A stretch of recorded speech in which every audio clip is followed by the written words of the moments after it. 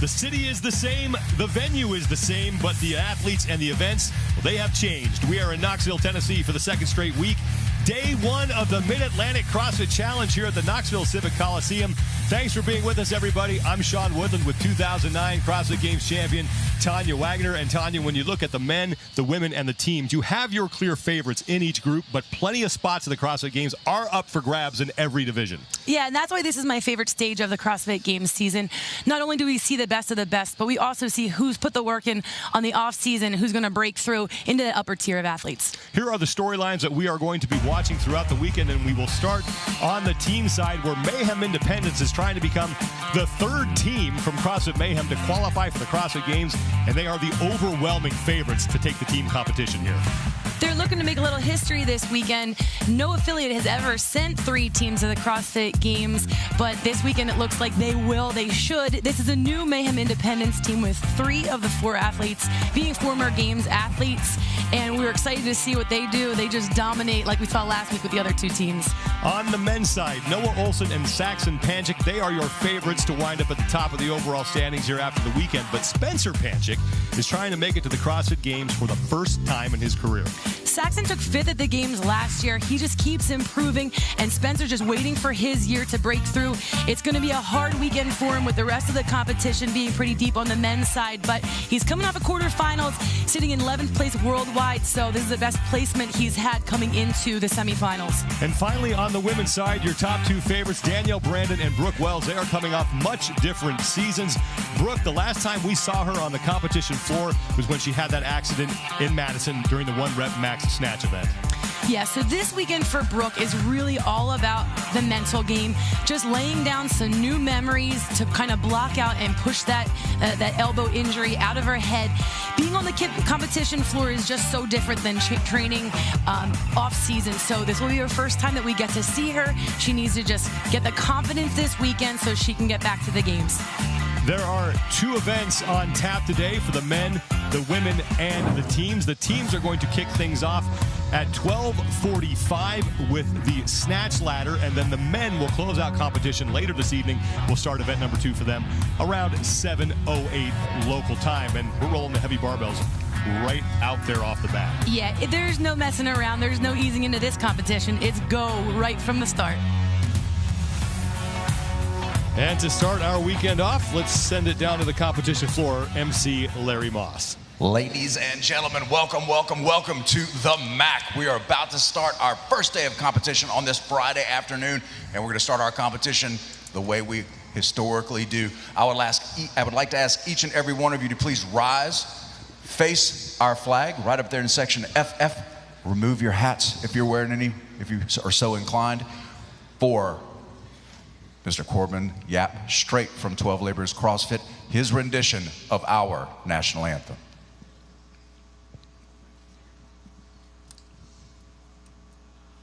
Oh, say, can you see by the dawn's early light what so proudly we hailed at the twilight's last gleaming, whose broad stripes and bright stars through the perilous fight o'er the ramparts we watched were so gallantly streaming, and the rocket's red glare, the bombs bursting in air, gave proof through the night that our flag was still there.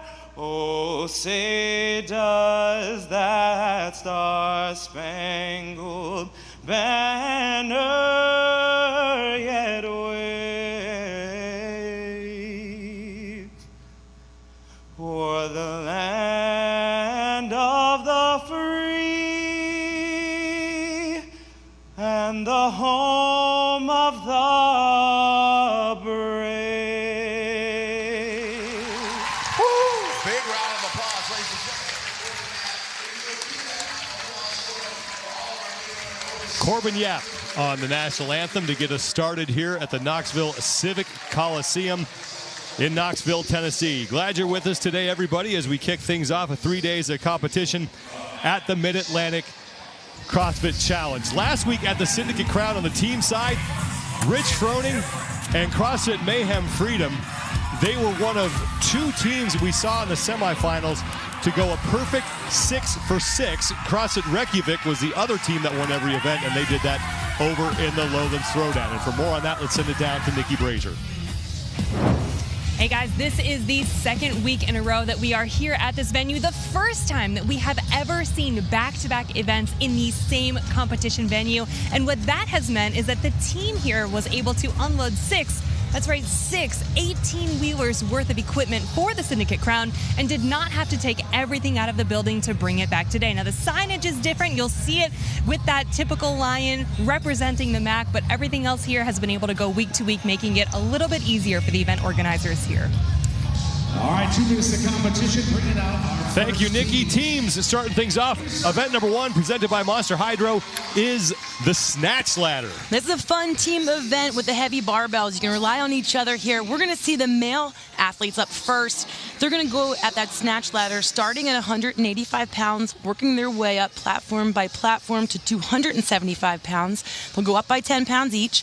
And then we have an 11th platform out on the field of competition where they can declare their load if they make it that far. Each athlete will have 25 seconds in which to lift the weight on the platform. Recipe for success presented by Trifecta. Yeah, really what these athletes need to do is look at the clock. They have 25 seconds. If there's a missed rep, they have time to try again in that 25-second window, but you don't want to rush that first one.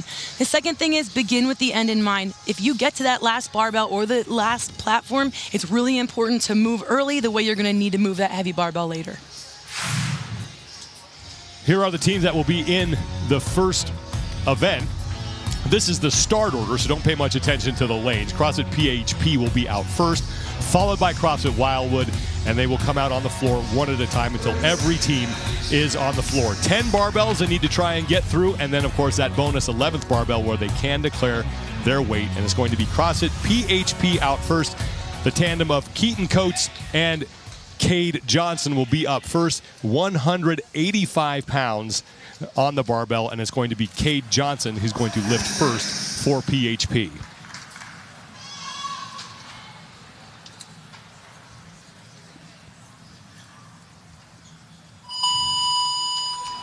First attempt for Cade Johnson at 185.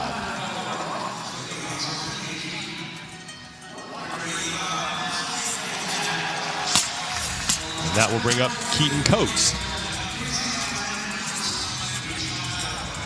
First couple barbells here should just be a warm-up for the majority of these teams. They should, and the athletes have been standing in the corrals waiting a little bit before they come out here. So sometimes the first time you touch that bar, it's just get the nerves out, just kind of get that motor pattern going. Both athletes here choosing that power snatch. Keaton Coates and Cade Johnson both make their opening lifts on their first attempt, so they will slide over to the 195-pound barbell, and that will bring out CrossFit Wildwood, the pair of Nicholas Patullo and Noah Reed.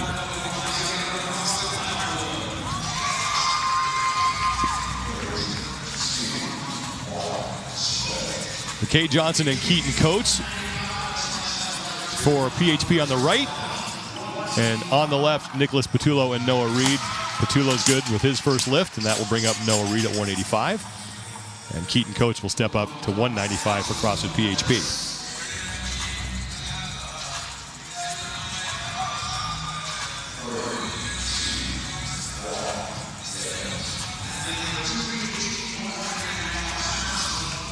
Keaton Coates, no problem at 195, and Noah Reed is good at 185. So now 3 teams will be on the competition floor after this next rotation. CrossFit 417 coming out, Jordan Kerr and Tim Carlson. Kerr on the left, Carlson on the right.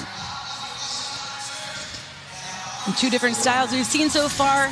PHP going with the power snatch, and then Wildwood going with the squat snatch from the get-go. We'll see if one of that, keeping that same technique early on pays off for these guys. If you do get both of your athletes through the entirety of the ladder, you only get to select one to go and make the bonus lift. So keep that in mind as we work through here. As Keaton Coates goes to 215, and he will make that. The CrossFit PHP will move on to the 5th barbell at 225 pounds. And our next team coming out is Black Flag Compete CrossFit. Jim Leuenberger and Bailey DeMena. DeMena on the right, Leuenberger on the left. Meanwhile, CrossFit PHP still the lead team on the ladder here. They're at 225 pounds, and here comes Cade Johnson for his first attempt.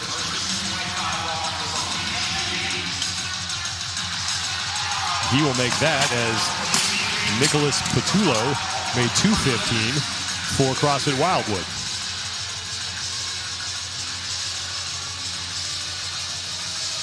Now Keaton Coates will make his attempt at 225. Noah Reed at 215. And I hope for Noah Reed on the left of your screen. I hope he sits back. You think I need him to pull himself under a little quicker. And the no rep for the second straight time, or 2 out of the last 3 bars for Noah Reed on his opening lift. We saw this just in the last platform. He just needs to commit to that a little bit more. Get that arms locked out. There it was. He was a little hesitant from the beginning, just receiving the bar a little too far in front of him. It looked like he was just kind of hesitant, pulling himself under. Some of that could be nerves. Looked like he tightened it up there with that second lift. West Chase Blue out on the floor now. Kyle England and Garrett Ross Johnson in the green shirts. CrossFit PHP, Cade Johnson and Keaton Coates, they have moved up to the 235-pound barbell. And no problem for Cade Johnson as Nicholas Patullo for Wildwood hits 225. Now we'll see if Noah Reed can have a successful first attempt. For Wildwood on the left side of your screen is Keaton Coates is set to attempt 235 pounds now. And that's the thing, every missed rep is costly because of the fatigue. And Reed has it. He's able to lock out that right elbow, still looked a little bit soft.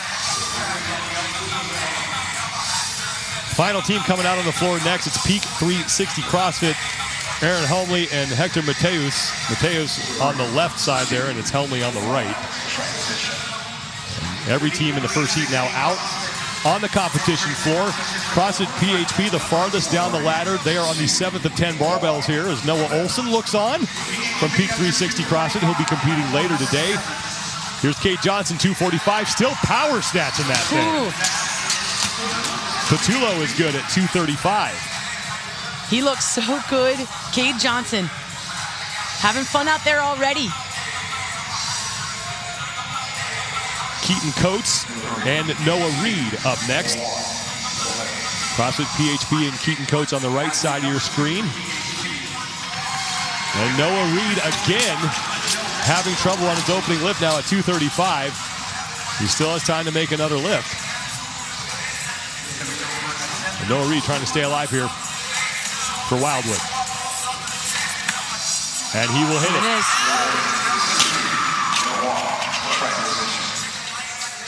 Just needs to get the cobwebs out of that first one. Test the weight. So that is Mike Petruso for CrossFit Wildwood, not Noah Reed. We apologize. Our roster has now been updated. And Mike Petruso, actually an athlete, a master's athlete.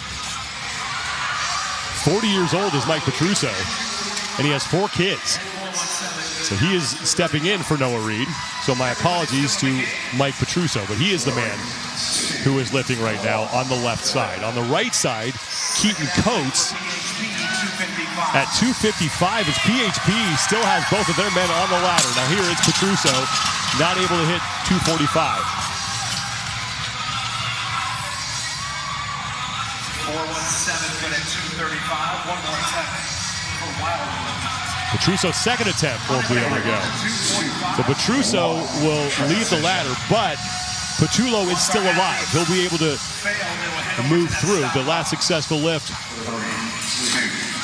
for Petruso, 235 pounds. And remember, this is a team event, so all of the athletes' barbells will get added together for their final team score. And that's where I love this 11th barbell being the option of you choose your weight. There's a contingency plan there. Maybe you go a little bit heavier, knowing where Petrulo made it to. So it's not over. It's disappointing. He looked a little discouraged leaving the platform, but This is a full team event. We still have the ladies also to go. Keaton Coates at 265. PHP is on the right side of your screen. On the left is CrossFit 417. And that was Jordan Kerr with a successful lift that you just saw. Now, here's Coates at 265, and he won't be able to hit it. Keaton Coates is going to leave with a score of 255 pounds. That'll leave Cade Johnson moving on to the 10th and final barbell. If he clears this, he will be able to make an attempt at the bonus barbell in lane 11.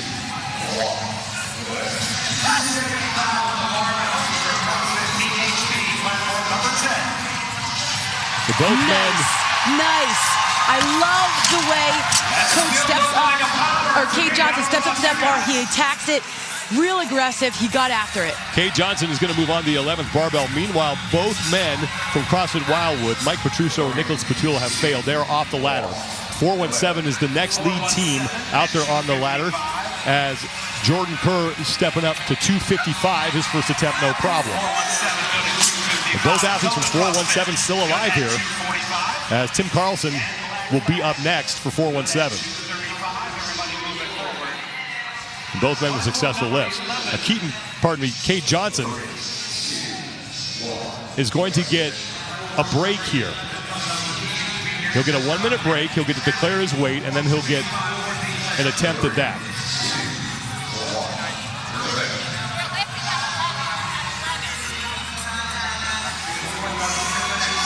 Nobody on the 10th barbell, and we have our first failure for Tim Carlson at 265.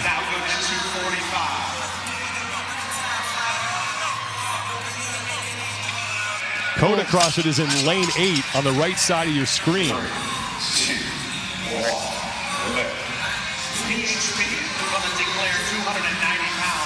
Now here's Jordan Kerr at 265, and Kerr won't be able to make that. On the right side of your screen, Casey McAllister for Coda CrossFit made his lift at 255, as Kerr trying to stay alive here. And Kerr will make that lift. He's got to stay on the platform, and he does. Kerr moving on. Carlson will not. Cade Johnson is going to go up to 290 here for his bonus attempt.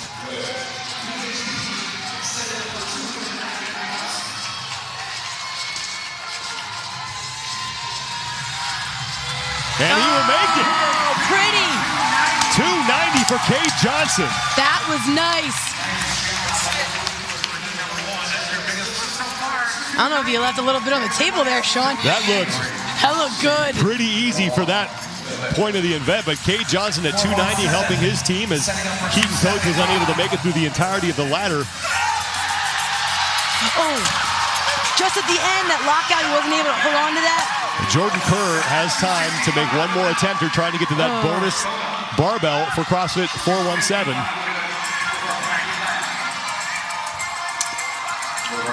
And Kerr is not going to make it. So both Kerr and Carlson off the ladder for 417. Coda CrossFit coming up next. Casey McAllister and Kevin Schutz are now on the 10th and final barbell, as they look to send both of their men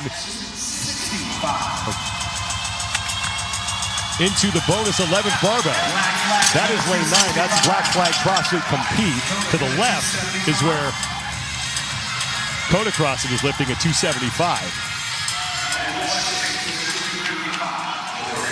Top two teams on the ladder on your screen. On the left, it's Coda CrossFit. On the right, Black Flag CrossFit Compete. It's Casey McAllister, 275. And McAllister is able to stand it up.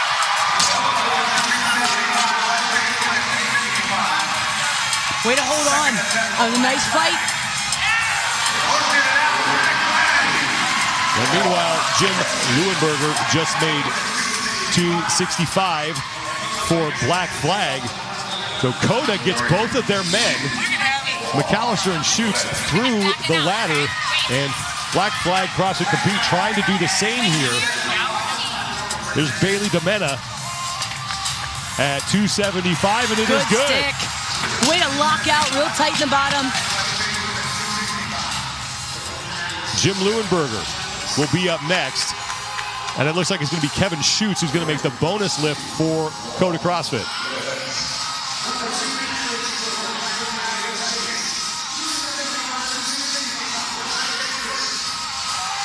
Here's Jim Leuenberger. And Leuenberger will have it. Yes! Both Coda CrossFit and Black Flag CrossFit compete, getting both of their male athletes through the ladder. Here comes Kevin Schutz at 290. He's going to try to match Cade Johnson's lift on this platform.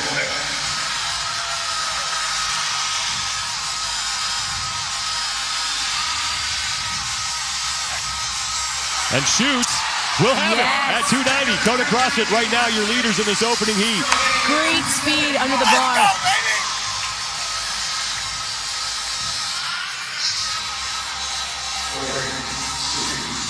It's the pair from CrossFit West Chase Blue.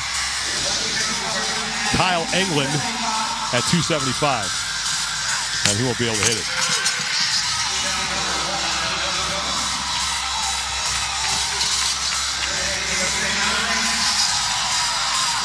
Garrett Ross Johnson.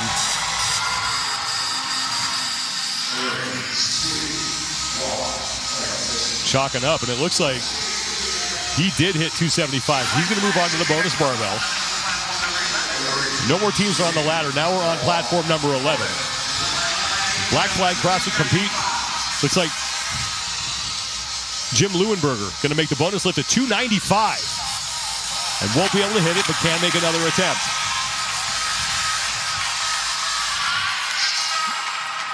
And is not going to do it. But both Leuenberger and DeMena for Black Flag CrossFit compete get through the ladder. They will have a total of 550 pounds. And Garrett Ross Johnson coming up after this break. And he's going to drop the weight to 290, so he will try to match the two heaviest lifts that we have seen. And it can be pretty tempting when you're out there and when you have that bonus platform to kind of push that 295, want to go 5 pounds heavier, but that's kind of the risk you play there. So he's playing it safe, going 290 like the rest of the other athletes.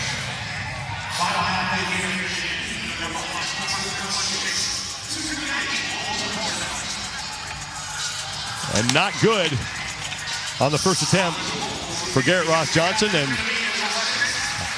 I think he is going to call it. 290 pounds, the heaviest lift that we saw. There's Kyle England looking off for CrossFit West Chase Blue, appreciating the effort from his teammate.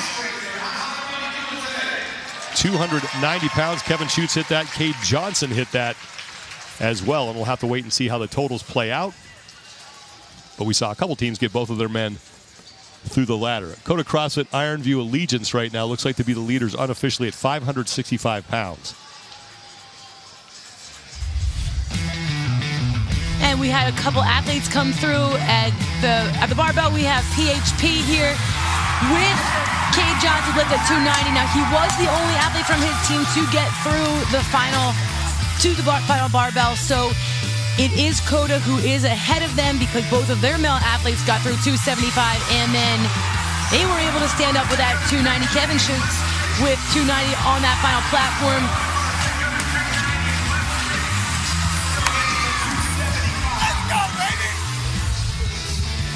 One heat of men is down. Take a quick break. We'll be back for the second heat for the teams in the opening event here at the Mid-Atlantic CrossFit Challenge.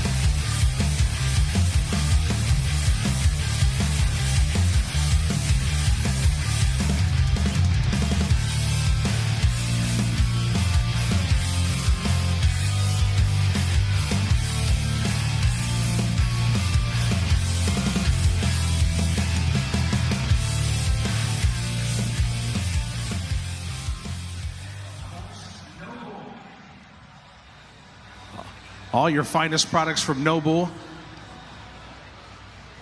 Dressing and fitting and supplying our athletes here this weekend and all of our staff. Big shout out to Noble here this weekend on our road to the 2022 Noble CrossFit Games.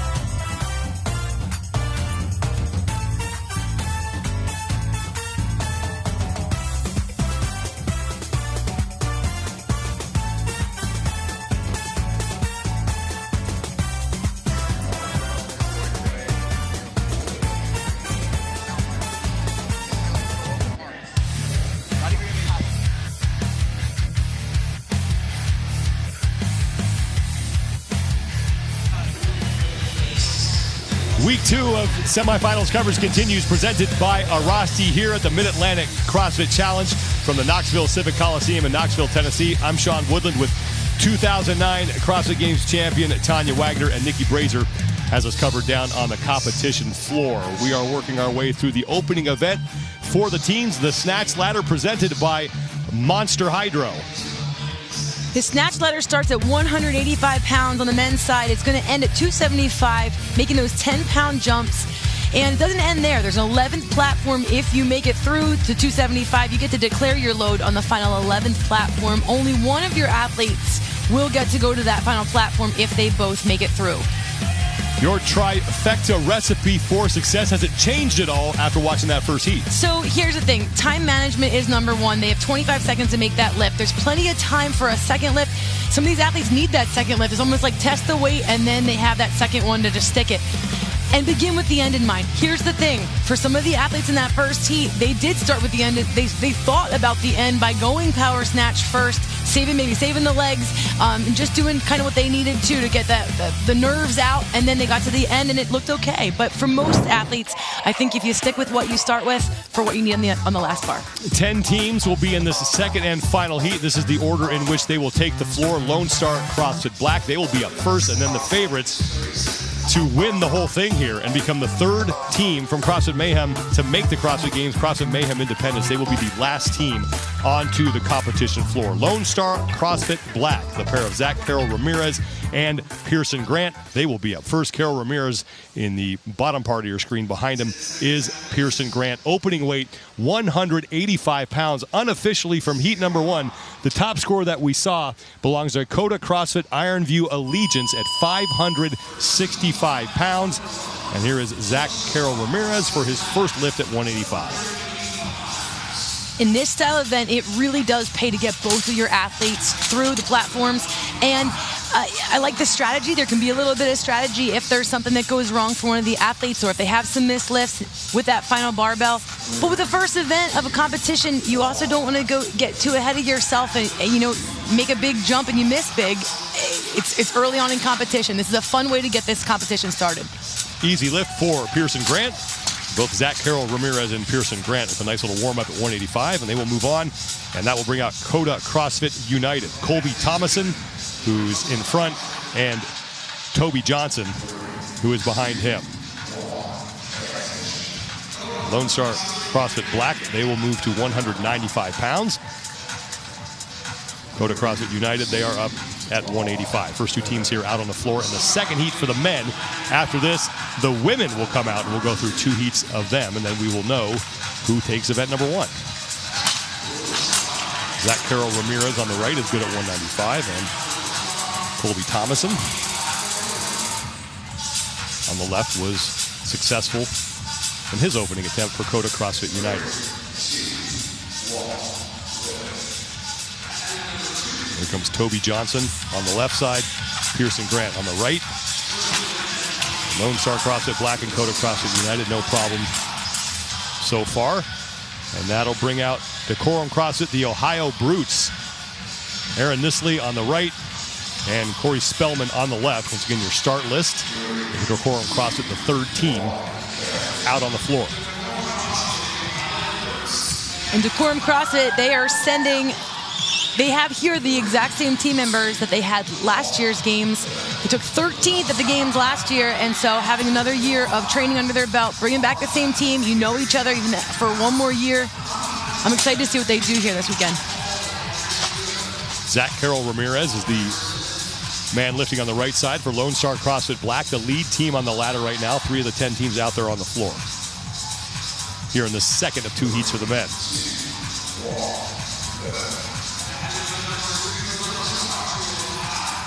Pearson Grant at 205 on the right side. Different techniques, different styles, but what works best for you is what you need to do. AB CrossFit. Mario Santaella and Ivan Verdun coming out. Santaella is in front, Verdun behind him.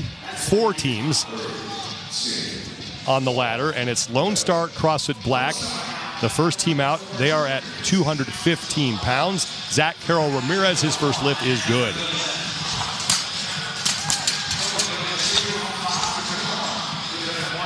On the left side is Coda CrossFit United.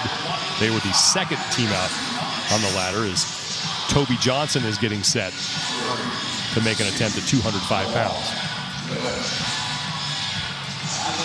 Pearson Grant on the right side for Lone Star CrossFit Black.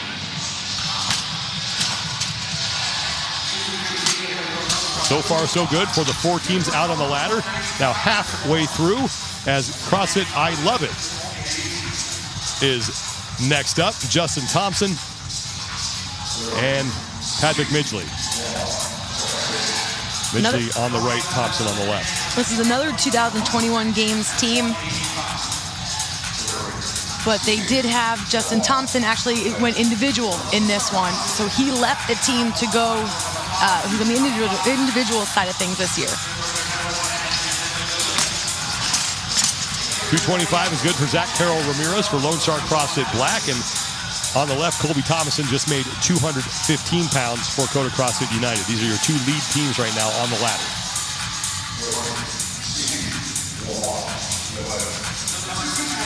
Pearson Grant on the right and Toby Johnson on the left.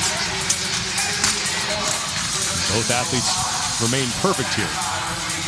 Lone Star CrossFit Black will be in the back half of the ladder. They'll move up to the 6 barbell at 235 pounds as CrossFit Kilo 2, Ben Kettleson and Austin Nettlekoff coming out to the floor. Nettlekoff in front, Kettleson behind him.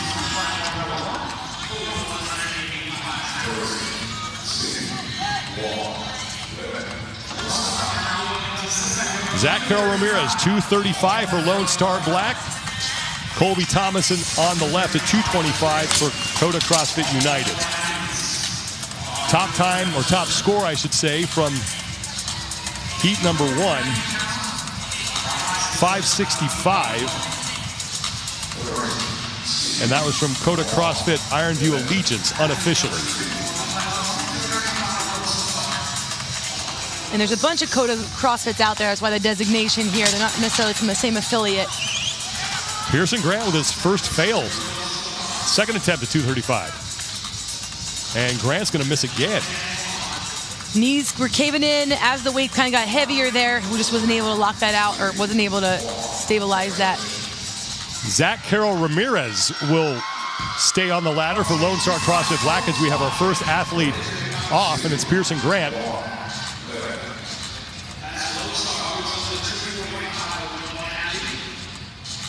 This is CrossFit Shoe Fly Storm Squadron.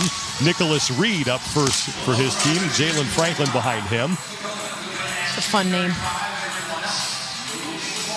Had a lot of fun stuff going on in the Open, did CrossFit Shoe Fly. They had a great Harry Potter theme going on there for the Open. That was a lot of fun. Bringing some of that community fun here to the MAC. Great extension. Pulled himself right under pretty quickly there. Keeping it at the power. That's Toby Johnson for Coda CrossFit United. Zach Carroll Ramirez, he's in the black in the middle of your screen for Lone Star CrossFit Black. He is through 7 of the 10 barbells here. His partner, Pearson Grant, was unable to get through the 235-pound barbell. So now, Zach Carroll Ramirez up to 255 pounds.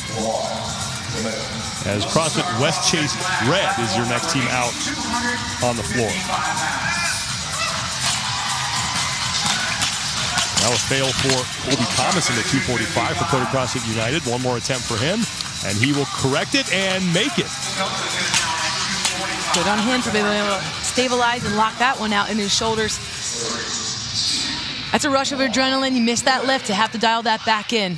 Toby Johnson up at 245 for Coda CrossFit United, and that is good. Will Morad in the crowd here. He had an epic comeback in the final event last week at the Syndicate Crown, and probably a much more low-stress environment as a spectator than he was experiencing last week. But he is on to the CrossFit Games. The Camo Athletics CrossFit coming out next. Joe Cates and Nick Peterson. And I saw them yesterday, and I promised to do my best to not mix them up. They could not look more alike from a distance. Zach Carroll Ramirez is through 9 of the 10 barbells for Lone Star CrossFit Black. And the pair from Coda CrossFit United, they're on their 8th barbell. Coda CrossFit from Heat 1. That's Coda CrossFit Iron View Allegiance. 565. They had the top total. Toby Johnson's good. Still both alive. They tighten things up from 245 to 255.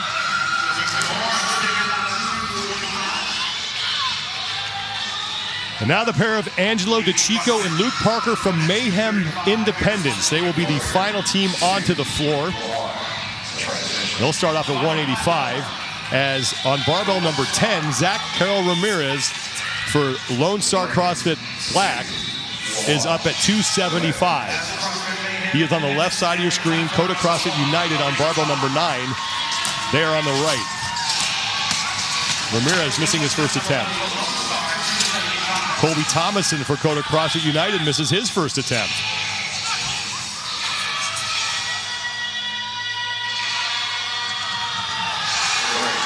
Oh, just couldn't hold it. Carroll Ramirez got under it, not able to hold on to it. And he will not be able to make an attempt at the bonus 11th bar as Colby Thomason and Toby Johnson are working on 265.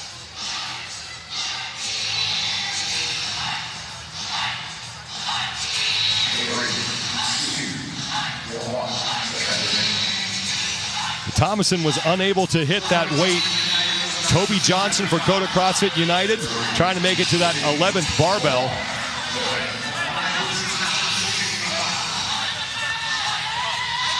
Ohio Brutes on the right side of your screen. Aaron Nisley will make that lift. Toby Johnson needs to make another attempt here at 275.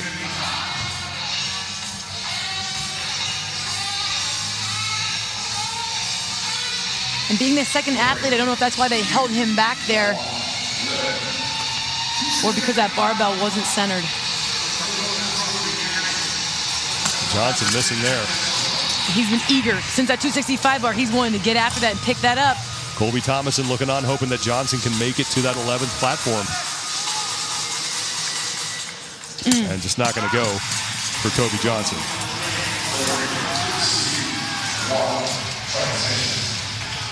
Aaron Nisley is going to step up for the Ohio Brutes to 275. I've yet to see anybody make an attempt at that 11th barbell. Nisley trying to be the first. AB CrossFit on the right. And Nisley will have it. Great extension. Pulled himself under quickly. That looked good. Mario Santaella on the right. Just made his run at 265, and now Ivan Verdun will be up next. AB CrossFit getting closer to getting both of their men through the ladder here. Here goes Verdun, and he won't make that. Time for another attempt.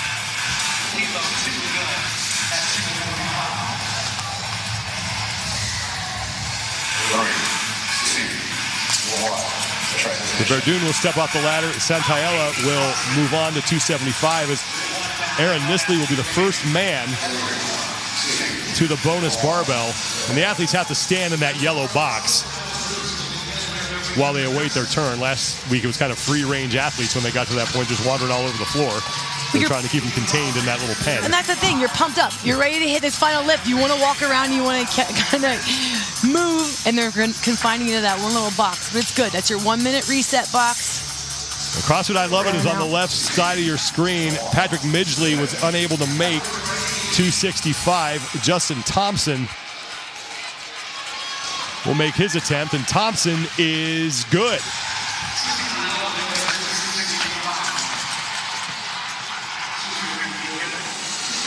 Nisley is going to get set now to make a lift at 285 pounds on that 11th barbell. Santaella for AB CrossFit was unable to clear 275.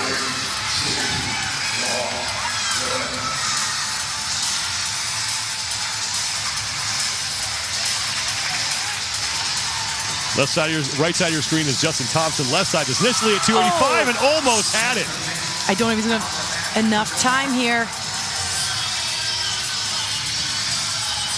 One more attempt for Nishley, 285 pounds. Just missed that one. That leaves Justin Thompson as the lead man on the ladder from CrossFit. I love it. Thompson unable to stabilize 275.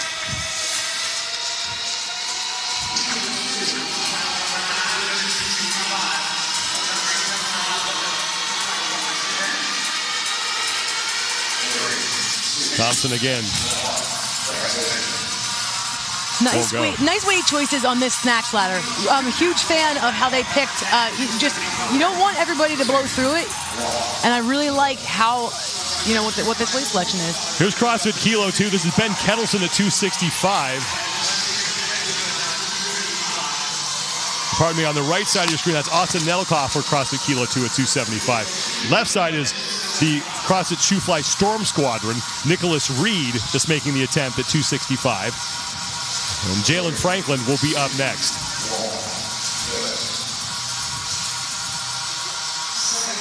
Here's Ben Kettleson on the right. Franklin on the left. No problem.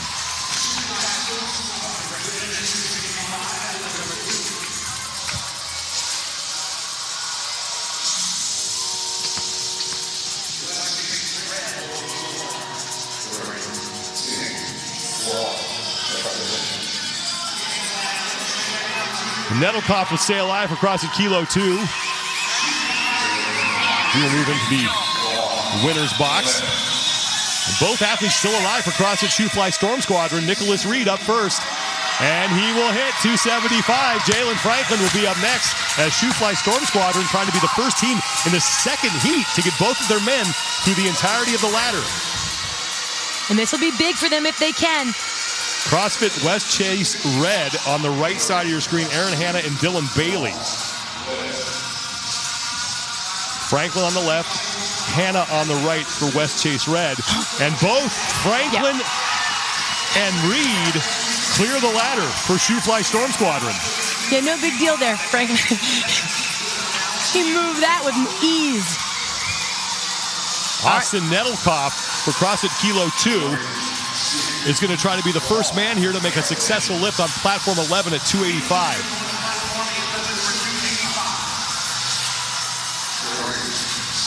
The pair of Dylan Bailey and Aaron Hanna still alive. Dylan Bailey up first at 275 on the left side of your screen. First attempt is not good, and first attempt for Nedelkoff is no good.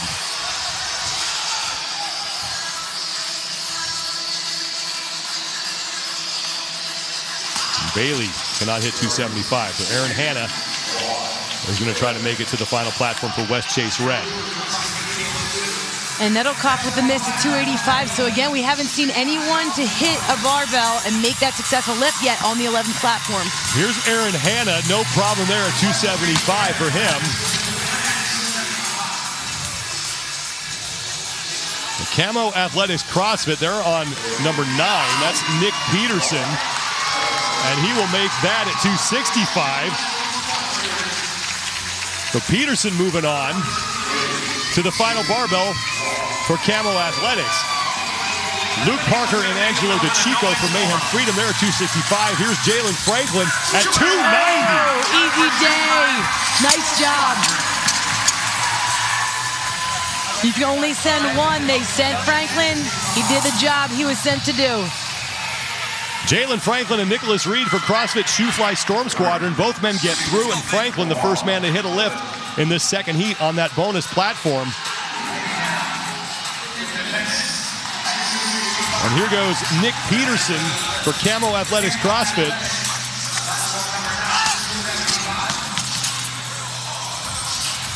With how pumped he was at 265, this would be icing on the cake. Doesn't look like he's going to go for that second attempt. Aaron Hanna for CrossFit West Chase Red, moving up to the 285-pound barbell, as both Angelo DeChico and Luke Parker are in 275. Luke Parker will hit that. They're trying to become the second team in the second heat to get both men through all 10 barbells. Here's Hannah at 285.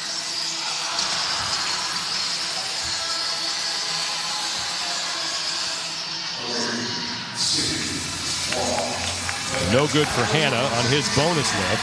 Here's Angelo DeChico. And DeChico is good.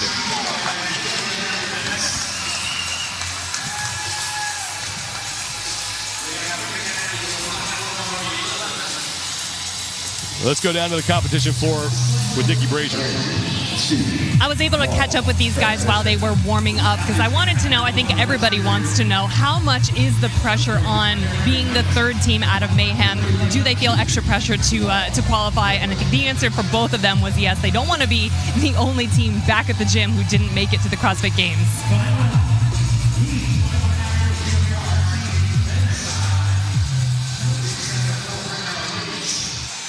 I'm sure it's felt like a long week for them to get their chance to be out here.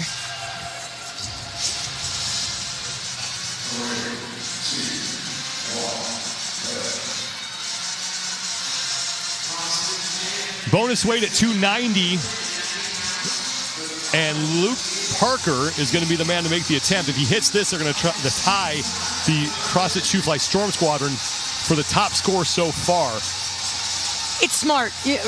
Rich Froning said it last week about being smart with the barbells. You just need to, you don't want to have any misses here. So just play what the field is doing. Do only enough of what you need to stay ahead or to stay at the top. Luke Parker, all by himself. 290 pounds trying to get the crowd behind him. And that is good for Luke Parker at 290. And Mayhem Independence ties the Shoe Fly Storm Squadron for the top score, with the women coming up next. They had to wait an awful long time to get themselves out there. 565, 3 teams unofficially have it. Shoe Fly Storm Squadron, Mayhem Independence, and Coda CrossFit Ironview Allegiance from heat number 1. And here's Luke Parker waiting to get to that final bar. They're the last team on the field. Perfect lifts, no misses on any of this ladder, making that statement at 290 pounds. Angelo DeChico loves that effort as both the men from CrossFit Mayhem Freedom get through the entirety of the ladder, and then Luke Parker making the most of his bonus lift at 290 pounds. So 565, unofficially the top score that we have seen from 3 teams on the men's side. We saw Coda CrossFit Ironview Allegiance do that in heat number 1, CrossFit Shoe Fly Storm Squadron, and CrossFit Mayhem Independence. Send it down to Nikki Brazier with the pair from CrossFit Mayhem. Honestly, that final lift looked easy. You said it felt easy. What made you choose that weight, 290? Rich was standing over there and said 290. That's an easy answer. I've been learning to do what he says over my own opinion. Yeah. It helps. Yeah, it seems to be working. It must have been a long week for you guys watching the 2 other teams out here on the competition floor, kind of waiting for your shot. What was it like stepping out onto the floor today now that your time is here? I mean, we were nervous, but it helped to get the nerves out to get that first event under our belt. So we're fired up. It went well. You told me ahead of time you don't want to be the only team going back to the gym that didn't qualify. What does that extra pressure do to you? There's definitely extra pressure, but we're prepared. So we're going to just go out there and do what we know we can do. Great job, guys. Congrats. Thank you. Angelo DeChico and Luke Parker, and I blew it. I should have said Nikki Brazier must ask them a question. They're working hard on that. Looked easy, but here's the thing. It's not just about your strength. It's about your smarts when it comes to competing in competition and a full weekend. Rich Froning is the best of the best, and if he's going to tell you what to lift, that's what you do. It's always smart to listen to Rich Froning. Angelo DeChico and Luke Parker hoping that their women can bring home an event win. Halfway through the opening event for the teams here. When we come back, we will have the second half, first heat of the women in Team Event 1 coming up next.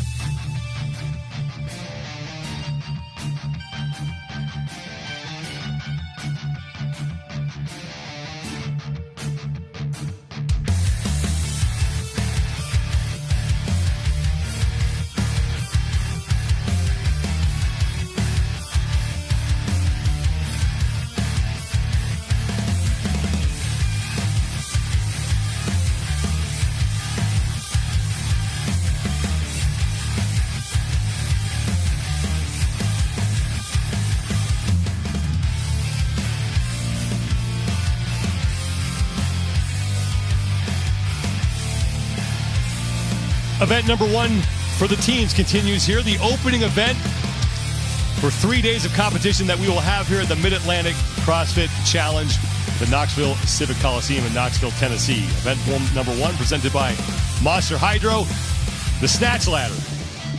It's the ladies' turn now. They start their barbell at 135 pounds. They're going to work their way up to 180 pounds in 5-pound increments. They also get the 11th barbell to declare their load if they make it through the full ladder.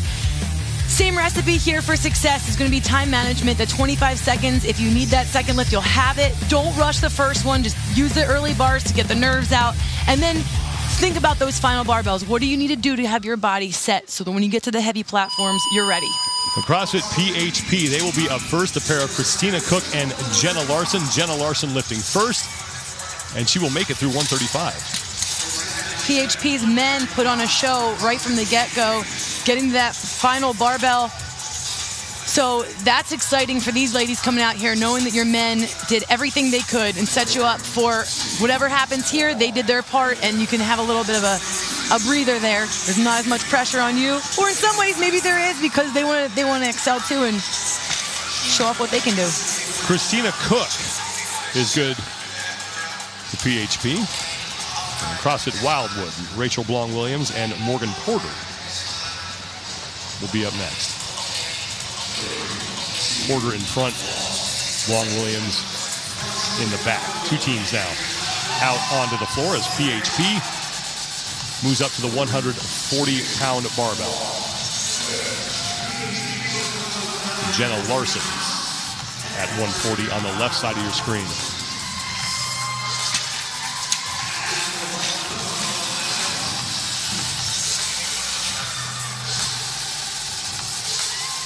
The crew's all here. The fans really, most of the angle that you're seeing is that everybody's back of the athletes. You're not going to see as many people in the crowd, but there is a big crowd here for Friday at the MAC. And you can definitely feel the love when these athletes are making their lifts. Christina Cook is good at 140, and Rachel Blong-Williams on the left side for CrossFit Wildwood gets through 135. Now 3 teams will be on the competition floor as CrossFit 417, Hannah Erickson and Hunter Abilla coming out next.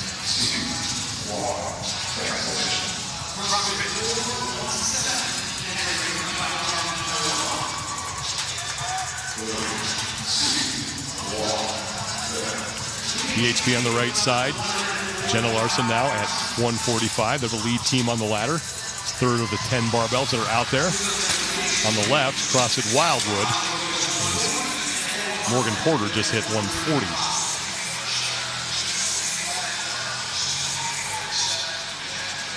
On the ladies' side of this snatch ladder, there's a lot more disparity between the loads. You still have your athletes that are usually a little smaller, and their strength is just not their friend. So getting here, I expect to see here some early loads that may still be taxing to some of these athletes. Rachel Blong-Williams misses her first attempt at 140 and will make her second. Nice recovery. Coda CrossFit Ironview Allegiance, whose men put up a total of 565. M. Boyich and Maggie Boyich coming out. And M. Boyich is going to be up first as PHP and Jenna Larson moves on to barbell number 4 at 150, and Jenna is good at that weight, closest to the camera.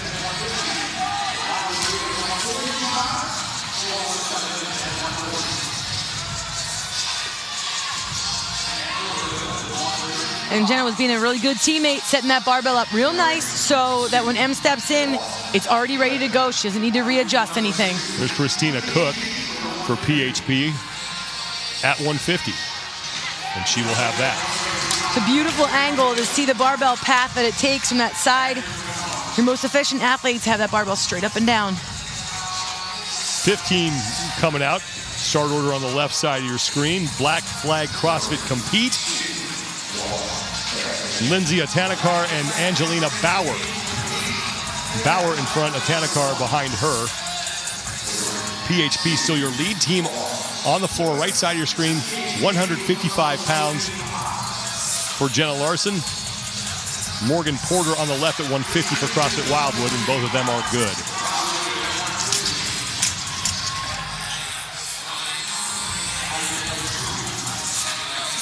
Christina Cook on the right and Rachel Blong-Williams on the left, getting set to make their attempts here. First of 2 heats for the women in the opening event for the team competition. The first of 6 events that the teams will face over these next 3 days. Christina Cook is good. Rachel Blong-Williams is good. So nice recovery from Williams after an early stumble at 140. Yeah, tighten things back up. It's kind of a check weight. Although Cook looked a little bit shaky in the bottom, I hope she's able to tighten that up.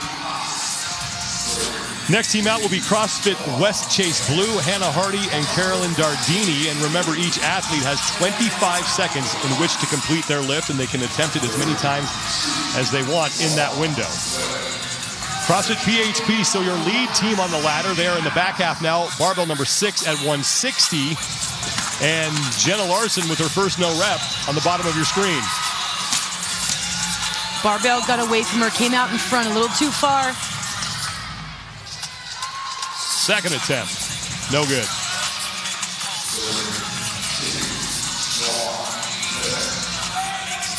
Jenna Larson will leave the ladder, and now Christina Cook trying to stay alive on the right side for PHP. And she will do it. Rachel Blong-Williams and Morgan Porter both making 155 for CrossFit Wildwood. And now the final team coming out on the floor, it's going to be Peak 360 CrossFit, Katie Price and Brianna Kors. Katie Price in front, Brianna Kors behind her.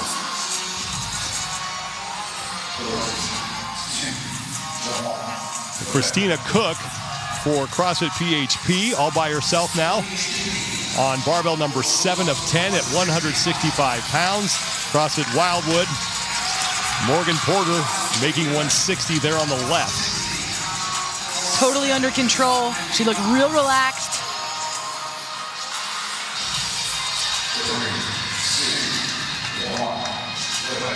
Here's Christina Cook at 165. Since she was second in the order, she stays second. So she has to wait that first 25-second window out, and she'll miss her first attempt. Blong-Williams good at 160. Second attempt for Cook to stay alive here for PHP. She won't be able to do it. Both Cook and Larson off the ladder. They were the first team out. Rachel Blong-Williams and Morgan Porter. See the top scores from this competition from week number 1. CrossFit Reykjavik at 9:55 and a half. Mayhem Freedom 9:35. Morgan Porter good at 165. CrossFit Wildwood now the lead team on the ladder. Behind them is CrossFit 417. They're at 160, the pair of Hannah Erickson and Hunter Abila.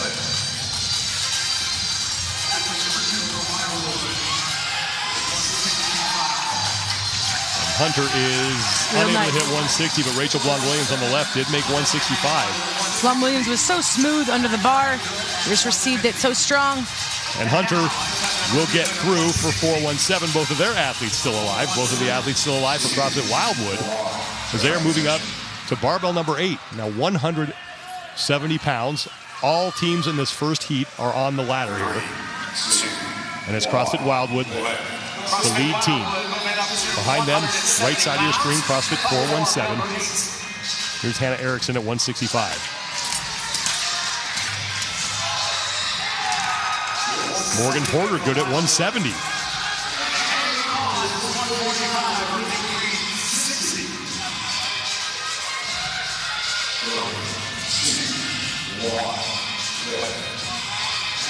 Hunter Abila on the right side at 165. On the left is Rachel Blong-Williams for CrossFit Wildwood at 170, and she will make it.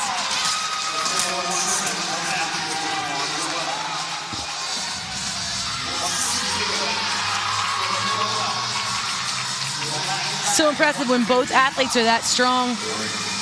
Being able to get up to these barbells that are so heavy, the compounding effect also. It's not a ton of time to lift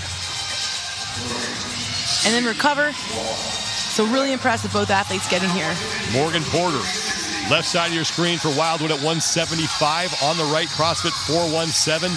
Hannah Erickson is good. Nice, really strong upper body. Teams Nice on their opening lift.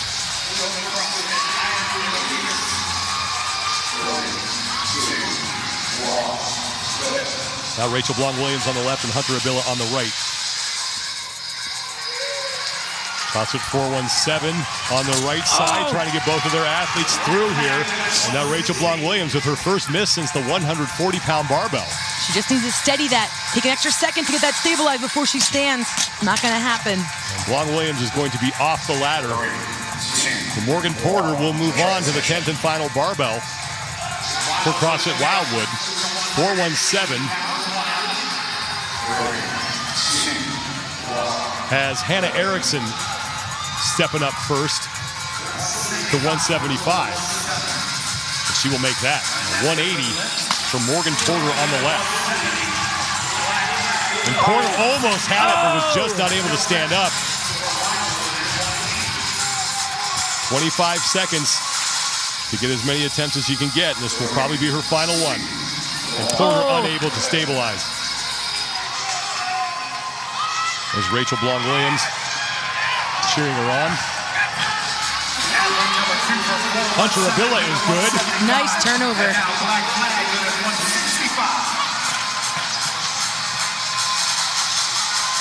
Both women for 417 will have a chance at the 10th and final barbell. Transition.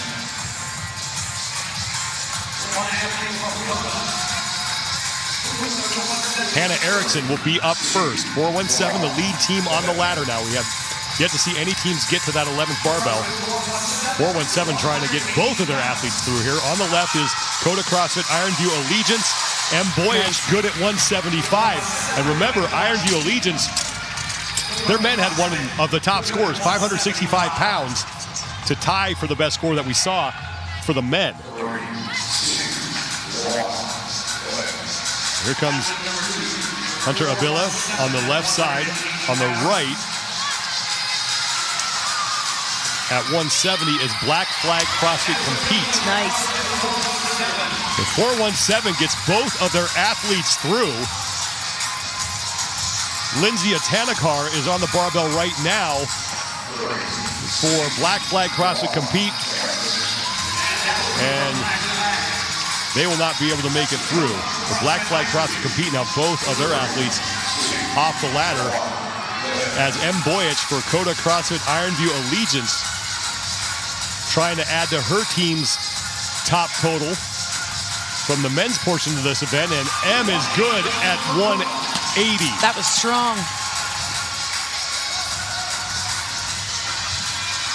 This is Carolyn Dardini for CrossFit West Chase Blue, unable to make her lift at 170 pounds. Now Hannah Hardy will go, and Hardy hits that. Now, Hannah Erickson is going to make an attempt at 190 pounds for CrossFit 417. She'll be the first woman in this heat to make it to the 11th and final platform. 190 on the barbell for Erickson. Hannah Hardy for CrossFit West Chase Blue is on the 175-pound barbell. And both athletes from Peak 360 CrossFit are already out. So only 3 women remain on the floor as Erickson misses her first attempt at 190. Second attempt is no good.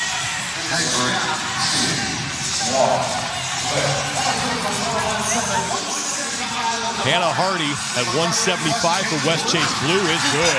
I can't wait to see what she puts on this final bar. Well, Hannah Hardy is through 9 of the 10 bars on the ladder. M. Boyich for Coda CrossFit Ironview Allegiance is getting set for her bonus lift on platform 11.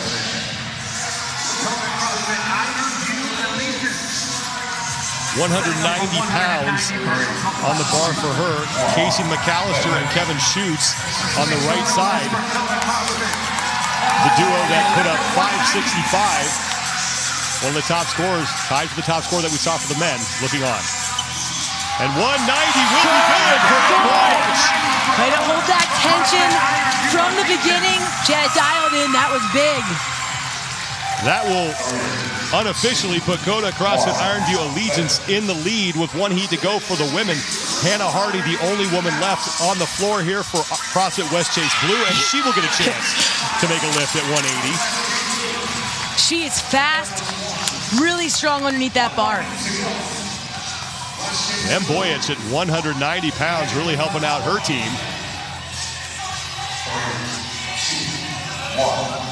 Now Hannah Hardy is going to get a break here. It's a nice reset. She hasn't had this much of a break in the whole ladder, and she really looked so strong in that final bar. So this rest is really going to be great for her, given how well she's lifted those last 2 barbells.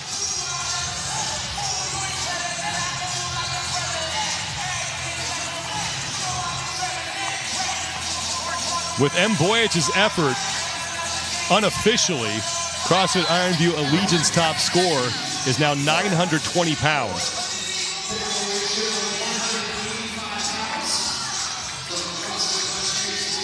Hannah Hardy has 185 on the barbell.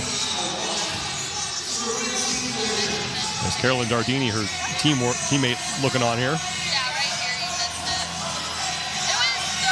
And your body's used to those 5-pound lifts, these 5-pound jumps, so she's sticking with that, but I'm surprised a little bit, given how well she moved that 180. 185 for Hannah Hardy and CrossFit West Chase Blue. And it will go. Great lift for Hannah Hardy. And that will move her team's total to 890. Right now, second place with 1 heat to go unofficially. Thanks, guys. Did I just go over there? All right. Thank our unofficial scorekeeper, Tommy Marquez, for keeping on top of that. Go with the mathematics over there. Heat number 2 coming out here in just about 8 minutes. Hannah Hardy at 185, moving her team right now into second place, but 1 heat to go. So only 3 of those only 3 ladies, 3 teams made it to the final bar. Only 2 made the final bar lift, though. M. Boyich from Coda CrossFit Ironview Allegiance with that 190 lift. She makes this. Her team was pumped. Unofficially sitting at the top. Her team was looking for that. That's a good first event for this team. Following that up with West Chase Blue. 1 heat remains here as day 1 of competition continues at the Mid-Atlantic CrossFit Challenge. Stay with us, everybody. We'll be back.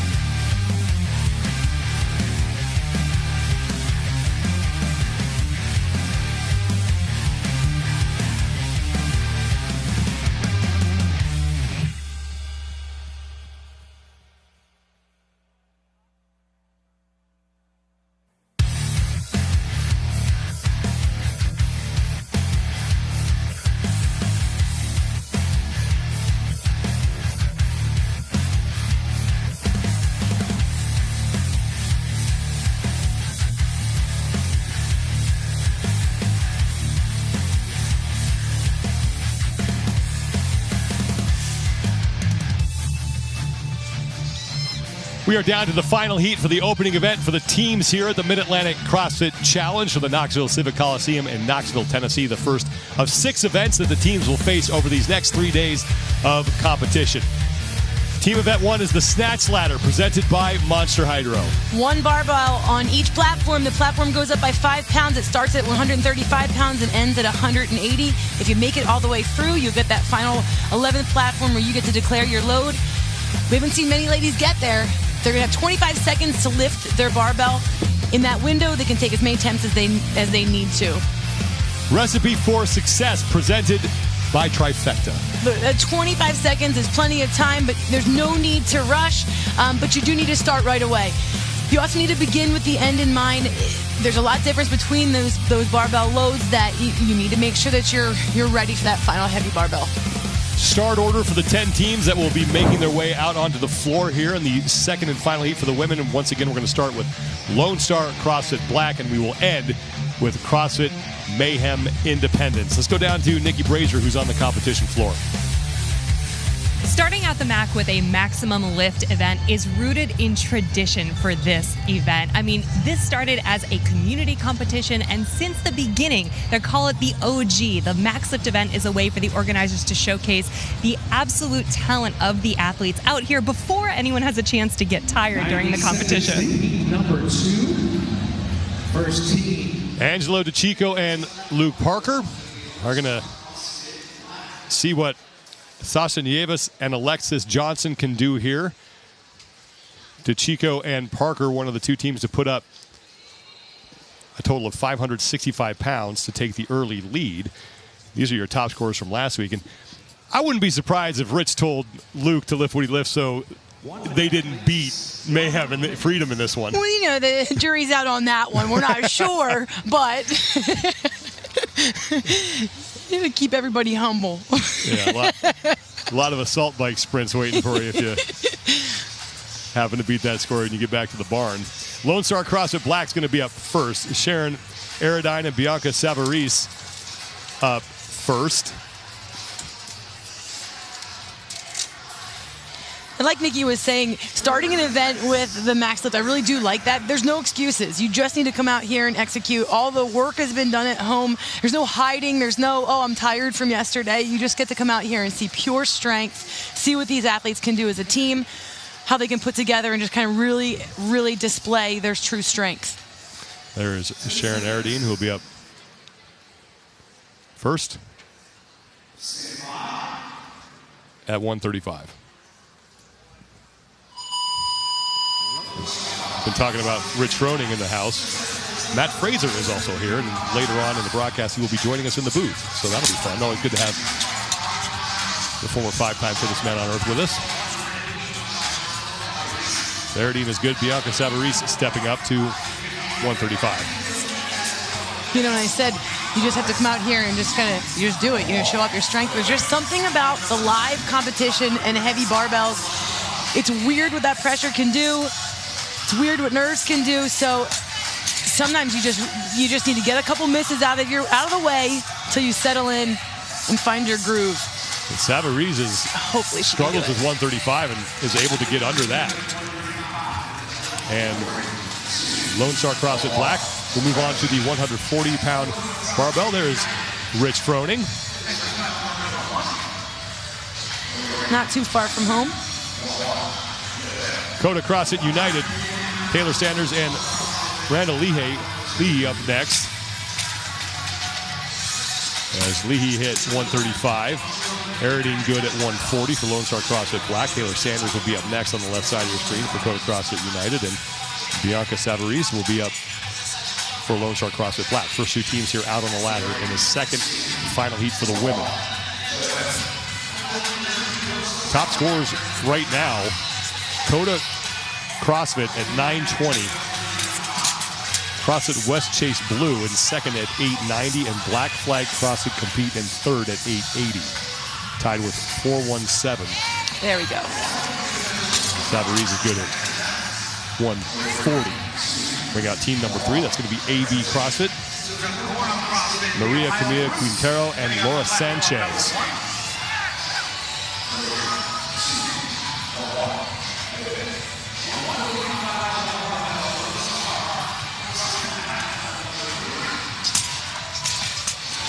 My apologies. Decorum CrossFit, the Ohio Brutes up next. Lauren Sheehan and Cece Piper. They are in the purple. AB CrossFit after them. Lone Star CrossFit Black, still your lead team on the ladder, 145 pounds. I love the little team pep talk there. You know, for different athletes, the barbell can be, heavy barbells can be your nemesis. And for others, they just eat it up and they can't wait to get the heavy barbell. So starting out like this, I love to see that teamwork, a little encouragement. Savarese is no good on her first attempt. Here's her second run at 145 and won't be able to hit that. So she's going to run out of time. That'll be it. And Sharon Aradine will be left for Lone Star CrossFit Black. Now AB CrossFit coming out on the floor. 2, 1.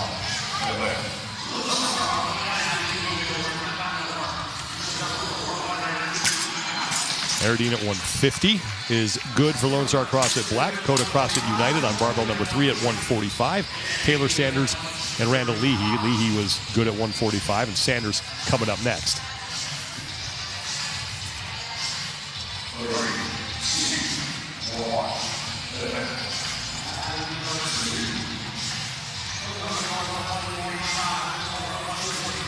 Sanders is through. CrossFit, I love it. Carissa Stapp and Carrie Beamer.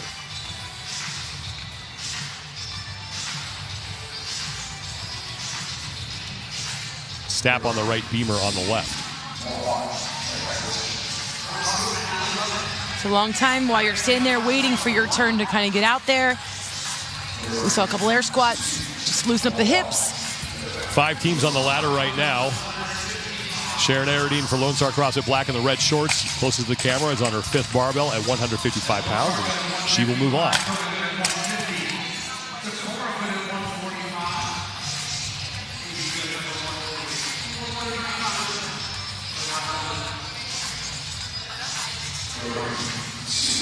Decorum CrossFit, the Ohio Brutes, are on the left side of your screen. Lauren Sheehan at 145. As Taylor Sanders makes 150. Good list for both.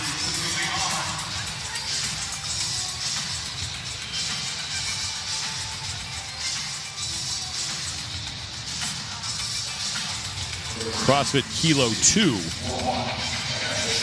will be the next team out on the floor. Ali Zierke and Deidre Franzen. 4 teams left to get on the ladder here. Back to our leaders. Randall Leahy good at 155, no problem, and Sharon Aradine will make 160 for Lone Star CrossFit Black.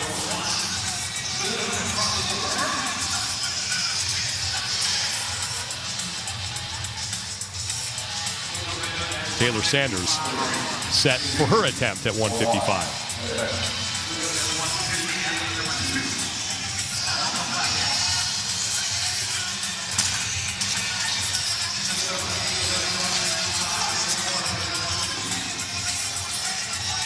Now 7 teams will be on the floor with CrossFit Shoe Fly Storm Squadron coming up. And their men, Jalen Franklin and Nicholas Reed, were both able to get through the entirety of the ladder. And then Jalen Franklin lifted 290.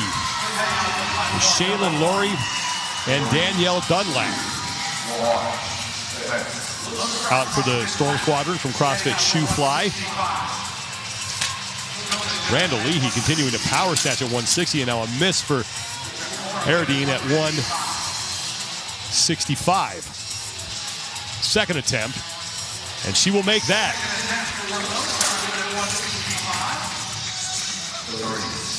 We're getting near the limits, though, for her. She's starting to pull that bar, not using much of her leg drive. Taylor Sanders, no problem at 160.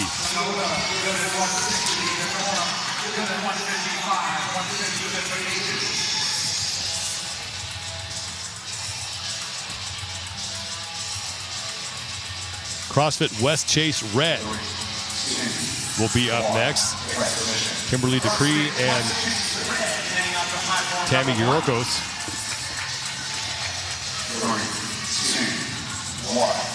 Getting ready for their first barbell as they are just getting on the ladder. Meanwhile, down on barbell number 8 on the right side of your screen is Sharon Aradine. First lift, no good. Randall Leahy for Coda CrossFit United on the left was good at 165. Here's the second attempt for Aradine. And once again, she makes it count. Good save. There's Bianca Savarese from Lone Star CrossFit Black. She was out early on the ladder.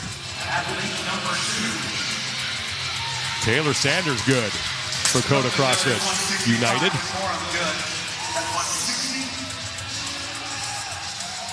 Camo Athletic CrossFit, Addison Balderston and Toya Nelson. Nelson on the right, Balderston on the left. Will be the 9th team out onto the ladder, and then Mayhem Independence will be after that. There's Jalen Franklin in the back, the man who hit 290 for his bonus lift, putting his team in contention for a possible event win here. Leahy for Coda CrossFit on the left, mates 170. Aradine misses again for the 3rd straight time on her opening attempt. Second attempt at 175, and Aradine is out of gas.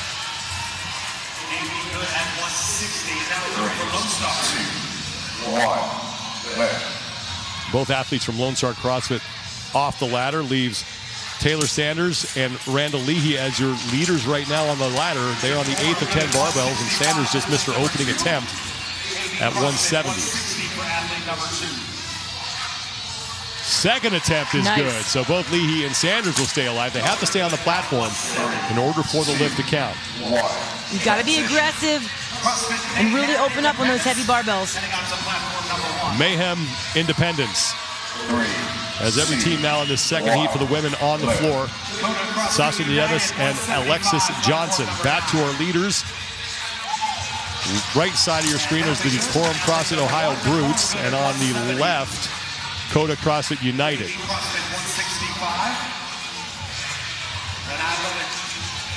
Cece Piper just hit her lift at 170 for the Quorum CrossFit on the right side. Lauren Sheehan is ready for her attempt, and on the left side, it's Taylor Sanders now at 175.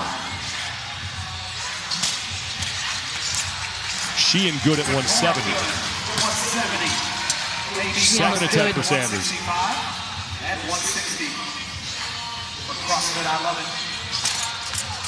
The fatigue set in. Randall Leahy's still alive for Coda CrossFit United. She's on the 10th and final barbell. She makes this. She gets the bonus lift on platform 11. Piper and Sheehan for the Quorum CrossFit, the Ohio Brutes. They have moved on to the 9th barbell, and behind them, AB CrossFit. They still have both of their women on the floor on barbell number 8 at 170. Remember, this Quorum team was the 2021 games. Last year they took 13th. Exact same team members coming through. Here's Lauren Sheehan at 175.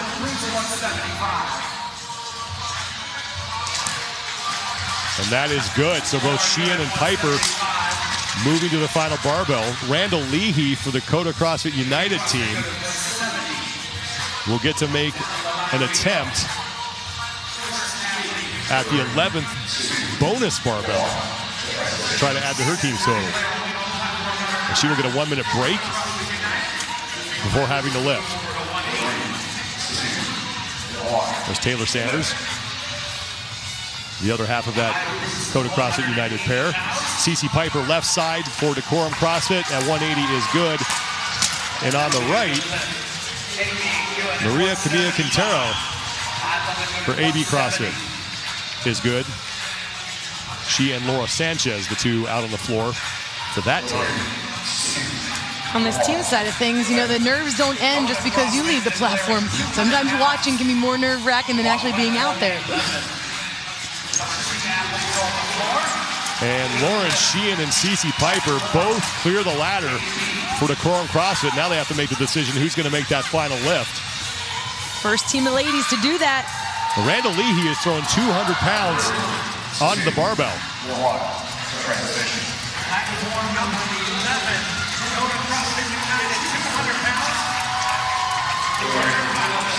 Randall Leahy for Coda CrossFit United at 200 pounds. Left side, the team of AB CrossFit at 180. And Leahy way to get it. That was nice. Great lift. Toby Johnson and Colby Thomason, you saw them looking on. They got to like that effort from Randall Leahy. Here's Laura Sanchez for AB CrossFit at 180. And she will have it. Great patience under the bar before she stood it up. Both women from AB CrossFit clearing the ladder, and now they have a decision to make, as it's going to be Cece Piper for the Ohio Brutes at 190. 3, 2, 1. 190 over the bar for the CrossFit platform 11. Carissa Stapp for CrossFit I Love It is on the 10th barbell, and Piper will make her lift.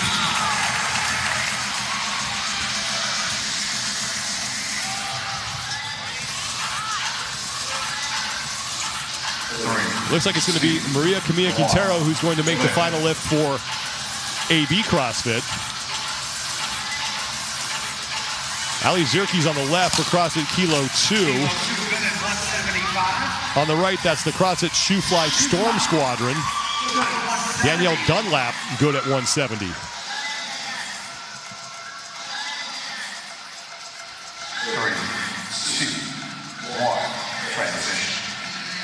Camilla Quintero at 185 now for AB CrossFit. 3, 2, 1. 185 for AB CrossFit. Nice. And that is good. The pair from CrossFit I Love It, Carrie Beamer and Carissa Stapp, are on the 10th and final barbell.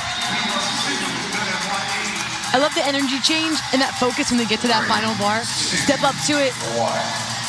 Apologies, CrossFit Kilo 2. That's Ali Zierke. They are on the final barbell. Zierke misses. It was Dieter Franzen who made her first attempt. She's in the all black.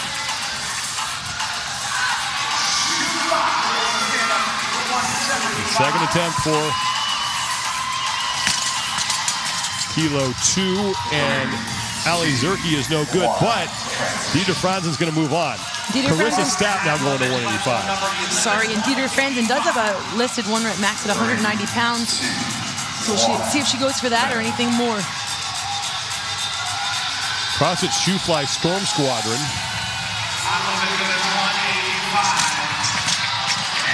is at the final barbell. And Carissa Stapp makes that lift for I Love It. And Dieter Franzen is going to get ready to make her attempt at the 11th and final barbell. Lane 10, Danielle Dunlap and Shaylin Laurie from CrossFit Shoe Fly Storm Squadron. Both of them still alive. This would be big for them because their men had one of the top totals that we saw from their portion of the event. So Dunlap can't hit 180.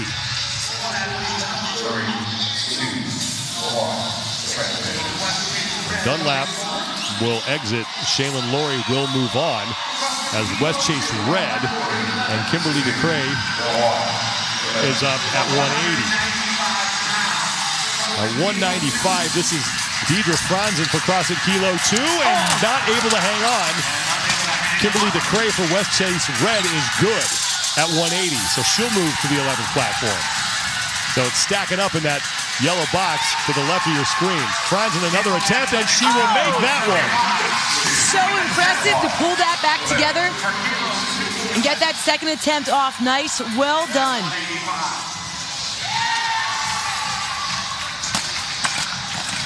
Camo Athletics CrossFit, that was Addison Balderson at 175. She and Toya Nelson are still alive. And then the pair of Sasha Nieves and Alexis Johnson on the right side, they are both still lifting. So Shaylin Laurie is going to move up to 190 on the right side of your screen for CrossFit Shoe Fly Storm Squadron, looking to keep her team towards the top in this event. Toya Nelson on the left for Camo Athletics CrossFit is good, and Lori makes 190.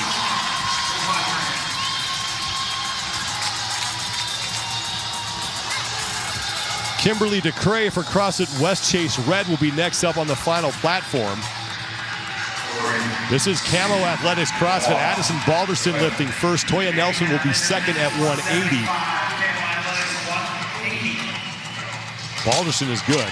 Alexis Johnson missing at 175 for Independence. And Johnson missing again. So Sasha Nieves will move on.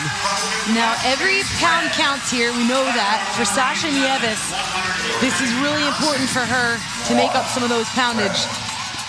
Here's Kimberly DeCray for CrossFit West Chase Red on the final barbell, 190. This is the 11th one, and that's a good lift for her. Nieves is good at 180 for Mayhem Independence, so she will move on.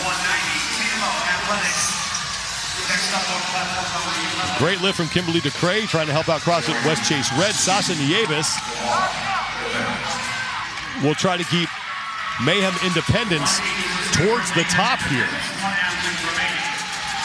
And Nieves, she has a 1-rep max listed at 220. So I can't wait to see what she does on that final bar.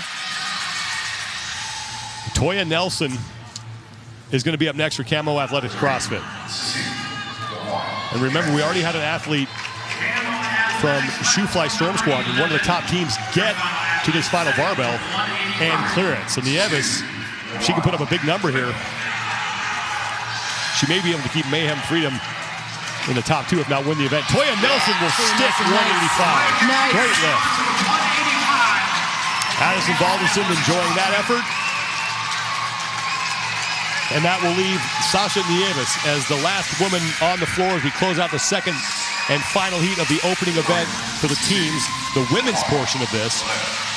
There is Sasha. If anyone knows a barbell, it's Sasha. She took the bronze medal in 2014 at the Youth Summer Olympics with a 78-pound kilo snatch. That's 171 pounds. That was 8 years ago when she was 15 years old. So she's been lifting, snatching for a long time. She knows how to lift heavy under pressure. And talk about pressure. She has 200 pounds on the barbell right now. If she hits this weight, Mayhem Independence will win the event. The Chico and Parker looking on as Sasha Nieves has 200 pounds on the barbell, staring at an event win if she makes this lift. No doubt about it. Sasha Nieves and Mayhem Independence will take event 1. Every teammate doing their part. Mathematics and the smarts. Unofficially, that gives them a total of 935, but 200 pounds for Nieves. Looks like it's going to beat Shoe Fly Storm Squadron by just 5 pounds. That's unofficial right now, but Sasha Nieves delivering when the pressure was on. She sure did, and that's where doing the math, knowing what your athletes have to lift, you don't need to be greedy, you don't need to get ahead, you just need to make sure you get the lifts that you need. We saw some good weights going up there on that final platform. We did. A lot of ladies got to the final platform, 195 for her second attempt.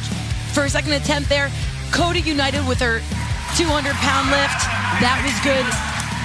And it was Mayhem to set the crowd on fire. Sasha Nieves with the 200-pound lift, unofficially getting her team on top of the leaderboard. Let's go down to Nikki Brazier. Going into this event, you called Sasha your team's secret weapon, and I know that you have a background in weightlifting, so what was that final lift for you like in comparison to some of your maxes? I feel this so light. Oh, wow. Yeah. Wow, that's great. And for you, starting out the weekend on a high, watching your teammate complete a lift like that, how does it sort of set your mentality for the rest of the week? It gets me super pumped up. I mean, I think our team, both mentally and physically, is just all there together, and I just can't wait to compete with them. Yeah, there's a lot of like cheering you guys on. I saw the boys in the crowd. I saw Rich Froning in the crowd. Does that help you, or does that give you extra pressure? I think there's both, but I think we're all here because we respond to pressure. We like the pressure, so. Well, congrats. Nice job, you guys. Thank you. 935 pounds. Looks like it's going to get the event win for Mayhem Independence, and more importantly, it ties them with Mayhem Freedom. Rich is so no one competitive. upstaging the Rich here, so that's the good news. Team competition is done for now. They're going to take a break. We will too. When we come back, the individuals out on the competition floor in the Barbell Complex. Stay with us, everybody, here at the Mid-Atlantic CrossFit Challenge.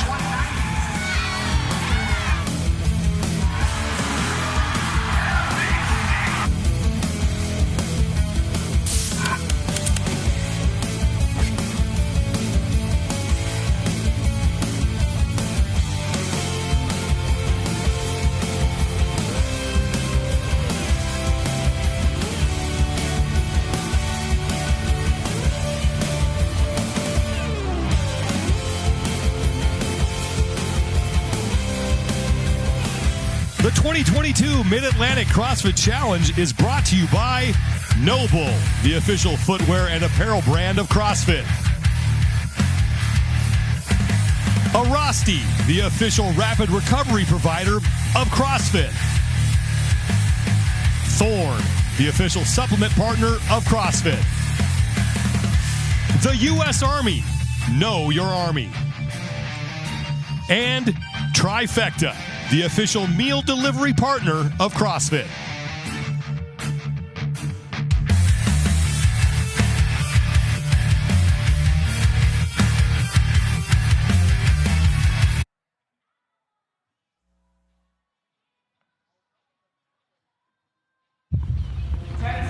What does it take?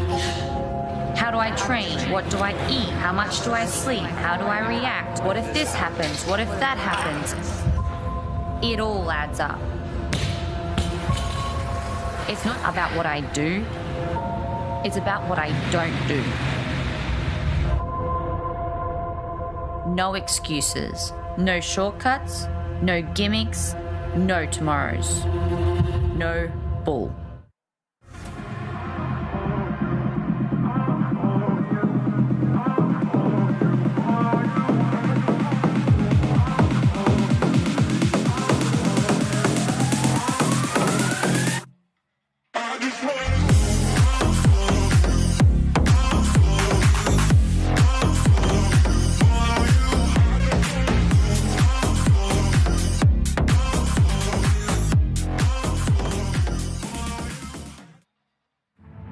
The reason I started using Thorne products was because Steph Nikitas, she was very influential in terms of what products we should use and what are the good products out there. I always want to make sure that I'm sharing trusted companies and products with others, and Thorne definitely fits that. NSF is a priority for me because I know it's a quality product. NSF certification is a gold standard for supplements. You know that what it says on the label is actually in the bottle. Castings. For simple shapes, a complete solid pattern may be used. A mold box is filled with special molding sand that is rammed home around the pattern. The molten metal, at precisely the right temperature, is poured into the mold. The assemblies are tumbled. Shaping is done with the aid of machinery, and the fine finish is evidence of the craftsmanship that has gone to their design and construction.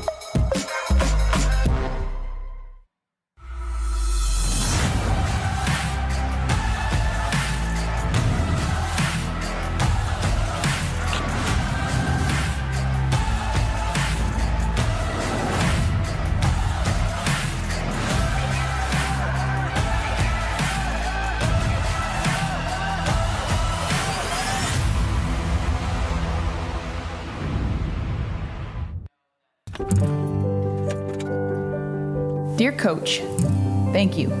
Thank you for always being there. For running a class at 5:30 in the morning so I can get home before my kids wake up. For making sure I build on my strengths and work on my weaknesses. For being a compass that guides me toward a better version of myself. for constantly putting the needs of others before your own. For helping me lose 100 pounds last year. For helping me realize that asthma can't stop me from achieving my goals. For reaffirming that life doesn't head downhill after the age of 40. For making the impossible possible. For being an amazing coach, friend, and mentor. Thank you. Thank you for always being there.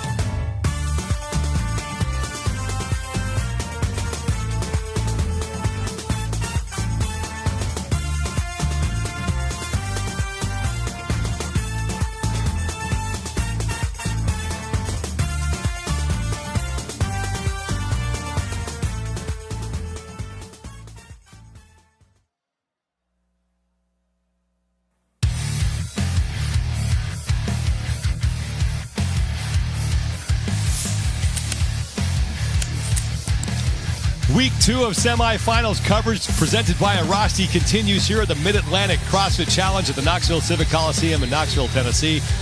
Glad you're with us today, everybody. I'm Sean Woodland with 2009 CrossFit Games champion Tanya Wagner and Nikki Brazier.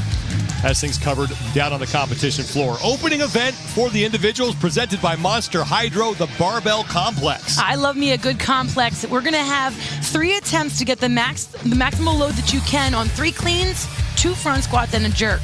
You're going to have 1 minute to lift and to get all that work done. Recipe for success presented by Trifecta. You got to have a plan. You have to have a plan, but you need the right recipe, and that plan is going to be the first barbell has to be just a confidence booster to get a feel for the barbell and for the motor pattern of what you need. Second bar is your money maker, and then that third bar is your contingency plan. And keep that bar moving. You got to keep moving. There's a lot of time under tension on this one.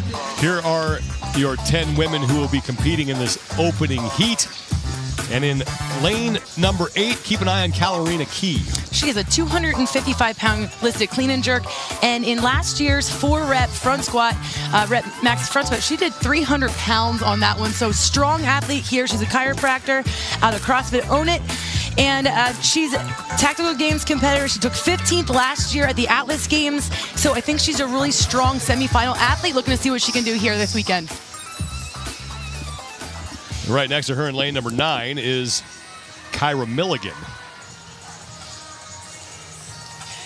And Kyra she did 277 pounds on her 4-rep max front squat last year at the quarterfinals. And that's a good indication of the leg strength and endurance, which this complex definitely does test. Milligan, gymnast and a basketball player growing up. First 2 athletes out, lane 1. Kenzie Nolte, lane 2, Jessica Schwartz. 200 pounds for Nolte, 185 on the right side of your screen for Schwartz. Now here's the thing with this complex. If you miss one of the cleans or miss one of the squats, you can reattempt that. But if you miss the jerk, you cannot. So it's really important to dial in and focus before you make that attempt on the jerk. Opening lifts, good for Nolte and Schwartz. And now Danielle Kearns and Taylor Babb in lanes 3 and 4. Kern is in lane 3 at the top of your screen. Babb is in lane 4 at the bottom, both going for 195 for their openers.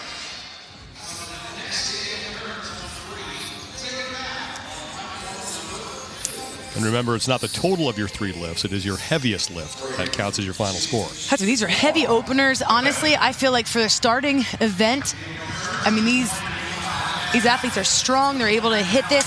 But I just wonder if it's going to fatigue them too much going into 2 more attempts. And that's why I really think this first bar needs to be nice and easy. You don't want to blow up the legs too much. That looked good.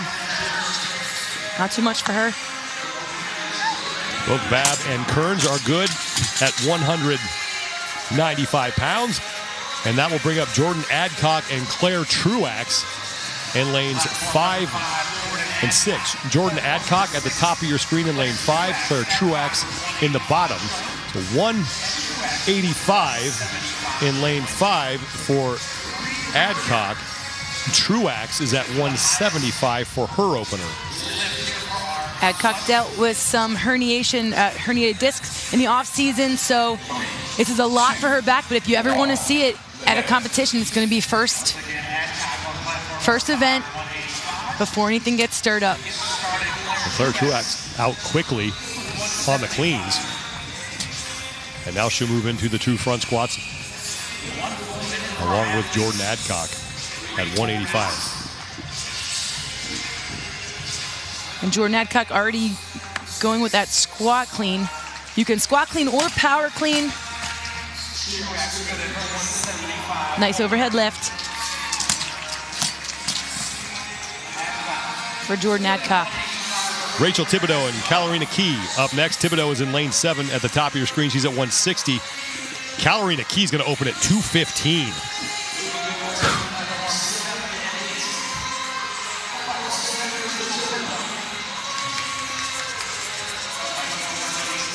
Heaviest lift we have seen so far is 200 here in this opening round. That was Kenzie Nolte. Kalarina Key looking to beat that by 15 on her opener. With the power clean. Now, the athletes are able to rest in the hang, but they cannot rest in the crease of the hip.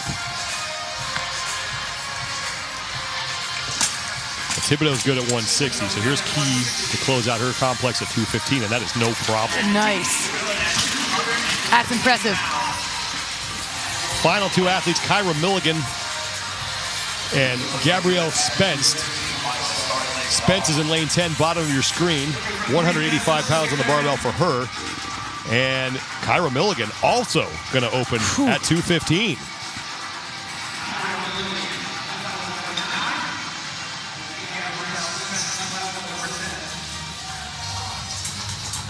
Milligan looking to tie for the early lead here with Kalarina Key. Spence trying to get on the board at 185 for her opener.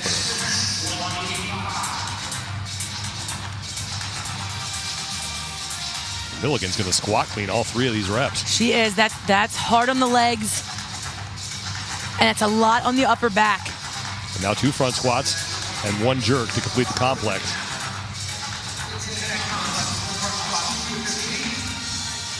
Spence is good at 185.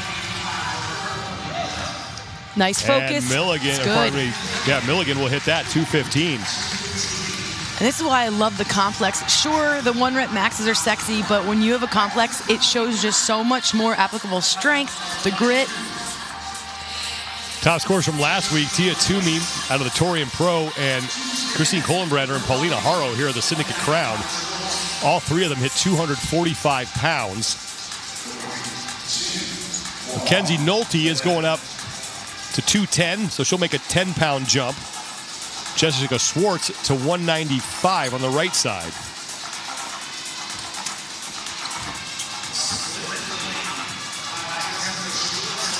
Split cleans are allowed. She drops that 1 foot back.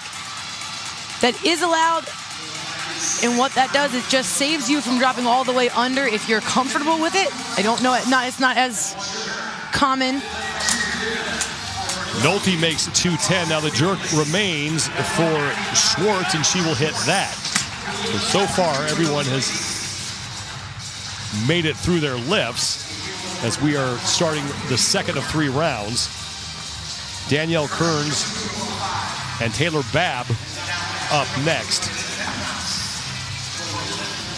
Kearns in lane 3 goes to 205. She makes a 10-pound leap. And Taylor Babb up to 210. Both with the power clean still.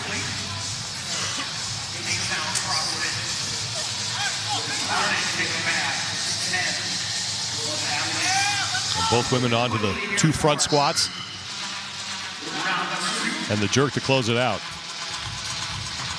Babb is good. Kearns is good. Jordan Adcock and Claire Truax coming up next. Adcock in lane 5 goes to 195, adding 10 pounds to her first round lift. And Truax also making a 10-pound jump. She goes from 175 to 185 here in round 2.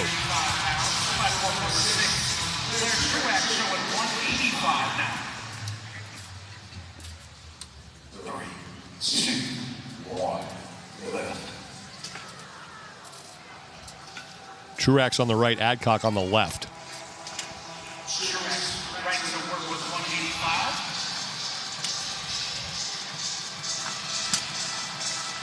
Another thing to keep in mind here, you don't have to always go up in weight. You can take weight off the barbell from round to round. You're also allowed to bypass a round. If you want to take a round off, that's also acceptable if you need a little more time. But these athletes aren't taking a round off. Truax is good. And Jordan Adcock will stick 195. 4 women remain here in the second of 3 rounds in this opening heat for the women. 225 on the bar in lane 8 for Kalarina Key. Rachel Thibodeau in lane 7 is up to 170. She adds 10 pounds to her first round lift. She's on the left side. Moving that bar quickly. Not wasting any time. Kalarina Key with that strong power clean. Really strong. Solid front squats here.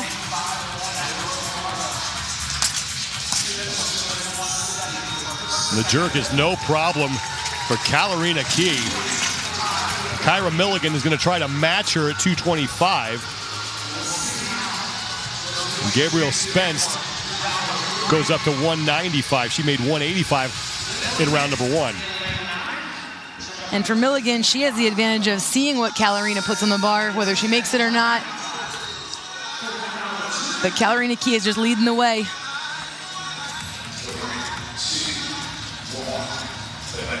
Kyra Milligan at 225 to tie Kalarina Key for the lead in this opening heat.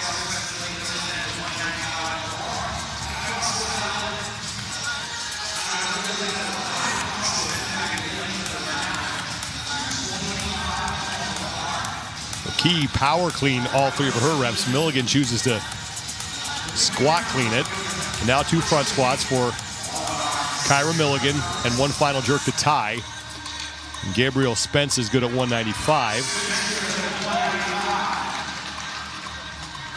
And Milligan will do it. But it was so much work, so much more work than Kalarina Key. That took a lot out of her, that face. And I think that look says it all. Kalarina Key has 235 pounds on the barbell. As we move into the 3rd and final rounds, lane number 1, Kenzie Nolte goes up 5 pounds at 215. And Jessica Swartz also adding 5 pounds. She goes to 200 for her final lift.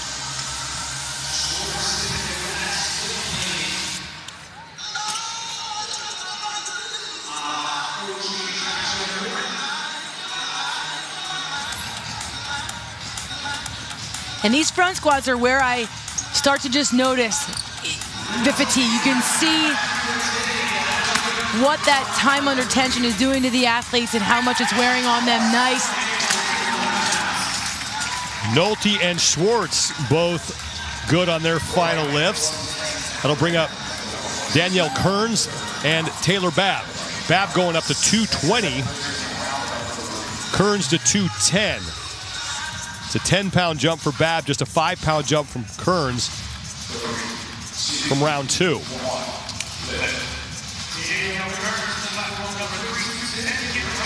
Kearns on the left, Babb on the right.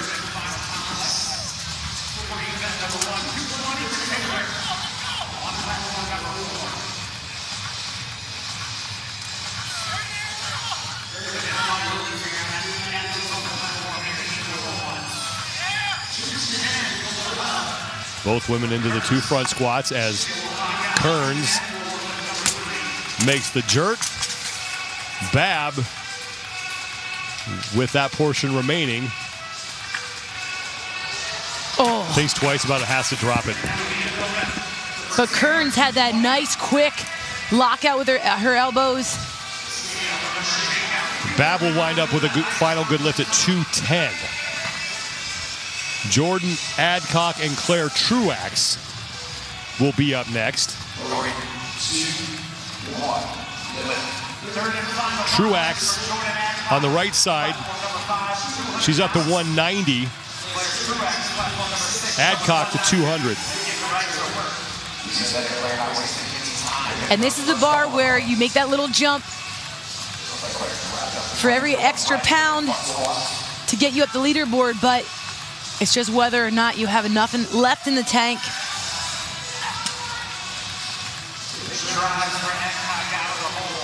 And the biggest thing about this is just the compounding effects. Nice lockout, way to make that one count. And Truax was able to lock it out. Now Adcock to close out her final complex, and she is good at 200.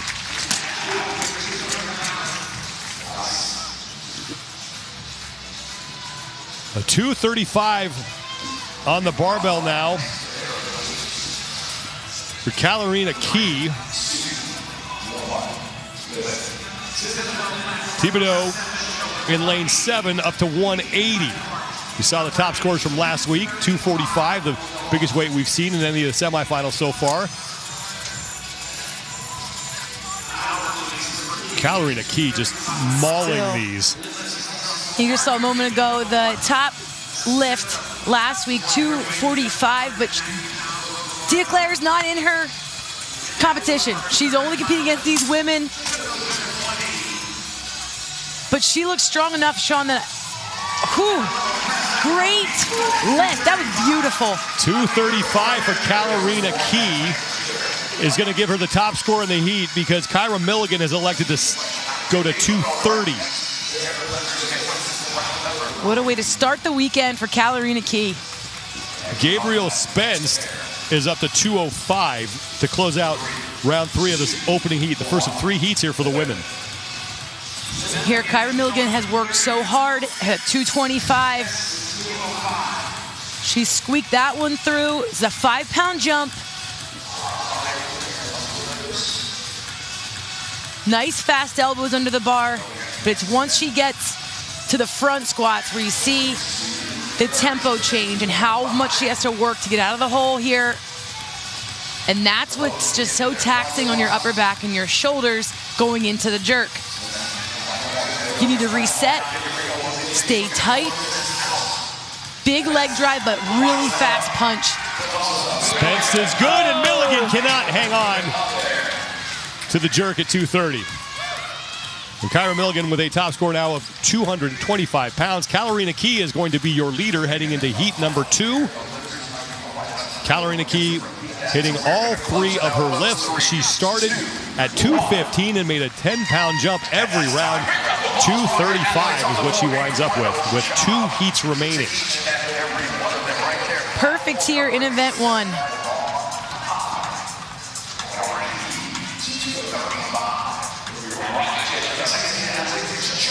Just such a great way to start everything off here for her this weekend with that strong lift, kind of showcase your strength here.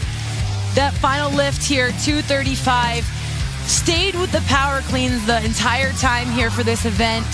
Really made quick work of the squats. Kept that nice vertical position with her upper body. Looks really confident and strong on this bar. And the overhead last little jerk.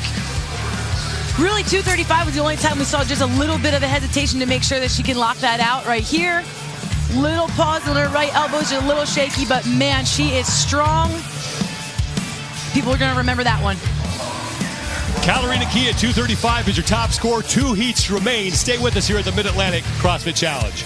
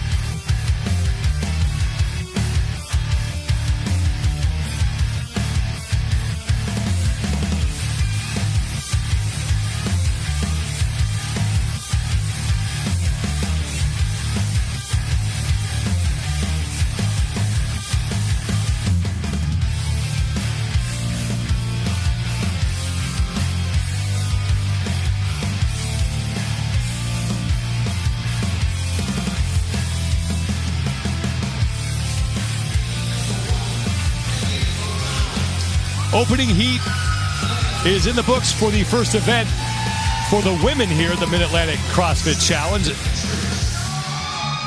Heat number 2 taking the floor right now for the barbell complex presented by Monster Hydro. And this is our barbell complex consisting of 3 cleans, 2 front squats, and a jerk. You have a 1-minute window to make a lift, and they're going to get 3 attempts to make that complex. Anything getting added to the trifecta recipe for success? Nothing added, just execute your plan. Open with a lift that is confident but not going to tax you too much. Make sure that second barbell is the one that you really want, and then make the adjustments needed or a little bit of extra pounds for that final bar. And keep the bar moving. It's a lot of time under tension, so just you got to keep the bar moving. Maybe a quick breath before the jerk, but that's about it. 235 pounds is the top score we saw in heat number 1. It belongs to Kalarina Key. These are the 10 women who will be on the floor for heat number 2. Lane number 1, Megan O'Donnell looking to make a run at Kalarina Key's total. Another strong semifinal competitor for the past couple years. She's another familiar face at the MAC last year. So she listed a 255-pound 4-rep front squat in last year's quarterfinal. And just expecting a lot more from her every year. You know, these are those athletes I was talking about earlier today that really you're hoping and waiting for their years to kind of break through to the top. Each athlete will get 3 lifts. They'll lift 2 at a time. And just scanning the floor, the biggest weight that I can see on the barbell is in lane number 9 at 210 pounds. That's Chiara Napoli. We'll keep an eye on that. First 2 lifters up. Megan O'Donnell in lane 1. She'll be on the left. She opens at 190. And Taylor Reber at 185.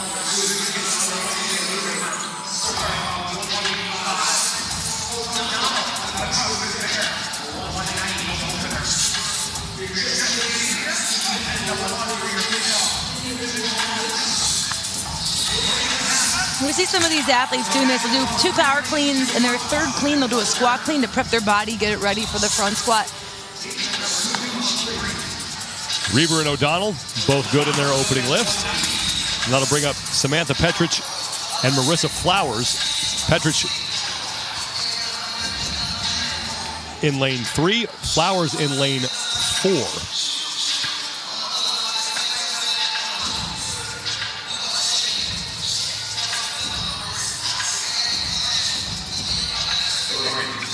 Petrich now on the left side, opening at 180.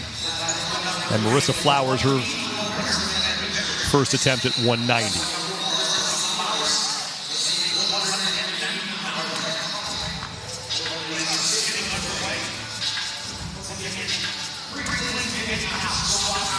And a no rep. No rep there. So Flowers can just pick up where she left off. As that throws you off mentally. Yeah, Petrich was able to get through her lift, but good save. Flowers sticking with it, and now trying to get an explanation from her judge on exactly what happened. But good on her to stick with it. Yes. Continue to go through it. And I think it was because maybe it looked like what they're talking about is resting there in the hip of the hip crease. You can't. That's my move. Hang out. Don't steal my move. You just hang out there and you don't hold the bar. Sean, you can't do it. You naturally just do that when you get so used to it without even thinking about it because you need to re-grip. So you'll see some of the athletes are re-gripping in the air as they kind of come off their body. It's just common, and that little pause could be what they were catching her on. Lanes 5 and 6 now. Lydia Shockey is at 205, and in lane 6, Emma Gardner at 185. 205 so far, the heaviest lift we've seen here in this opening round, but there is 210 pounds on the barbell down in lane number 9 right now. But both Gardner and Shockey get through their opening attempts. And now to bring up Haley Murillo and Rebecca Fuselier. So here's another look at what happened. And it's on the no rep, or it's on the, I'm not sure what the judge saw there, because it looked like she re-gripped it there in the hang and was not using her hips as an assistance. But and we're only speculating that was why the no rep was called. It could have been the one even before that. Haley Murillo at 190. She's in lane 7. Fuselier on the right at 180.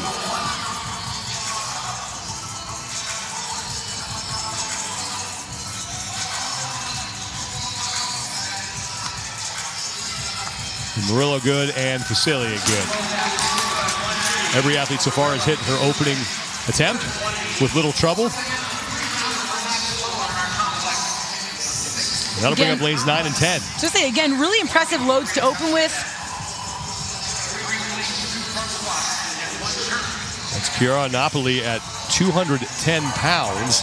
In lane 10, Mary Helen Saunders is at 165. Napoli looking to take the lead early here in heat number 2.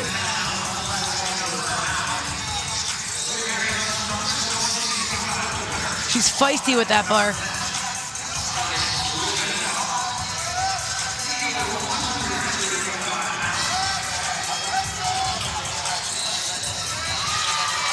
Both of the jerks are good, and Napoli now has the top score heading into the second round at 210 pounds. Top score we've seen so far, 235 pounds from Kalarina Key in heat number 1.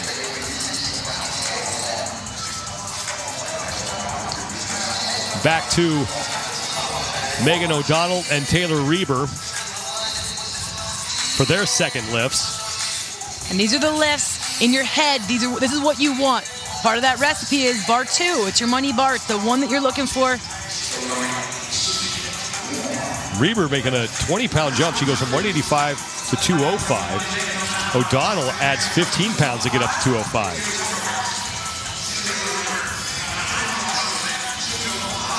Reber on the right. Aggressive elbows.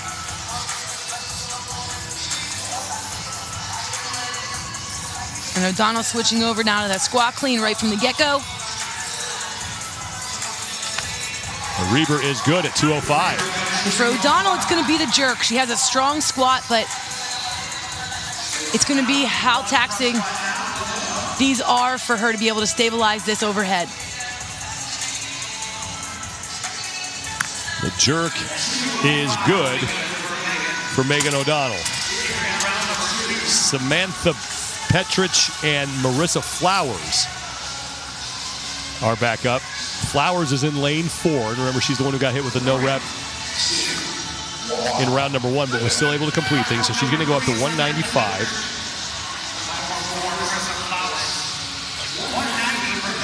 And Petrich is up to 190.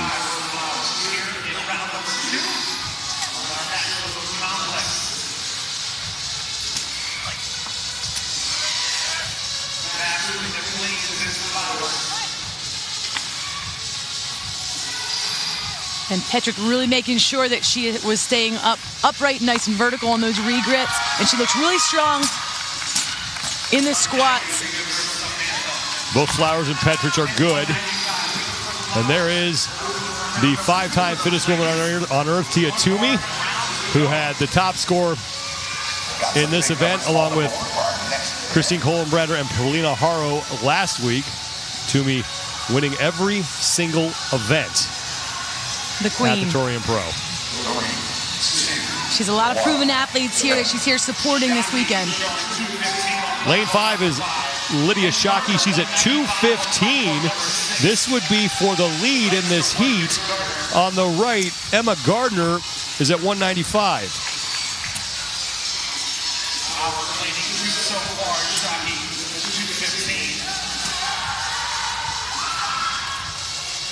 Shockey through the 3 cleans and now onto the 2 front squats. Shockey barely using her hips to just pick up that bar on the cleans. Shockey for the jerk to close it out. And she is able to do it. Emma Gardner also good on her lift. Haley Murillo and Rebecca Fuselier are up next. Murillo's at 200. Fuselier at 195.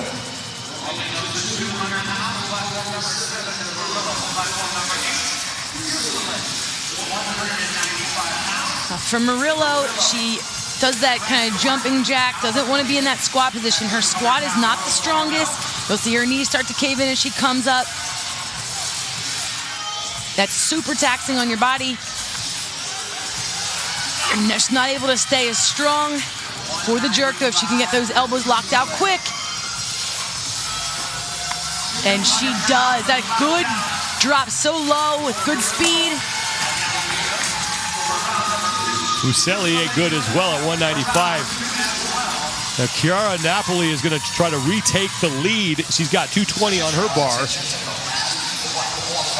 Mary Ellen Saunders is at 175, adding 10 pounds to her first round total.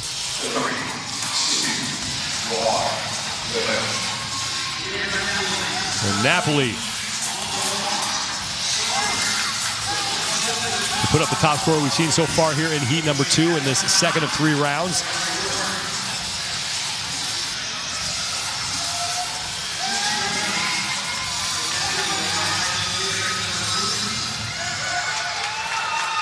Saunders is good. This for the lead for Napoli, and she has it. 1 round remains. Napoli with the best lift we've seen at 220. Top score today still belongs to Katarina Key at 235 pounds. And after what that looked like for Napoli, I don't know if she's going to make a 15-pound jump. That was just a 10-pound jump there, so let's see what she puts on the bar. It looks like Napoli's going to go for the tie. She's got 235 on the bar right now as we start round 3 with Megan O'Donnell and Taylor Reber. O'Donnell up to 215, Reber at 215. O'Donnell on the left, Reber on the right.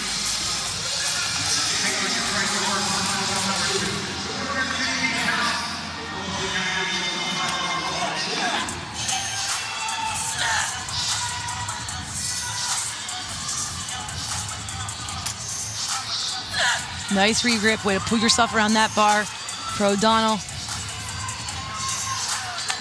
Reber is good at 215. She moves so quickly through that complex. She's kept that bar moving fast.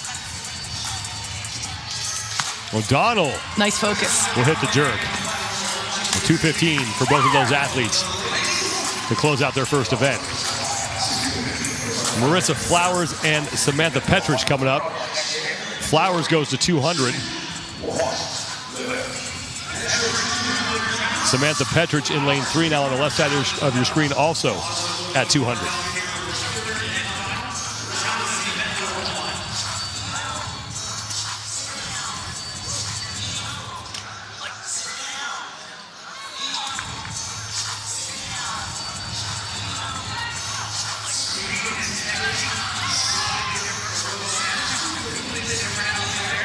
Petrich and Flowers both on the front squats. The jerk for Flowers just won't count. Petrich is good at 200. Flowers, what an effort with that barbell. She'll wind up with a score of 195 on that complex. And that brings up Lydia Shockey and Emma Gardner. Shockey up to 225 pounds. Gardner on the right at 200.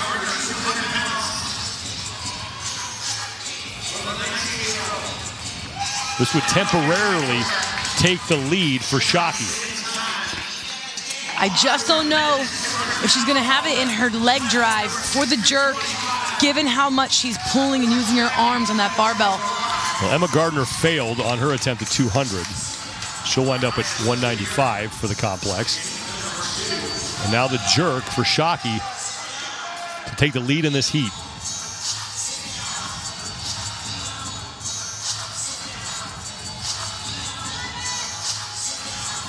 And not able to hang on. 215 will be the final score for Lydia Shockey. 4 women remain in round 3, the final round of this second of 3 heats. Haley Murillo to 205 and Rebecca Fuselier at 200. Smart for both of these athletes. They were near their limits at the end. Happy with that second barbell. So this is just kind of icing on the cake if they can make these last 5 pounds. I like Murillo's speed here.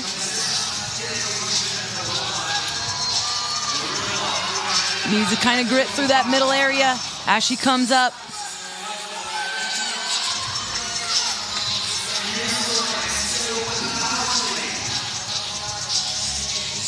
Fusilia is so methodical here with each movement. Oh! Murillo can't make the jerk, and Fuselier is riding the line on those squats, but the judge was right there, and Fuselier lift is going to count. Nice. Murillo's going to wind up with a score of 200. Nice focus. Chiara Napoli actually took weight off her bar. She's down to 225. She originally had 235 on. So this to win the heat. Mary Helen Saunders on the right side on her final lift as well. And smart move, yeah, moving, making the adjustment, seeing what other lifts happen before you, not being too greedy there.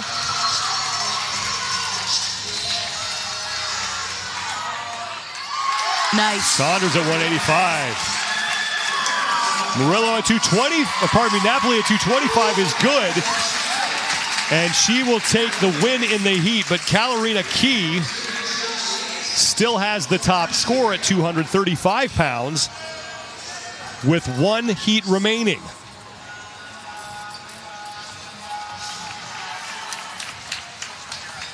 Really smart way to game this one. Wise weight choices, and then just kind of gaming it on that last and final bar. Napoli right now is in a tie for second place in the event with Kyra Milligan. The two of them both lifting 225, and Kalarina Key still has the lead at 235.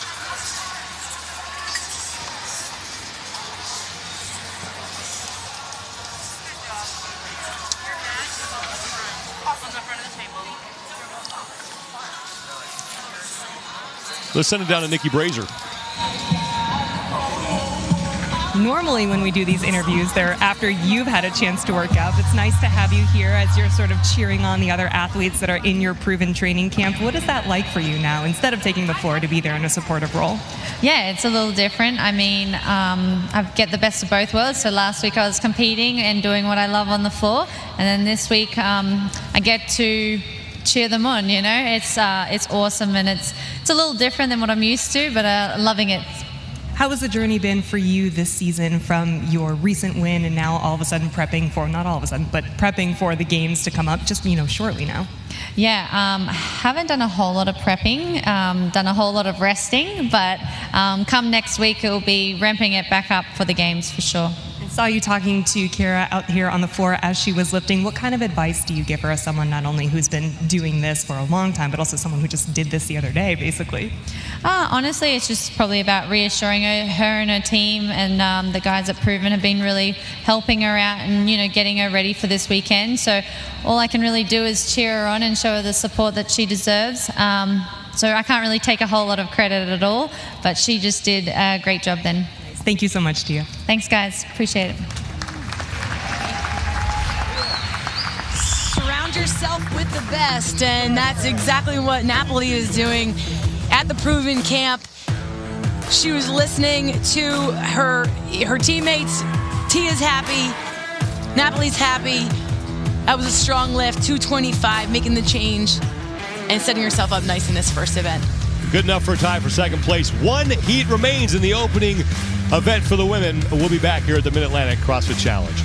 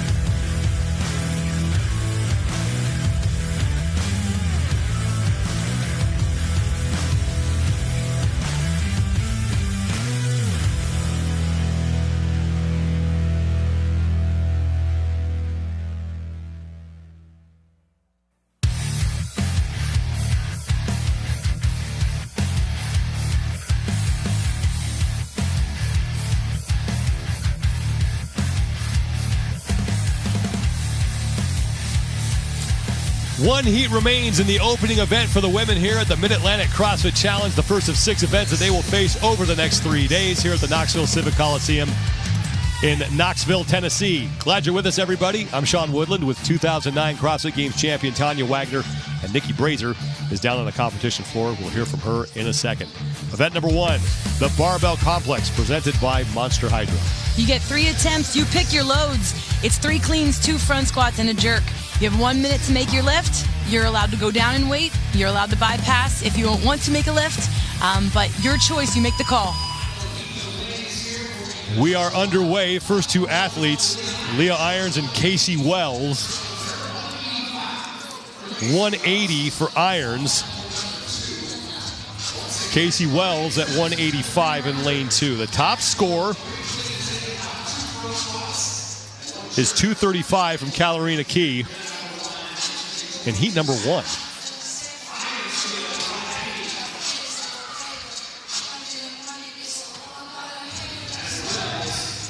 The Irons and Wells are both good. Bailey Rail will be one of the next 2 lifters. She's in lane 3. And across at Mayhem, 185 pounds on the barbell for her. And then in lane number 4, Shelby Neal at 200.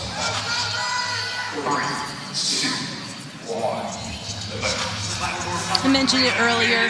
For some athletes, you want to get the heavy lifts underway, and that builds your confidence. For other athletes, you want to get that event out of the way.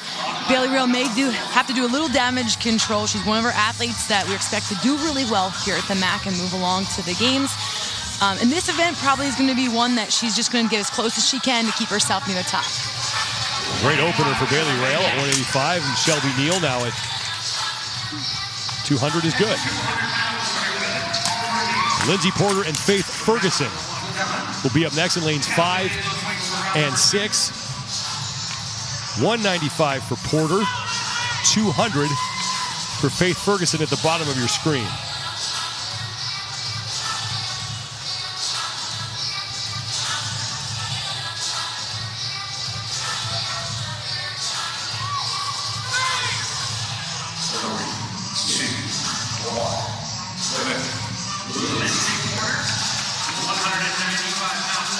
Three cleans, 2 front squats, 1 jerk to complete the complex.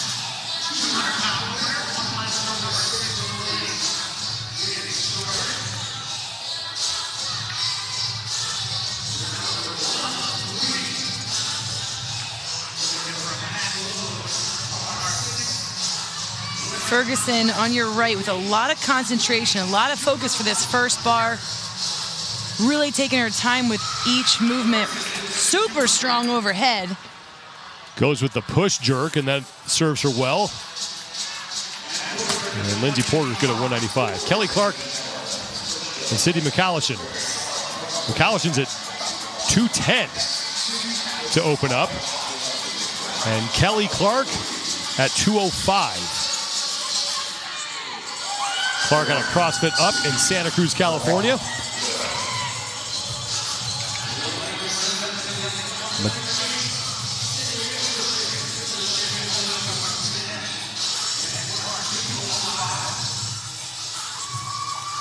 McCallishin looking to take the early lead here in this 3rd and final heat.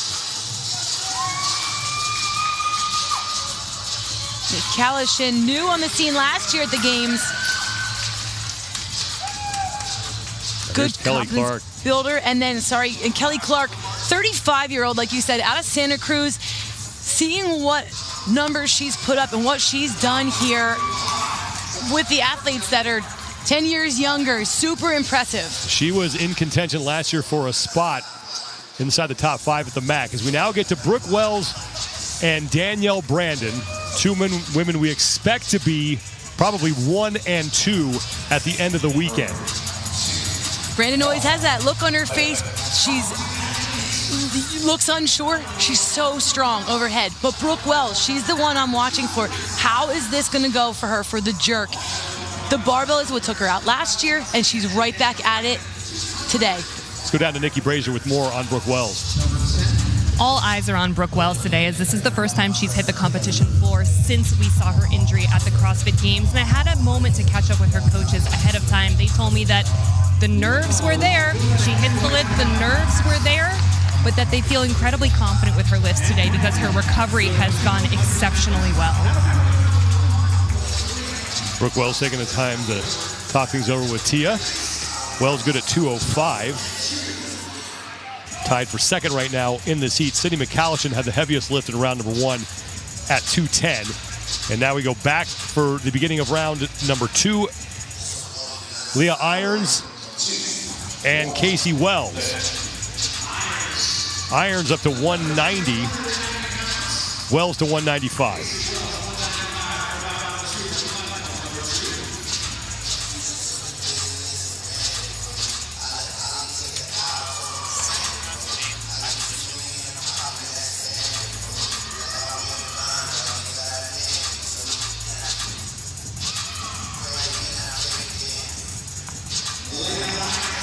Irons good at 190. And now Casey Wells good at 195. No relation to Brooke. Bailey Rail and Shelby Neal up next. Rail making a 15-pound jump to 200. Irons going up to Shelby Neal going up to 210. This would tie her right for the lead with Sydney McCallishan at 210. But McCallishan has yet to go here in round number 2. I think this is a smart move for Bailey Rail. 200 looks really strong here with the power clean. Looks really strong.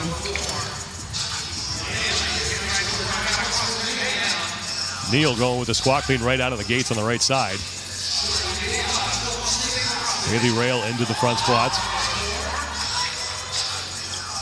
And Rail is good at 200. Real nice. She looks strong. Now Shelby Neal needs to get through the jerk. Ty McCallishan at 210. And that will count. Lindsay Porter and Faith Ferguson up next in lanes 5 and 6. Porter goes up to 210. That's a 15-pound jump for her. Faith Ferguson also at 210. These two to tie McCallishan for the lead. Remember, Ferguson on the right, she was the one who was very methodical with each one of her lifts.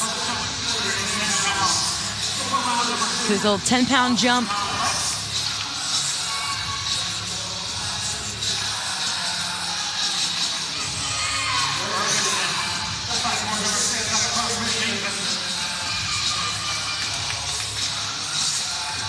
Lindsay Porter on the left, still getting through her cleans.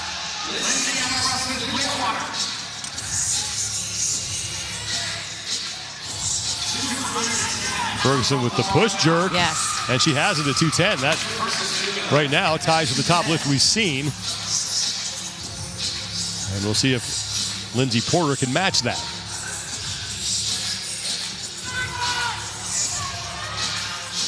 Nice focus, little regrip. The jerk is good for Porter. Jerk is good. That left leg didn't want to support her very well. Well, Kelly Clark and Sydney McCallishan up next. McCallishan got right to work. She's at 220.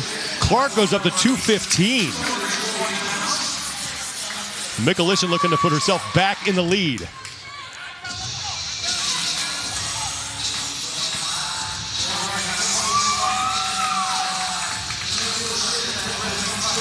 And McCallishan has it.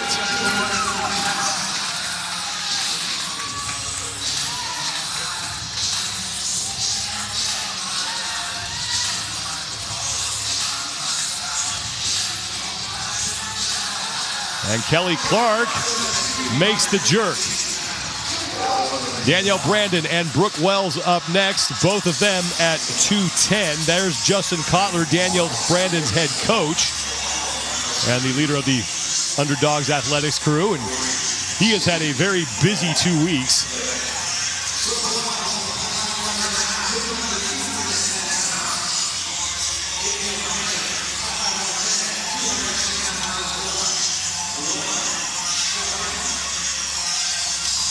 Wells with clean number 3, and now into the front squats. Danielle Brandon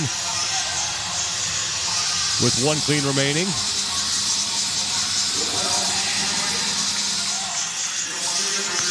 Nice and Brooke focus. Wells on the jerk will make 210. Nice lift. Focus. More confidence in that one. Gave a little head nod, ready to get after it. Here's Brandon. Said yesterday she's going to push jerk everything, and she will hit that. And Justin Kotler loves that.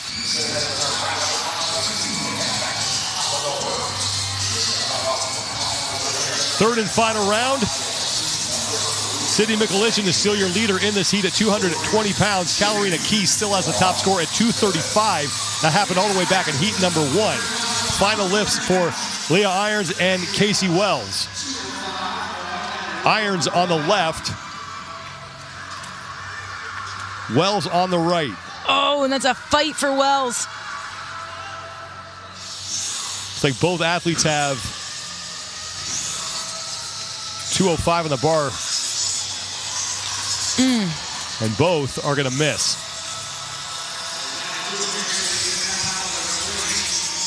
Wells is going to wind up with a score of 195. Leah Irons at 190, and that'll bring up Shelby Neal and Bailey Rail. 220 for Neal. Rail goes up to 210. This would be a solid result for Bailey Rail.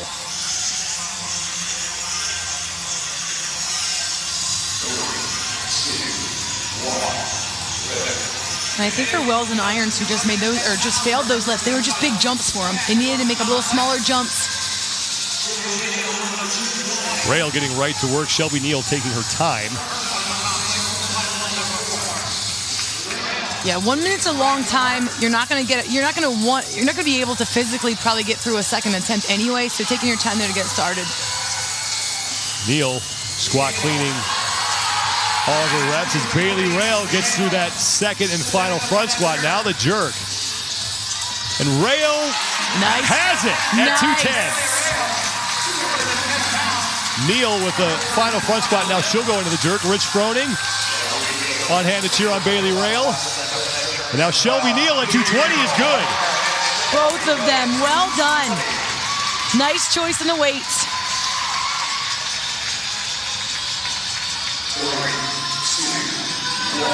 Lindsay Porter and Faith Ferguson will go next. Porter in lane 5 at 215. Ferguson at 220. 220 to tie for the lead for Ferguson. But remember, Mikulichin still has 1 lift remaining. And she has 225 on the bar right now. Porter unable to complete 215. She'll wind up with a score of 210. Ferguson to tie for the top score in this heat right now. So we have a little logjam around that 210, 220 mark for a lot of these athletes. So a lot of we're going to see a lot of ties there.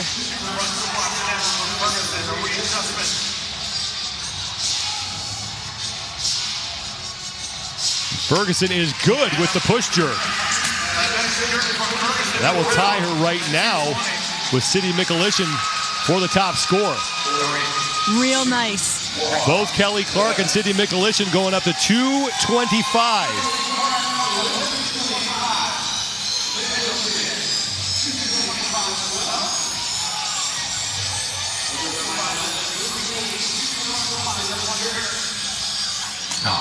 Kelly Clark just can't hang on, but she will wind up with a score of 215. Mikulichin to win the heat. And she will have it. Nice. But Kalarina Key is going to walk away with the event win. Mikulichin is going to find herself in a 3-way tie for second with Napoli and Milligan. Now both Brooke Wells and Danielle Brandon are going to close out at 215.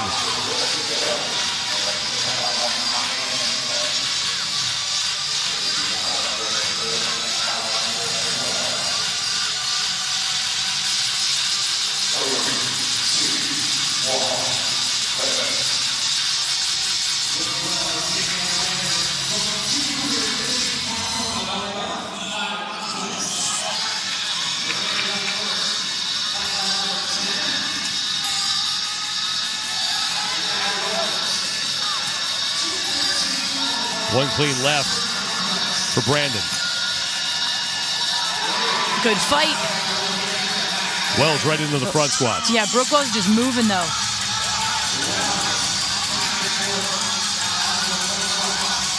Jerk is good for Wells. Nice. 2:15 to open up in event number 1 for Brooke Wells. Brandon resetting. And unable to hit 2:15. So Danielle Brandon winds up at 2:10. Well, there it was for Brooke Wells. Able to come out, get some new memories on the competition floor this year. Looks strong, and that's just going to build her confidence. Brooke Wells winds up with a score of 2:15, which unofficially puts her in a tie for 4th.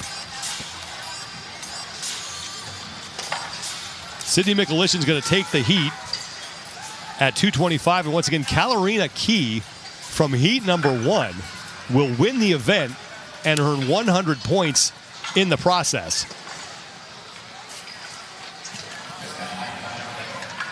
2:45, still the top score that we have seen in this event in any of the semifinals. And Tia Toomey was one of 3 women to do that. Let's go down to Nikki Brazier, who is with Brooke Wells. Brooke, you looked confident, you looked happy out there, but I know that it takes a lot to step out onto the platform and lift again, especially after your injury last season. So how was this for you, and what was going through your mind when you stepped out onto the platform? I was definitely nervous. I get nervous every year no matter what.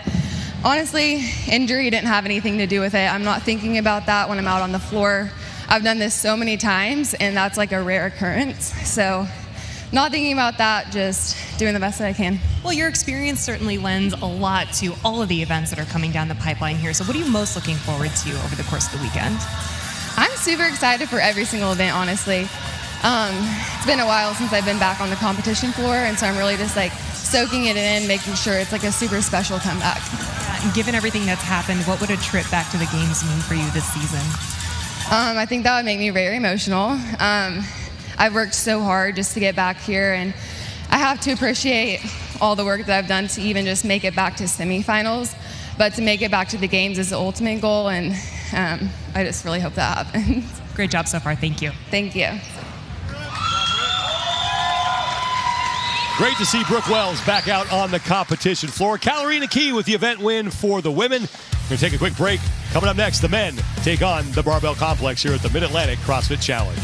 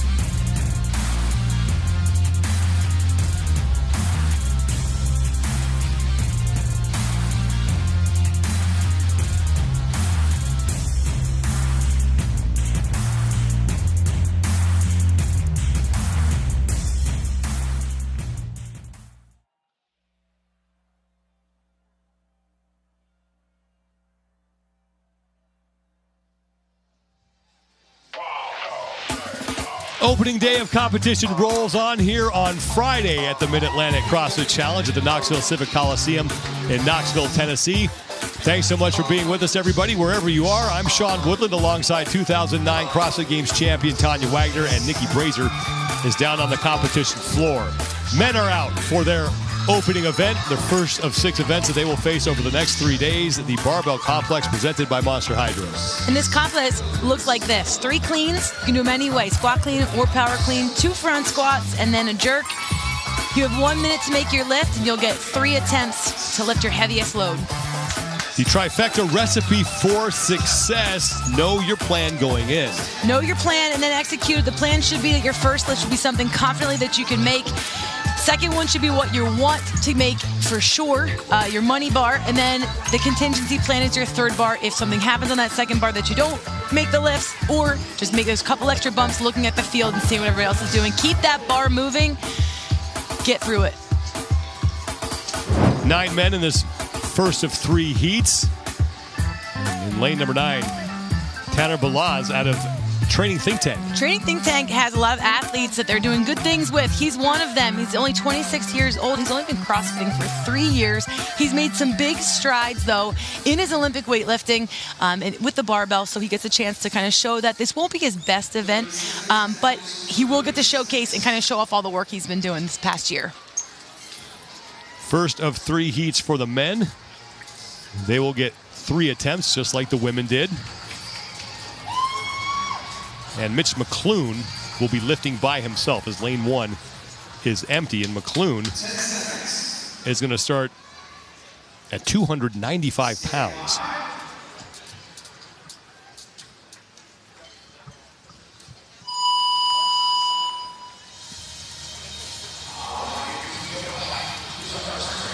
Mitch McClune out of Rhino CrossFit kicks us off here in round 1.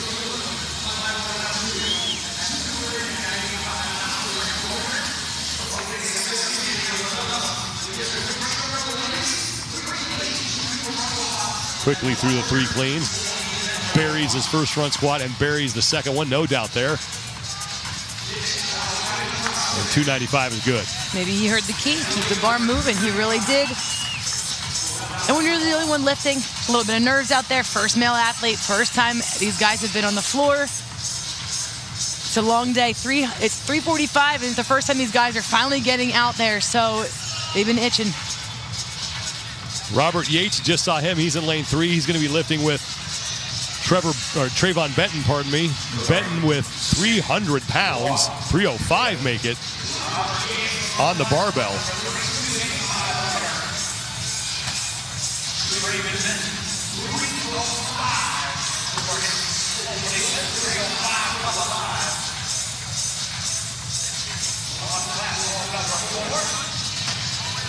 Trayvon with the speed on the way back down. Squat cleaning all 3. Yates is good at 285 on his opener. And Benton's good at 305. Nice.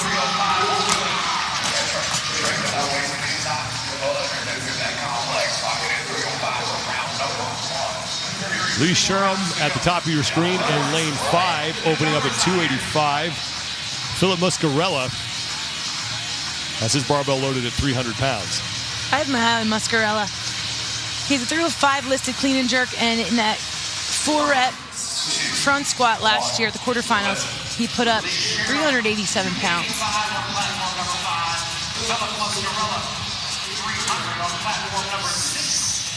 Sherham doing a good job here at 285 as Muscarella gets to work at 300. Just ripping that bar out. Sherham good at 285. Muscarella to close out 300. All right. Well, is good. Yeah, first confident bar. There we go. Just a little slight bobble on the jerk. Lane 7 and 8 up next. In lane 7, Richie Carroll at 275. Frank Mastroianni is in lane 8, and he has 300 pounds on the barbell. The 305 from Trayvon Benton is the top lift we have seen here in this opening round. Mastriani is on the right. Mastriani, again, another athlete that I'm watching, expect to do really well in this heat. He and Muscarella, I feel like they're going to go head-to-head. They have similar numbers.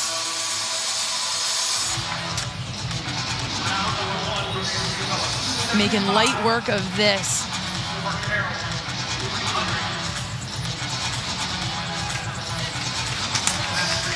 Mastriani is good, and Carroll is good as well.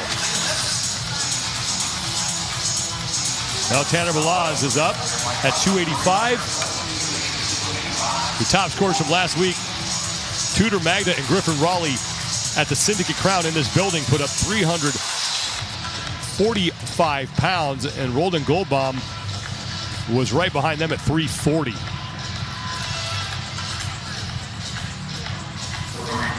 Connor McDonald in lane 10 at 280 on the right side of your screen to close out round one here.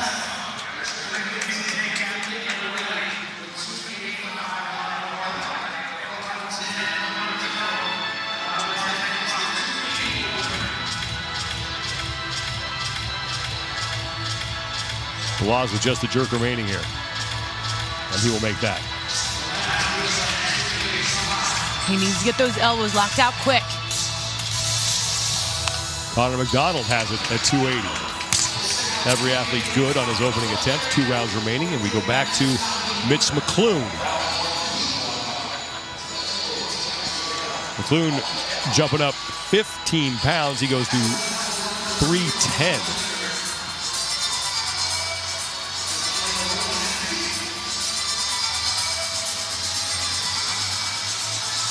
This would tie him for the lead temporarily, but Trayvon Benton has 325 on the barbell, and he'll be up next.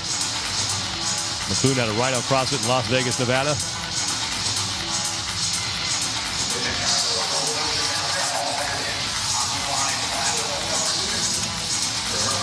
Keeps that barbell nice and close to his body.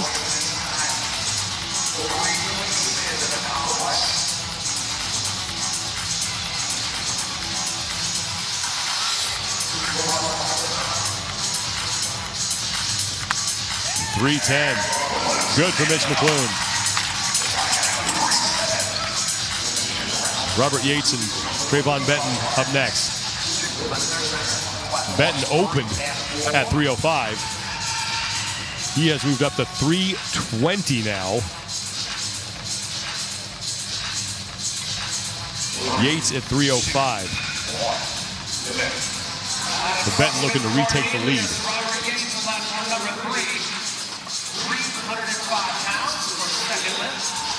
Moving up to 320. For Trayvon Benton at a Lone Star CrossFit. Platform number 4. He cycles this bar.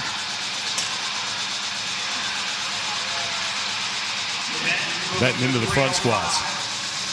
Yates with the jerk is good at 305. Benton, no question. Benton at a Lone Star CrossFit. They have a team competing here as well. Lee Sharam and Philip Muscarella will be up next.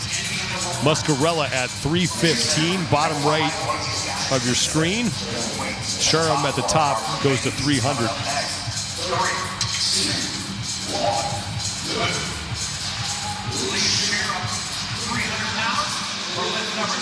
Muscarella was another athlete that was cycling his first barbell at 300. I expect him to do more of the same. Not typically what you think of with this complex, just to just 1, 2, 3 like that. There's a slight pause. Now the front squats for Muscarella as Sharam is good.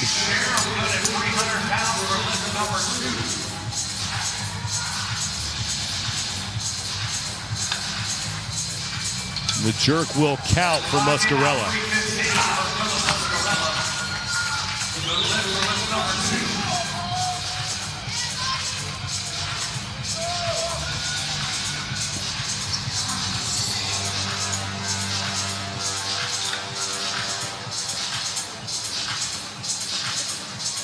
Lane 7 and 8 up next.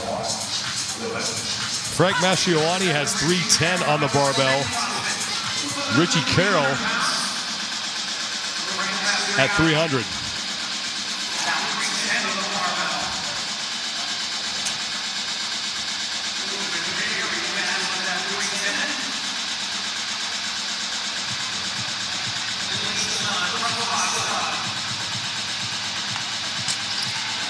Mastroianni is good. That was a fast complex for Mastroianni. Carroll now trying to close out 300.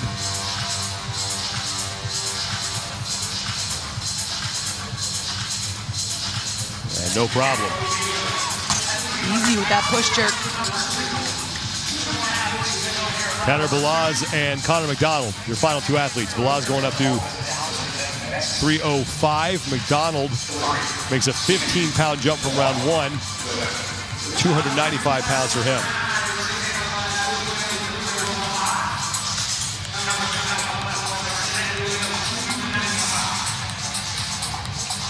Each clean, Balaz had to get lower and pull himself around that bar, but he's strong here in the squat.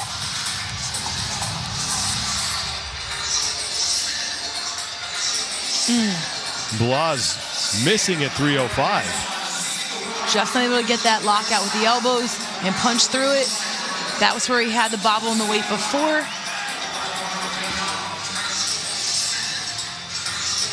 McDonald not able to complete his lift as well. Now they do not have to go up on their next lift. They can take weight off the barbell here in round three. A lot of thoughts right now going through your head, what moves to make. If you have coaches, this is where they come into play. You're looking at the other athletes, you're looking at the field, you have to look at the leaderboard. Mitch McClune to close out at 320, his third and final lift here.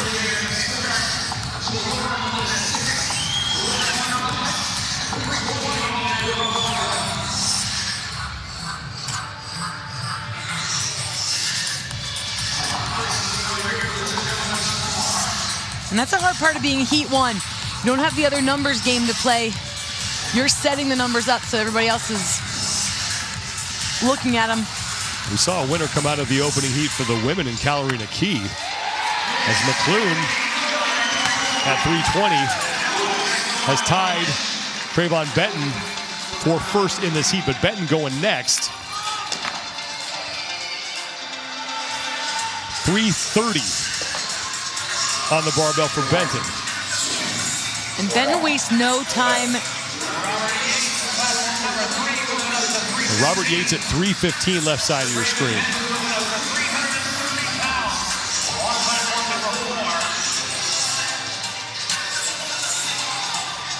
Quickly moving over to the squat cleans.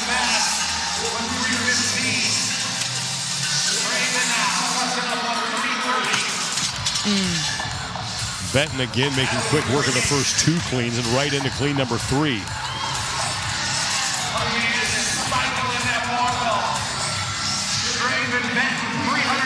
Yates failing on his attempt. And Benton is good at 330. Made me a little bit nervous there. I wanted him to hold on for just another second and get that locked in, but he did. Well done. And looking down the floor, that's the heaviest lift we're going to see here in round 3 right now, unless anybody makes an adjustment. At least Sharam up to 310. Philip Muscarella's at 320, making a 5-pound increase from round 2.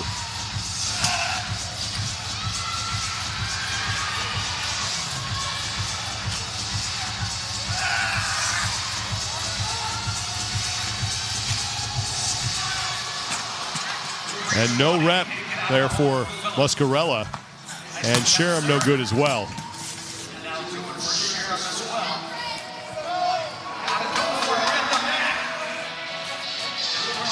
Richie Carroll and Frank Mastroianni up next. Mastroianni's at 320. And Carroll at 315.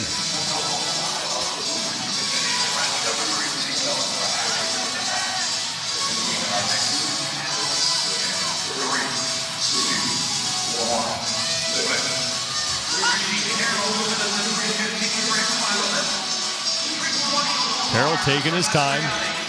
Mastriani right to work. Through 2 of the opening 3 cleans. And loses the third one. And Mastriani's going to wind up with a final score of 310 pounds. And Richie Carroll has yet to start. Taking as much time as he possibly can here.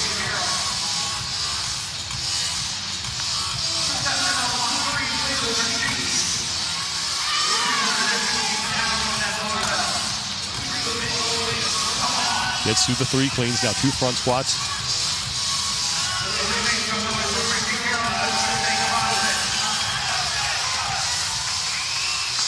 And Carroll just not able to hang on. So close. Carroll with a final score of 300. Last 2 lifters. Tanner Balaz at 305. And Connor McDonald at 290. So McDonald went down 5 pounds, and Tanner Balaz is trying that same weight. He just needs to punch that bar in the jerk, get those elbows locked out, drop under as fast as he can. Little bobble there for McDonald. Jerk is not good for Balaz.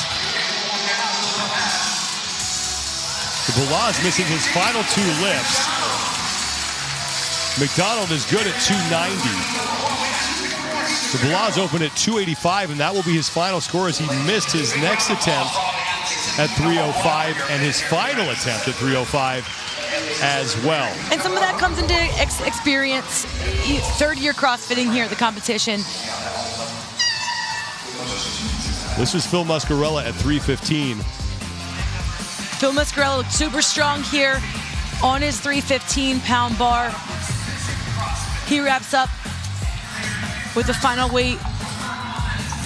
We have McClue with his 320 on his final barbell. These were all good. He moved better, actually, as the weight went up. And then it was Trayvon Benton with that 330-pound final lift. Cycled through the cleans. Moved that bar fast through the 2 front squats. It made me nervous in the jerk. But he looked this way from the beginning, just being able to cycle through this. Setting the barbell high, setting that number high for the next heat. Was able to hold on to it for the lift. 330 pounds is the top scorer after 1 heat. 2 heats remain here in the opening event for the men at the Mid-Atlantic CrossFit Challenge.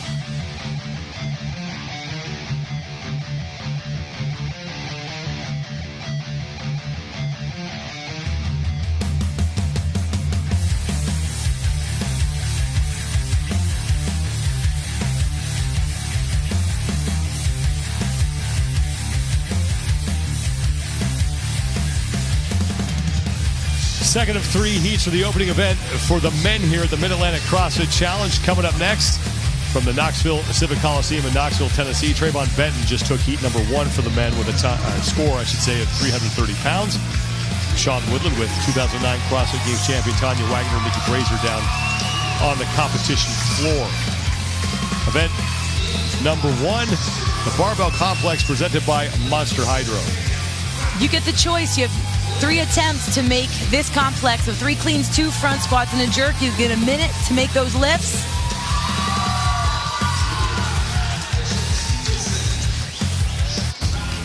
Recipe for Success presented by Trifecta. It's one thing to have a plan, but it's another thing to actually execute. Execute the plan. Start with an easier load that you know you can get. When things get dicey, then you know you have that third barbell to fall back on. But the second bar to me is your money maker bar. That's the one we want to see everybody make that lift. Have the number in your head that you're definitely looking to get. Keep the bar moving. Don't slow down too much. It's a lot of time under tension. This is a long complex. Second of 3 heats. And in lane number 3, Zach Watts, a guy who exploded onto the scene really last year at the Mid-Atlantic CrossFit Challenge, qualified for the games in this city. And he was new to the scene last year, and so made a big deal on day 1. He qualified. He was the 5th qualifier to go, so took that final spot. So a lot coming off your first year with that expectation for him coming back here. And then next to him in lane number 2, Nick Thomas. Nick Thomas is another regional athlete. He's back on this scene. We saw him back in 2016 and then 17 at the teams at the regionals those years. But now he's back on this scene as an individual. He's 31-year-old out of Marysville, Washington.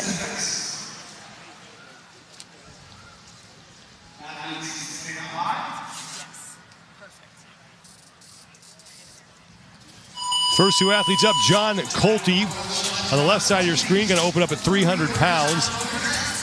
And Nick Thomas goes to 305 right out of the gate.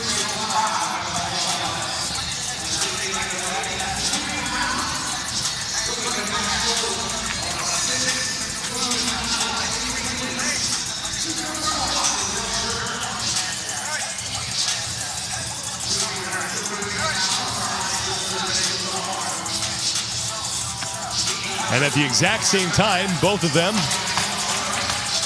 with good lifts for their openers. It's not a team event. This is not the synchros.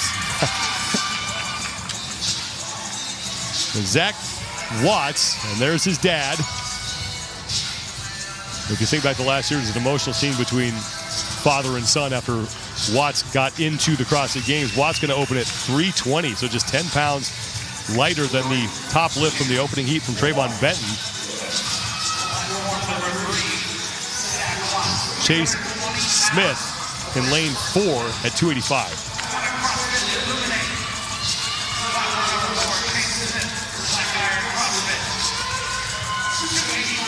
Zach Watts just getting after it.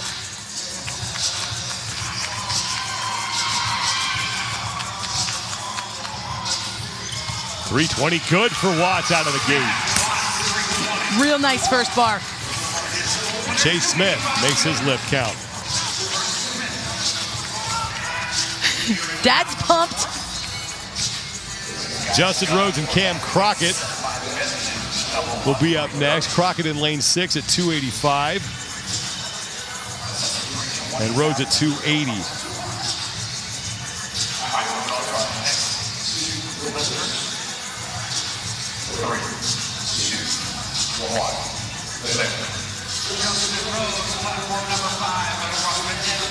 Crockett, a former member of the U.S. Army.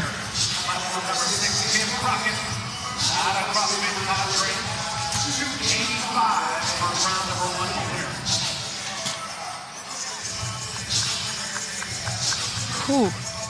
Crockett just flying through those squats. Nice little warm-up for him. Justin Rhodes will make 280. Jake Marconi and Riley Good. Up next, Marconi at the top of your screen in lane 7. He'll open at 280. Riley Good at 305.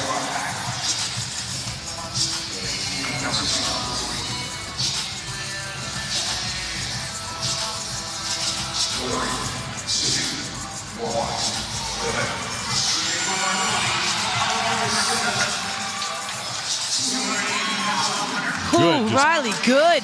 Power cleaning rep number 1. And then no rep because he bounced it off the floor. He's going to have to do that again. He's so fast and strong, Sean. Literally, the other athletes aren't doing that. They're not moving the bar that fast. Jake Marconi at 280, who's part of that hard work pays off crew. Good at 305. Did he get the good on that? And there is Matt Fraser, who coaches Jake Marconi. But good call by the judge on Riley Good's lift, because it did look like he was overly aggressive in getting that barbell to the floor and getting that extra bounce. 2 men remain, Mitchell Stevenson and Bill Leahy.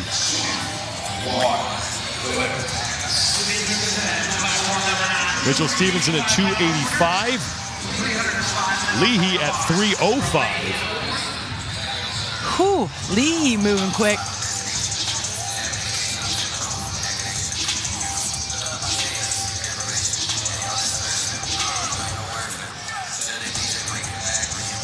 Leahy good.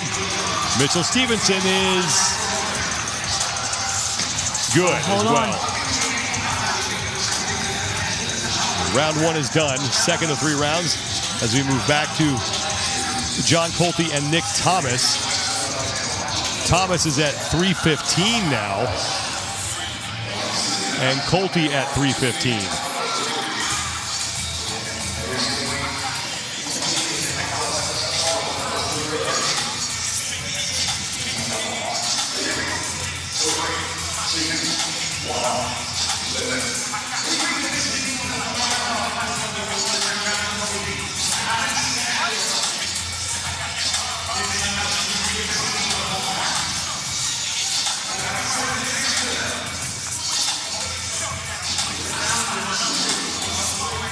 Both Thomas and Colte now done with their cleans and on to the 2 front squats. And both are moving really well right now. Keeping everything tight, staying together, a little behind his head. Whew. Colte is able to hang on. With both athletes at 315 with 1 round remaining for them. And now Zach Watts in lane 3 goes to 335. This to give him the lead in the event. And this is only his 2nd barbell. One of the reasons he was able to qualify last year is he did so well in event number 1, which is the 1 rep max snatch at the Mid-Atlantic CrossFit Challenge. 300 on the bar for Chase Smith on the right side. Chase Smith looks really strong with that bar. Watts power cleans the first rep, gets under the second one and squats it as well as the third. That is unreal. Oh, nice. Chase Smith with a good save on his jerk. And Watts for the overall lead in the event.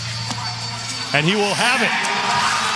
Zach Watts at 335 now in first place in the heat, first place in the event. Look at that composure. Beautiful lifts. Justin Rhodes and Cam Crockett coming up. Crockett to 300, Rhodes to 295, making a 15-pound jump from round 1.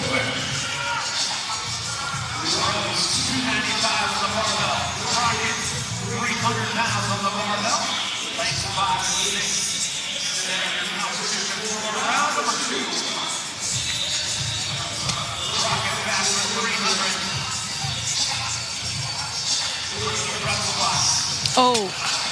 Justin Rhodes is going to fail 295, just lost his footing. Now he has a decision to make.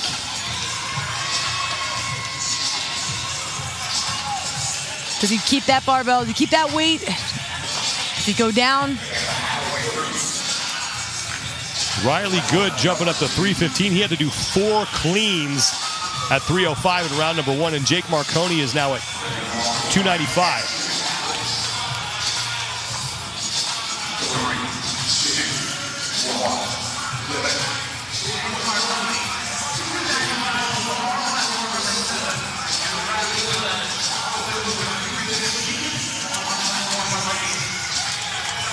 Marconi, nice speed around that bar. Solid squats.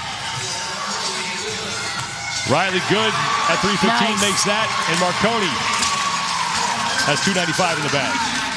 Mitchell Stevenson and Bill Leahy remain here in round 2. Stevenson's at 300 pounds, and Bill Leahy goes up to 315.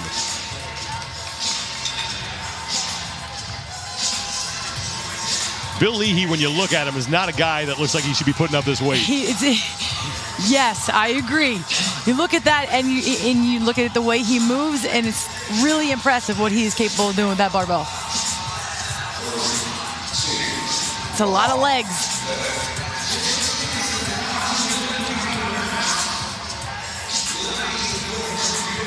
And Leahy just power cleaning that weight.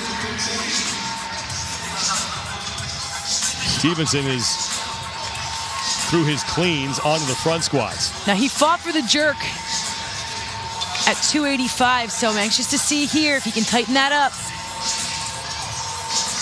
There it is, much better. And Leahy just can't get under 315 on the jerk. Round 2 is now done. Third and final round. Back to Nick Thomas and John Colty. Colty to 325. And Thomas is going to go to 330. This would tie him for second in the event with Trayvon Benton from heat number 1.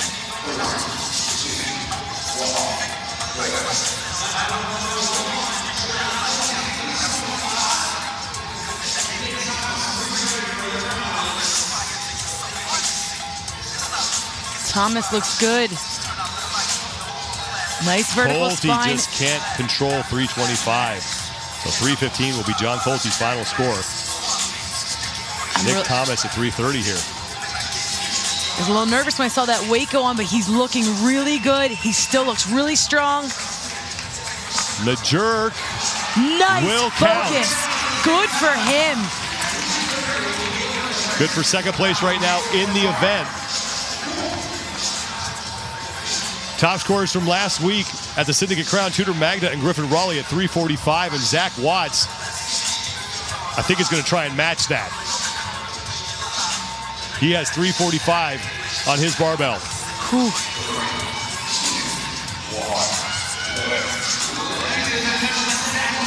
Chase Smith at 305 on the right side.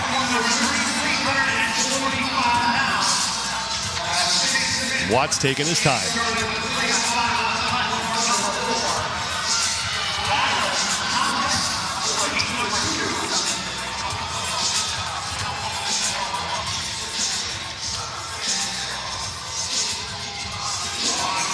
And the jerk for Smith just can't hold it. Smith with a final score of 300. Now can Zach Watts get through 345 and match the best score that we have seen in this event. One more front squat and one jerk remaining. The crowd is behind him. And Watts just doesn't have it. But Watts still has first place in the event at 335 pounds. A lot of love from his fans. For the second straight year, he starts off really well in the opening event as Cam Crockett jumps to 320. And Justin Rhodes, who failed his last attempt, is staying at 295 for the second straight time. And Crockett at 320. That is big for him. Nice save on that jerk, too. Rhodes, for his second attempt at 295, will make that. Good on him for coming back from that miss. Jake Marconi and Riley Good coming up next. There is Cam Crockett. Marconi at 305. Good to 325.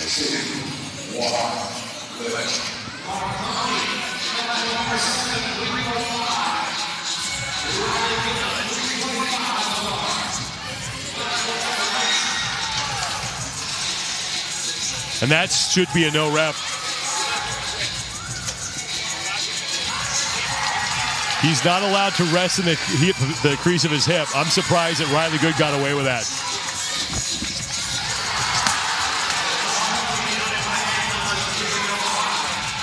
And it's not going to count anyway, but you can't rest in you can regrip in the hang, but you can't rest the barbell.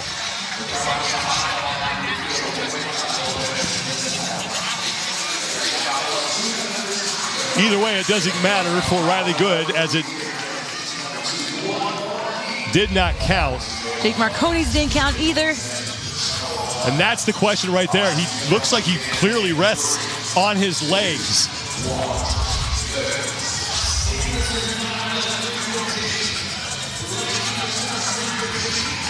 Bill Leahy is going to make another run at 3:15. Won't count for him. Mitchell Stevenson at 3:15.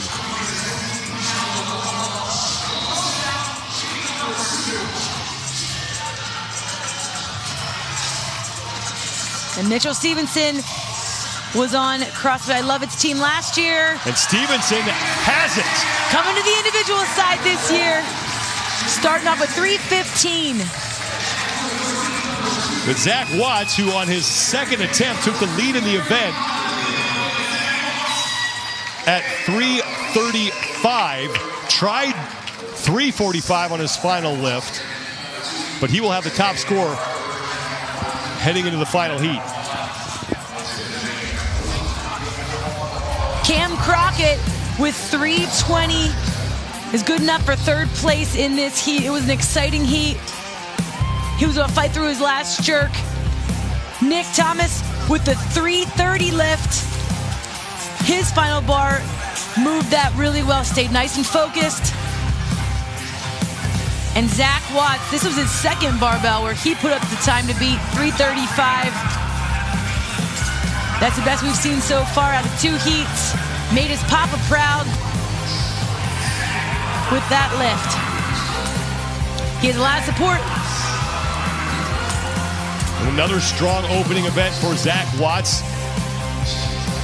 Second year in a row he has done that. Third and final heat coming up next for the men here in the opening event for the individuals at the Mid-Atlantic CrossFit Challenge.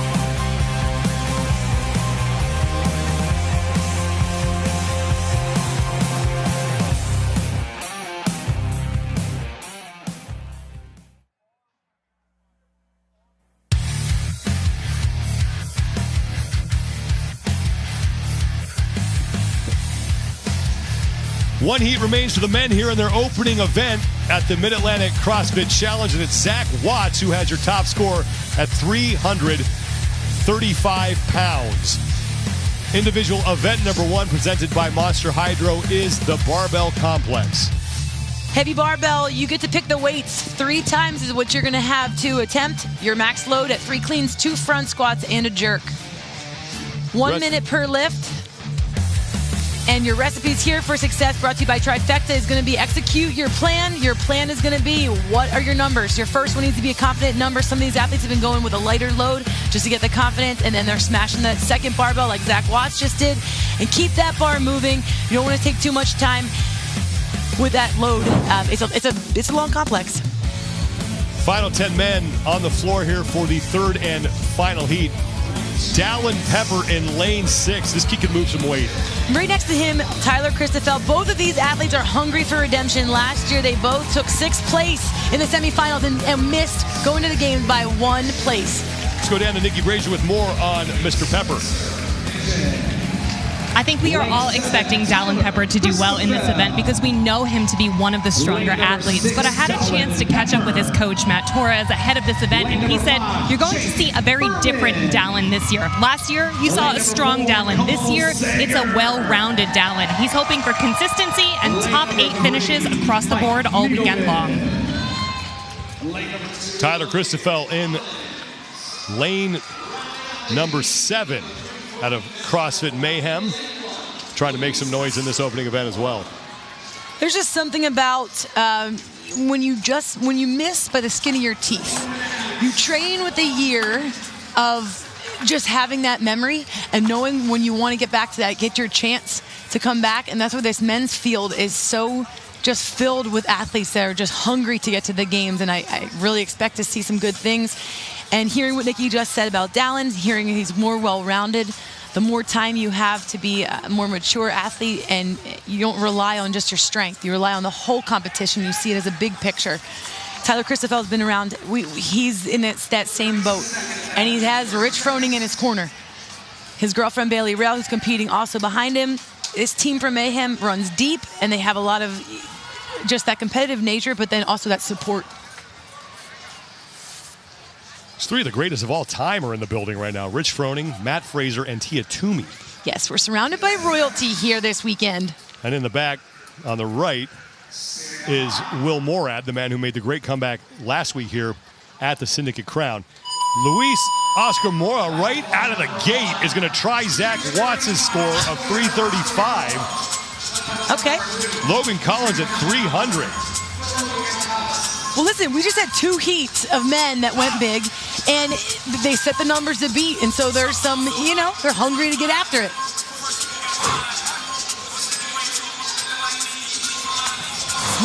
Mora has got to stay on the platform. If you step off, it is a no rep.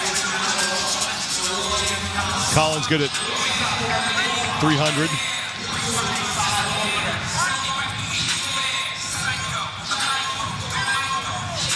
This to tie for the event lead. And Mora cannot get it, but he still has 2 attempts remaining. I just don't know if that was a smart move, Sean. Mike Needleman and Cole Sager up next. Needleman at 295, Sager at 305. Cole Sager trying to make his 9th straight appearance at the CrossFit Games. He and Noah Olson both, with their 8 years going to the games. He's a staple. He doesn't always make it easy on himself to get to the games. At another, like I said, stiff competition on the men's side. He's one that we're hoping and expecting to see to do great things, and it'd be great to see him back there for a 9th time. We've seen a lot of maturity through Cole's years of competing. Nice, solid first lift for him. Dallin Pepper is at 310. He's in the bottom right of your screen. And Jake Berman opens at 295.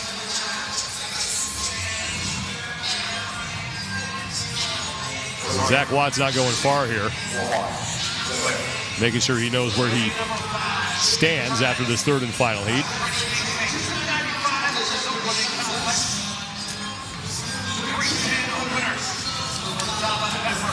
And just a reminder, Dallin Pepper, he was our teenage champ. He sets a record of 3 years in a row from the teenage side of the CrossFit Games. Just hasn't been able to get there since leaving that teenage competition. But we love to see these teenagers just coming back here. They grew up in this sport, and it's nice to see them excel. Tyler Christoffel and Spencer Panchik are up next. Christoffel at 305 and Spencer Panchik at 300. I'd like to thank the Panchik brothers for not wearing the same thing here.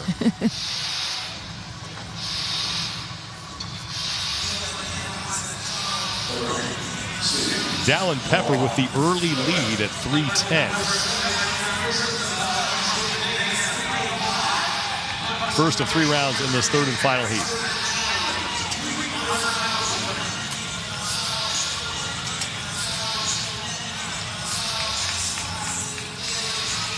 Christoffel moving really fast. Saxon looks really under control. Spencer. Sorry. It's going to happen more than once. It's okay. I'm sorry. If I just say Panchik, then I'm safe. Exactly.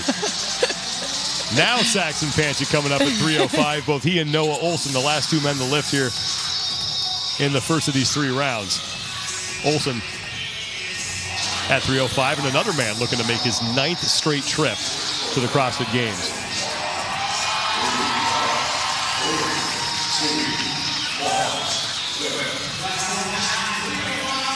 Olson's always been a fan of the crowd, loves to be in that light, feeds off of it.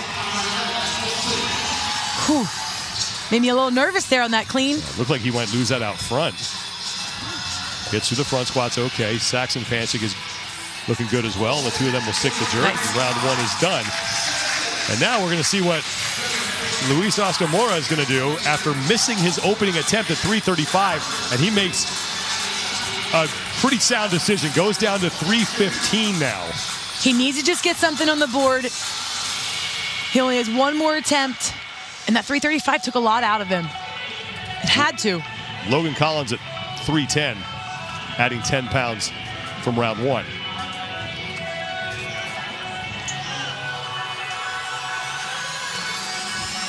His thighs are just ripped up. And that barbell just smashing his thighs.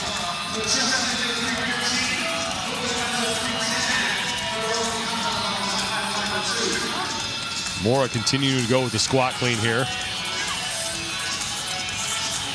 3 cleans, 2 front squats, 1 jerk to complete the complex. Collins through both of his front squats. And there this time Mora is good. There it is. All right, lesson learned. Get that first barbell, a confident weight, get a number on the board. Mike Needleman and Cole Sager coming up next. Sager at 315, Needleman at 305.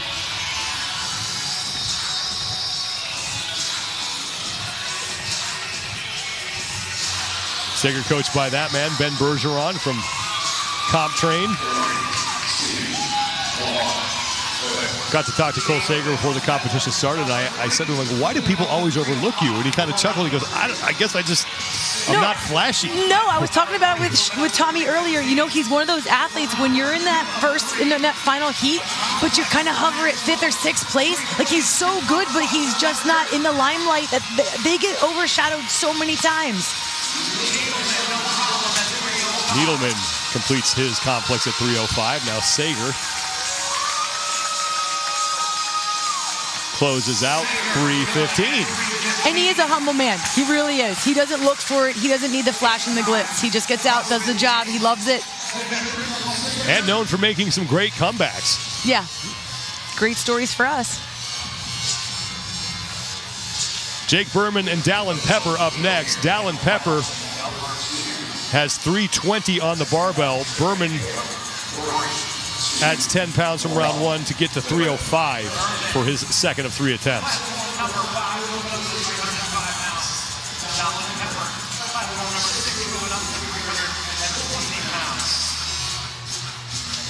Berman quickly through the 3 cleans, and Pepper's just getting started. But Dallin only needs to power clean these. Dallin is a big guy. One of the biggest guys in the competition, 215 pounds. And now the jerk for Pepper. And he is in the lead in this heat. Those long arms, way to get underneath it. Spencer Panchik and Tyler Christoffel up next. Spencer at 310. Christoffel 315 for his second attempt.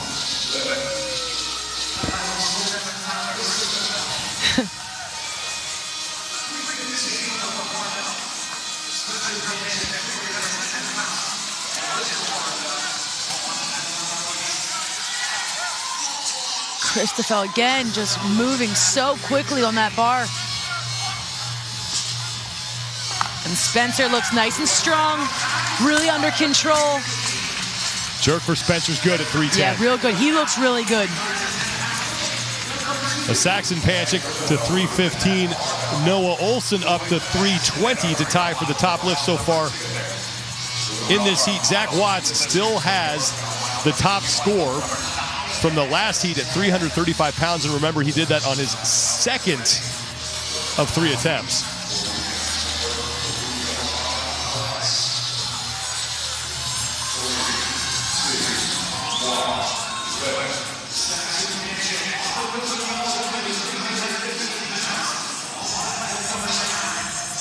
Olson really laboring through the cleans again, getting underneath that one.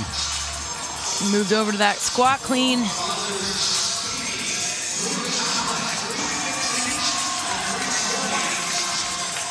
And Olson can't hit the jerk. 305 is Olson's best lift right now, as Saxon Panchik got through 315, and now Noah Olson has some decisions to make. Luis Oscar Mora now going back to 335. This is where he started. This would tie Zach Watts for first place in the event. But a 20-pound jump, I just don't know if it's worth it, Sean.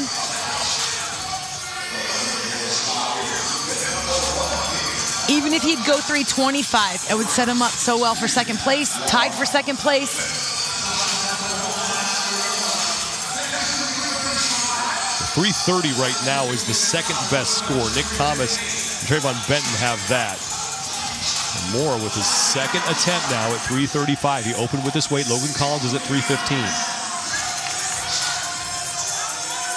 And this run looks much better than the first for Mora. And now the jerk to tie Watts for the event lead. And he has it. Good.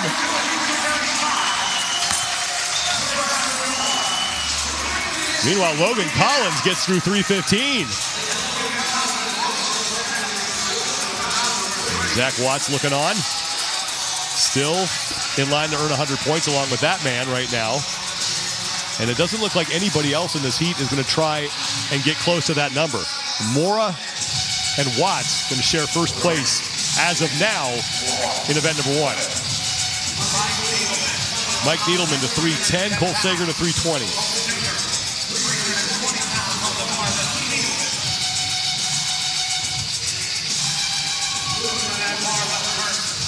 Sager looking really strong with that 320.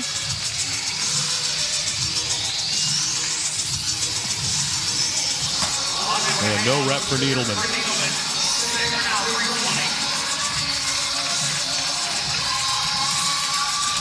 Sager is good. And that is great for Cole Sager. In the strength event, that's a fantastic lift. Where the rest of the field is.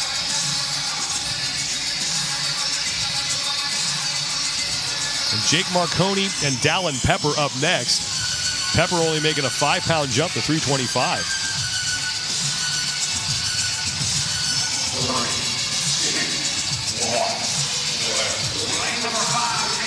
Also a 5-pound jump for Berman from last round.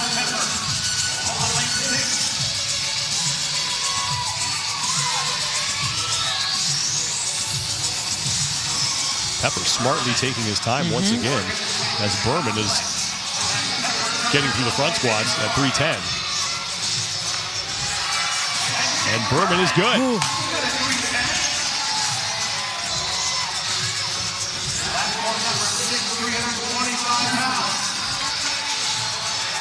Dallin with a pop even out of that squat.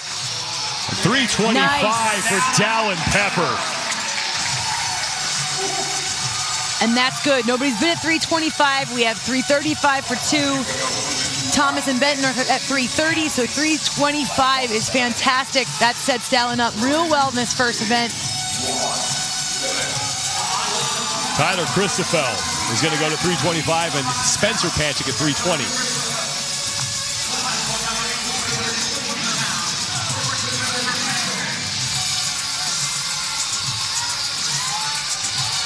Spencer fights to get out of the hole.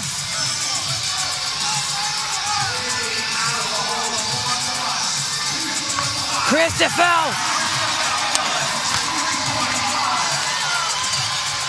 And Spencer not able to complete the jerk, so he'll wind up with a score of 310.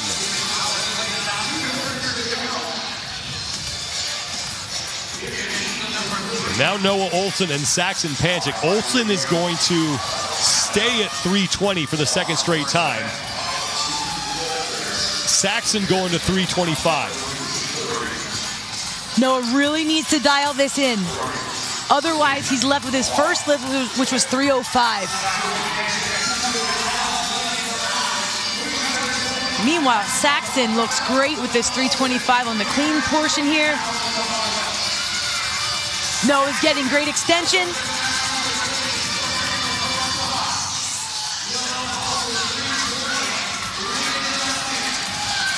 Saxon hits 325. Olson cannot make 320. So he's going to start in a little bit of a hole here, missing 2 of his 3 lifts, and is only going to have a score of 305. It's a little surprising for that first event for him. He's going to have to shake this off and get it back with these other events. But Saxon, that was huge for Saxon at 325. Panchik twins right there. Solid result for both of them. As Zach Watts and Luis Oscar Mora are going to tie for the event win. Mora opened at 335, missed it, went back 20 pounds, got himself sorted out, and then on his third and final attempt, hit 335. Meanwhile, Watts goes and hits that on his second attempt after an easy first lift. So 2 athletes went very different ways to get to the final end result of 335. But I would just love to know, what was Oscar Mora's original recipe? If he started with this 335, what was his plan to do if he made that? What really does he think he has in his wheelhouse? What does he have in the tank? This was the second attempt that was successful. A little redemption from that first barbell. He's pumped. Let's go down to Nikki Brazier. And I think your reaction spoke for itself. It took you 2 attempts to get to that 335, but when you finally hit it, how did that feel for you? I know I can get 335 any day. My goal was to hit way heavier than that, 355, but since I failed it, I lost my grip, so I just wanted to make sure I get like a secure attempt, and then I just went 335. My revenge. Your revenge. You knew what number you needed to hit. Now, Zach, when you hit that number in Heat 2, you didn't have anything to gun for. So how did you pick that number to land on? I knew where I wanted to end up. I was hoping to go for the record at 345 from last week. So it was just like a realistic jump from 320 to 335 and shot in the dark at 345. Great job, guys. Thank you so much. Le quiero mandar un saludo a toda la raza de México que nos está apoyando desde la tele, a mi papá, a mi familia. Viva México, cabrones, los mexicanos somos una máquina, una máquina. Gracias a todos. Thank you, guys. Thank you. Zach Watts and Luis Oscar Mora are going to share first place in the opening event. Zach Watts' father was happy with what he saw. And again, last year, Zach Watts at the Mid-Atlantic CrossFit Challenge had a strong performance in event number 1, and he was able to ride that momentum to the CrossFit Games. Let's go back down to Nikki Brazier, who is with Knox County Mayor Glenn Jacobs. Mayor Jacobs, we're so happy to be back in your area for this event, and now you are hosting the MAC year over year. So what's it like for you to have us back in your home area? Well, it's awesome to have the MAC here and to see these athletes and this competition and the support that they get here in East Tennessee is really amazing. You are not unfamiliar with sport and sport life. So what does it mean for you to see this community of people who are celebrating fitness? Yeah, it's just really amazing to see how invested the folks are here. You know, I guess you put out a call for volunteers a short while ago, and literally hundreds of people showed up, as well as the fans that support the competitors and the competitors themselves. I mean, it's just amazing what they do. The strength combined with speed and all the things that CrossFit demands is really amazing. You have an amazing group of competitors. It's been a tough couple years for everyone, for live competition, for getting groups of people together, but the energy in this room, man, it's palpable. How does it feel for you hosting this type of event again? It's great, as you said, you know, especially coming off of a couple years where you either couldn't do things or they were very limited, and to see this now, and I think people also have a lot of pent-up energy and anticipation, and, you know, are letting a couple years of keeping all those things inside them out now, and it's really, again, it's great to see. You know, this venue is really cool because it's very close and you feel a little more intimate, which I think adds another dimension to it, and I'm sure that the competitors feel that as well. Thank you so much, Mayor. We're happy to be back. Thank you very much. We're happy to have you. Mayor Glenn Jacobs, if that guy looks familiar, it's because his alter ego is Kane, WWE superstar. Individuals are done. Teams are done with their first event. We're going to reset and be back with the teams for event number 2 here at the Mid-Atlantic CrossFit Challenge from Knoxville, Tennessee.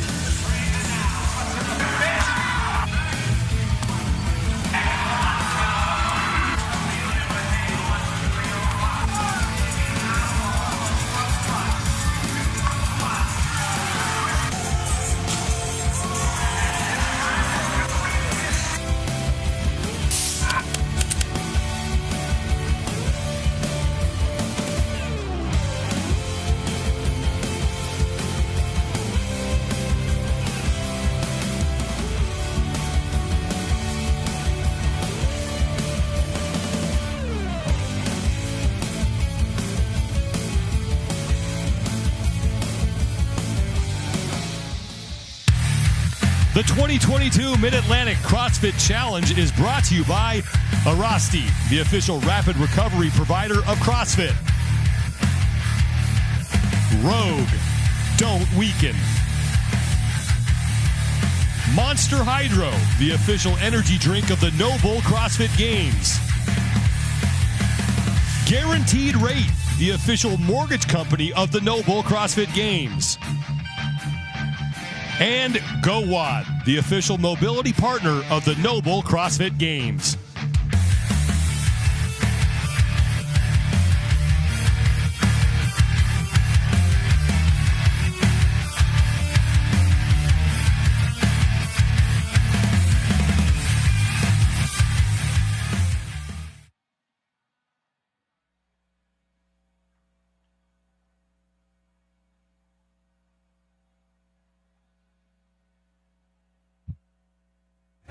What does it take?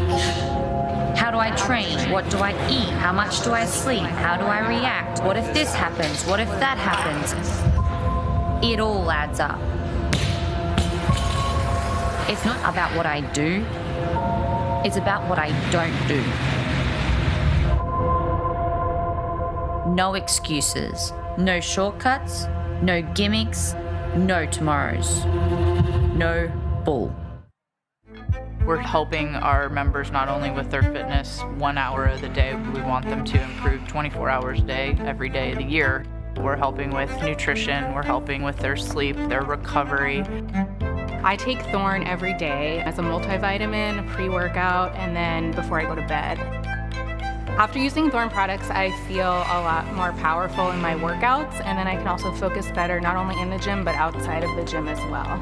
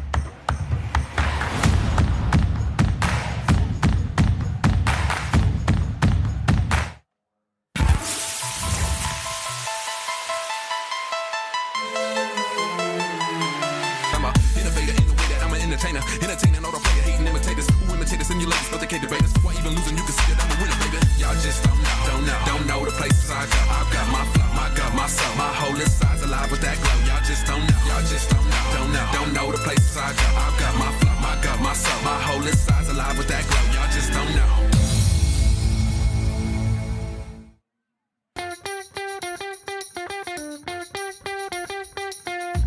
Hi everybody and welcome. We're going to first begin by talking about the definition of CrossFit. All right guys, go ahead and sit back and down. Fight for that position. Push your knees apart from each other. Just like that. Excellent job. This is a fitness that is considered broad, general, and inclusive. What's the biggest impact I can have on this athlete right here in this second?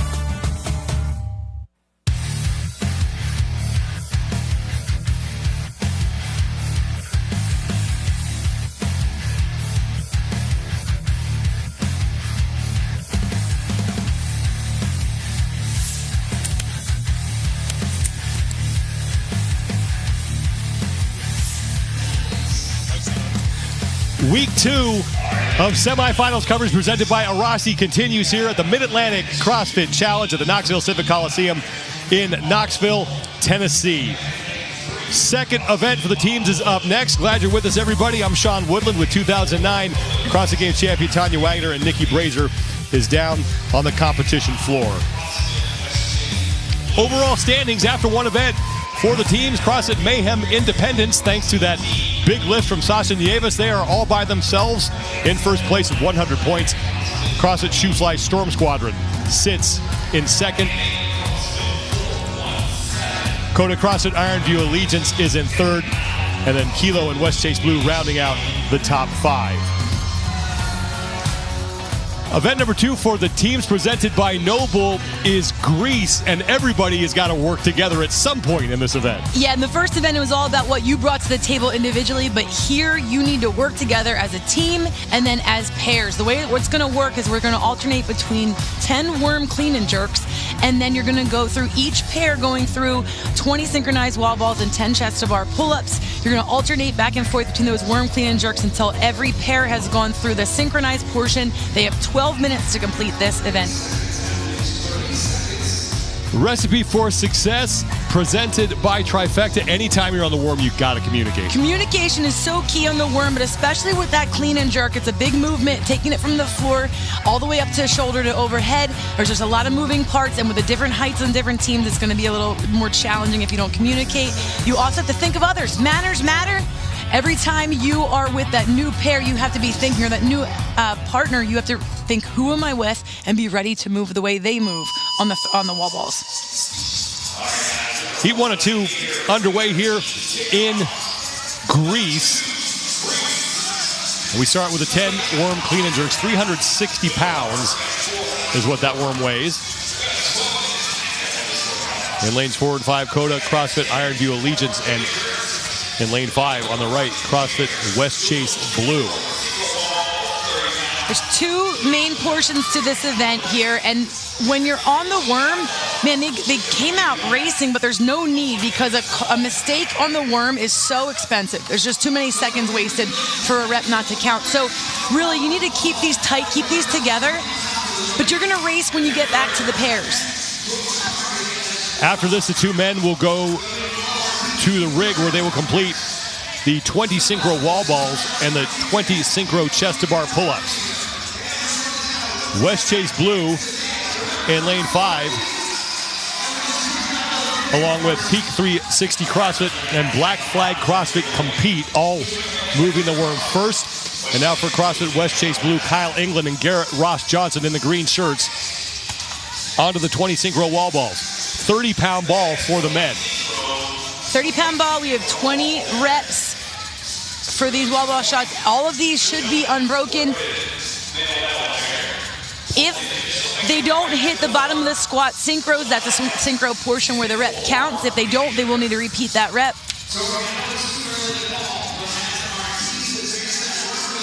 20 synchro wall balls and 20 synchro chest to bar. Then they go back to the worm and complete 10 worm clean and jerks. Kyle England on the left, Garrett Ross Johnson on the right for CrossFit West Chase Blue. West Chase Blue sitting in 5th place. They're tied for 5th after their first event. And the communication already, when they're ready to go, synchronized chest bar pull-ups. These are 2 movements that we've seen synchro. They've obviously practiced this. The cool part of the event is they get to mix pairs. Left side of the screen is CrossFit, Coda CrossFit Ironview Allegiance, Casey McAllister and Kevin Schutz. They come in 3rd place overall after that 3rd place finish in event number 1. And now Coda and West Chase Blue will rejoin their female counterparts, and they will start their second of 4 sets. Make that second of 5 sets on the 10 worm clean and jerks. Nice communication of when to pick it up. There's a little slower pace now. There's a pause. They make sure they're there all together for the lift. Down in lane 3, CrossFit Wildwood. They're also onto their second set.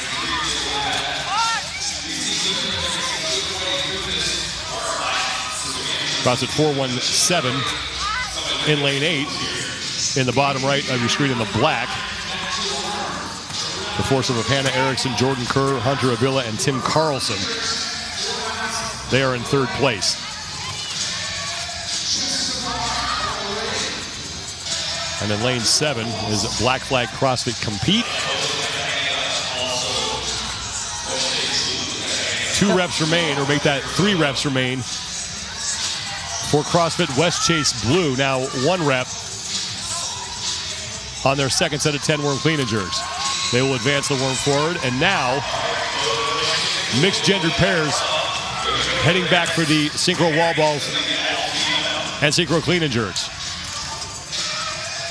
Looks like it's going to be Garrett Ross Johnson and Carolyn Dardini for CrossFit West Chase Blue. They're in the green shirt in lane 5 is Garrett Ross Johnson. And this is where, for the men, they're coming right back. No breather. They went right back to back to back. And so here we already have a no rep or a little pause there. This is super taxing on the men early on. And that's the cool part about going back to the worm. When some people are fatigued, if you're not working together, it doesn't move well. Also, you look at Caroline Dardini afar in lane 5, no rep here. The height differential between the two of them makes it tricky to get that timing down. No reps here. It looks like maybe they're not. Their squat looked good enough. Maybe they didn't hit the actual target. Coda CrossFit Ironview Allegiance on the left side of your screen. The pair of Casey McAllister and Maggie Boyich. They are now in the lead. The only team on their second round of 20 synchro chest to bar. Down in lane 8, CrossFit 417. They have moved into second place ahead of West Chase Blue. Hannah Erickson and Jordan Kerr working for 417. As McAllister and Maggie Boyich go back to the worm. And they will be the first to start their third of 5 sets of 10 worm clean and jerks. Then both women will make their way back to the ring.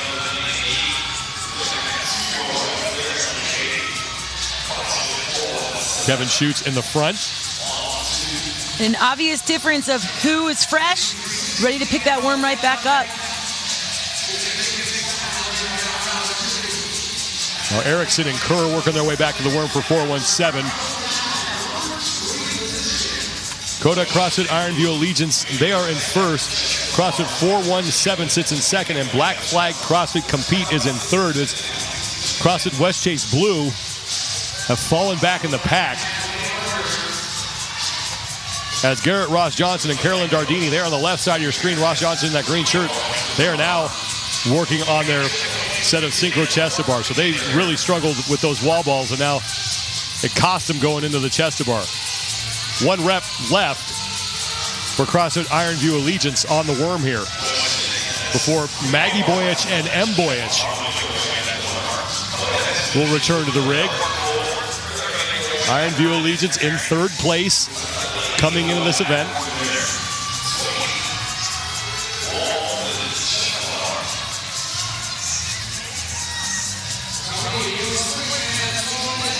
And as that worm moves down the field, you can see this transition is a bigger transition. So the athletes that take their time walking, those are precious seconds. As soon as you're finished, you need to get back to the worm. You need to move. Transitions are always big in team events. Em and Maggie Boyich got hit with a no rep right off the bat on this set of 20 synchro wall balls. 20-pound ball for the women. And now they've got things sorted out, moving smoothly through this portion of the event. And Coda CrossFit Ironview Allegiance is really starting to separate themselves from the pack here in this opening heat. That 20-pound ball is a little heavier than what they're normally used to in competition setting, but athletes are using heavier balls. They can. I love to see that here. Tax the legs, blow it up just a little bit because the reps are lower. The final rep is done in lane number 8. That's CrossFit 417. Hannah Erickson and Hunter Abila going to start their set of 20 synchro wall balls. But the fighting Boyiches right now on their set of 20 synchro chest to bar pull-ups. Working really well together. And one final no rep there, little miscommunication. And the rep counts when your chest touches the bar at the same time. As the fatigue sets in, that does get more challenging. As their kip or their butterfly starts to alter. But now here's the good news. The men are fresh, so they're gonna be able to move that worm a little bit faster. There's different segments of the worm weighing different amounts. The men usually take the 100-pound sections, and the ladies usually take the 70-pound segments. But with the guys' heights here, they can take some of that brunt for the ladies, and they can kind of squeak themselves under. Worm weighs about 360 total pounds. As Coda CrossFit Ironview Allegiance way out in front here. But this is only heat 1. They have nobody they're racing against to keep that pressure up.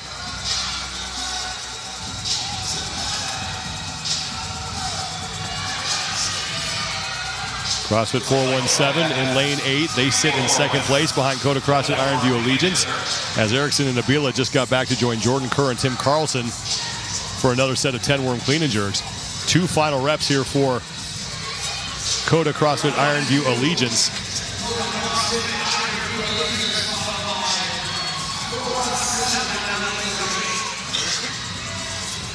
Final rep for them on this set. They will advance the worm. Then I believe Kevin Schutz and M. Boyich. Yes, Kevin Schutz and M. Boyich now going back for 20 synchro wall balls, 20 synchro chest to bars, and then one final set as a team of worm clean and jerks to close out the event. 12-minute time cap here, so they're going to have to hurry.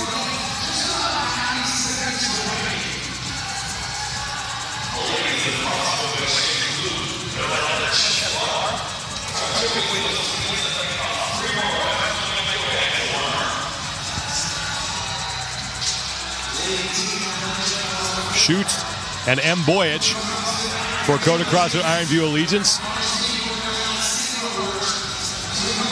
M's having to get a little more jump, use her legs.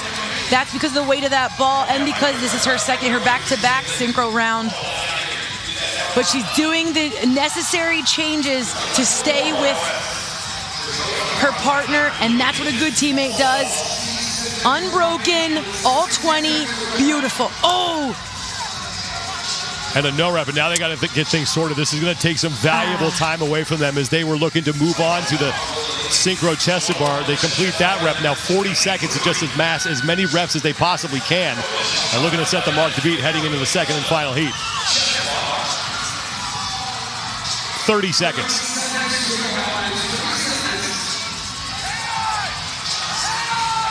And typically your stronger athlete on pull-ups is watching, pacing off of the athlete that's going to need the break first. That's what we're seeing happening. They only have 10 seconds.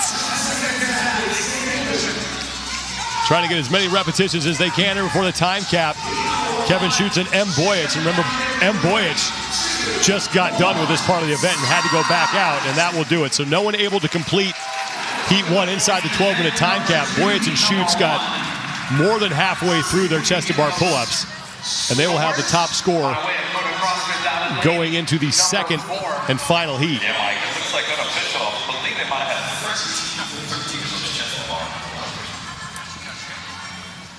Worked together as a team. They did a great job in the strength event first, and now they came out real strong again. From the beginning, they led the pack.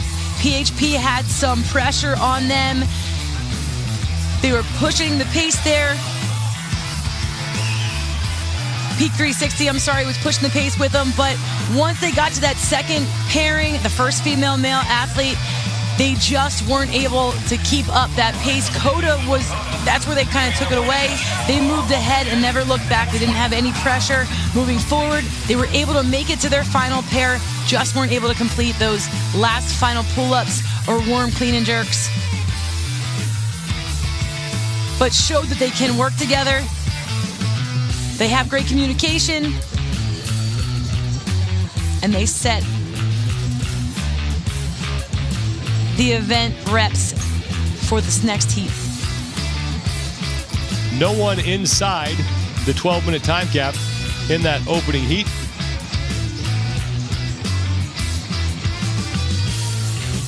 We will see if anybody in heat number 2 will be able to get through it. Unofficial results from heat 1. Coda CrossFit, they got the farthest. 417 finishes in second, and CrossFit West Chase Blue.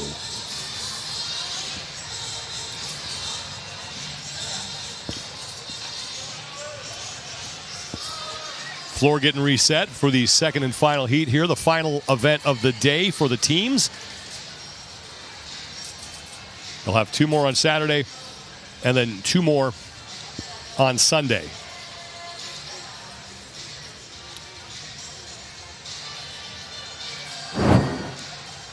Once again, your standings after one event.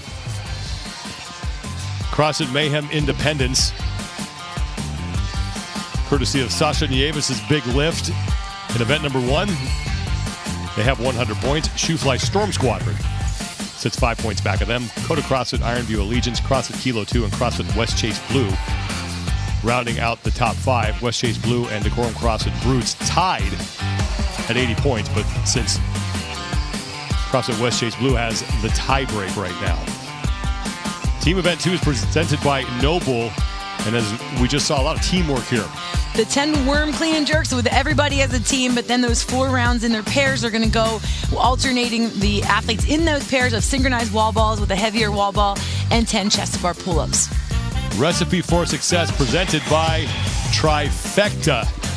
A lot of communication is needed when you're on the worm because those athletes that are fatigued from the synchros portion, it's really important to know when they're ready that everybody's starting that lift and get the worm off the ground at the same time. And think of others. Be kind to one another. Know who is out with you, and if you need to be the one leading the pace or if you need to be the one following the pace. Let's go down to Nikki Brazier on the competition floor. Now, if this event looks familiar to you, that's because it is the 3rd variation that we've seen of this programming, starting from the MAC Fest, which is Matt's community event, to last week's Syndicate Crown to the MAC here. And according to Luke Espy, who did the programming for this, he's specifically made it to suss out the weakest link in each individual team. He has so much experience as a team member going to the CrossFit Games that he knows everyone needs to work equally to make it a success. I love it. I love it. 10 teams in this second and final heat. Your overall leaders, CrossFit Mayhem Independence, they will be right in the middle of the floor. But keep an eye on lane 9. That's where the Decorum CrossFit, the Ohio Brutes, will be working out of. In last year's games, they took 4 of the 10 events, or 4 of the events were in the top 10. One of them was in the thruster, synchro thruster event. They can synchronize well. They've shown that. They've had another year under their belts. So I expect them to do some good things here. They have experience with the worm, and another team with all the worm experience, CrossFit Mayhem. You always see videos of them throwing around the worm. We know they're doing a lot of that down in Cookeville, so we expect to see them put on a little show for you here. There is Rich Froning. He and his team last week going perfect at the Syndicate Crown, winning all 6 events to return to the CrossFit Games, try and defend their titles. Second and final heat of Greece underway for the teams. Top score unofficially belongs to CrossFit West Chase Blue.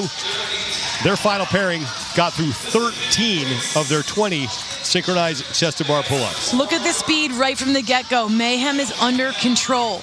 They're not letting the pace of the rest of the field dictate what they're doing. They're super controlled on this first set of 10. Much different than we saw the first heat.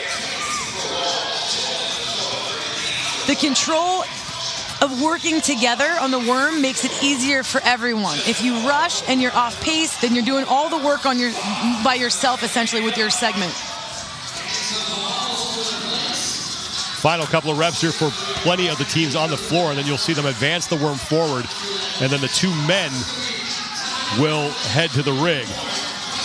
Lanes 2, 3, and 4, AB CrossFit, CrossFit Kilo 2, and CrossFit West Chase Red, the first to move the worm.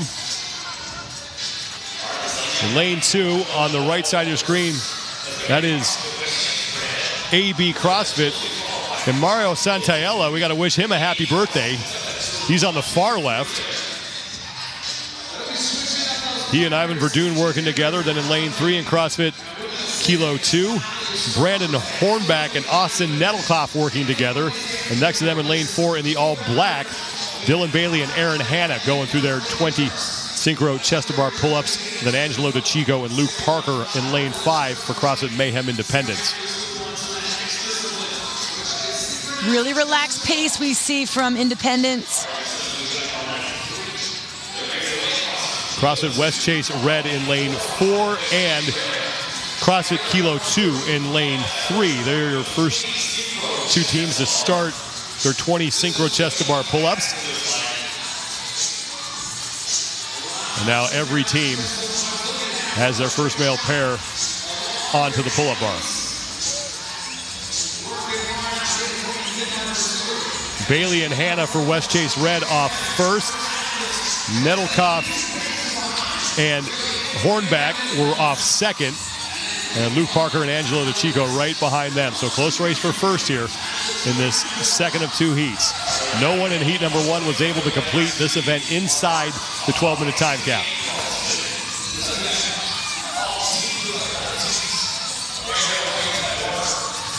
West Chase Red really staying aggressive with their speed. They're quick to pick up that worm, which is impressive since their men just went, but their ladies are really pulling their weight. And these athletes are so well paired height-wise. They have to stay within their lane segment there. They can't get across that yellow line.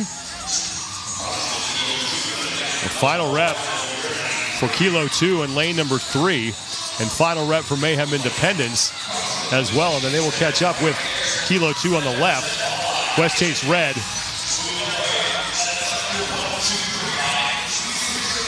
And Mayhem Independence now moving back to the rig is the first mixed pair we're going to see. 20 synchro wall balls and then 20 synchro chest to bar.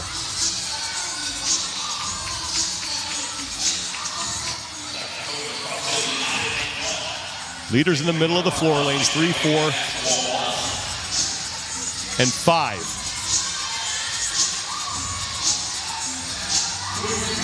It's Nieves and DeChico with a no rep there on the wall balls, and they're going to step away and just get sorted here for a second. Aaron Hanna and Kimberly DeCray for West Chase Red in the middle of your screen in lane 4. And next to them in lane 3, looks like Brandon Hornback and Ali Zerke.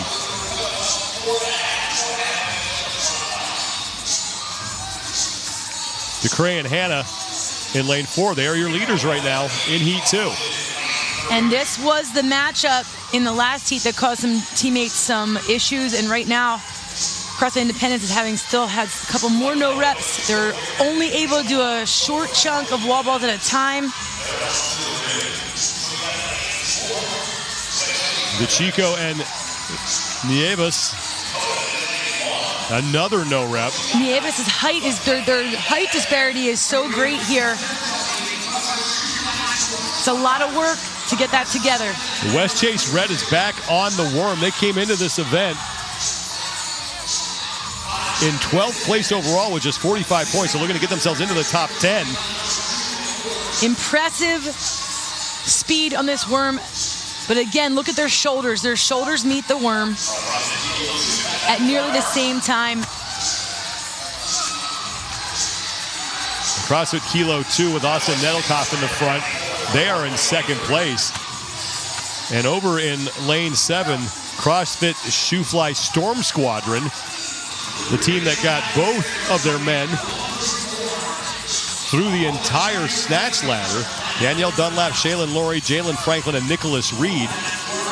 They've passed Mayhem Freedom right now for third, or Mayhem Independence, pardon me.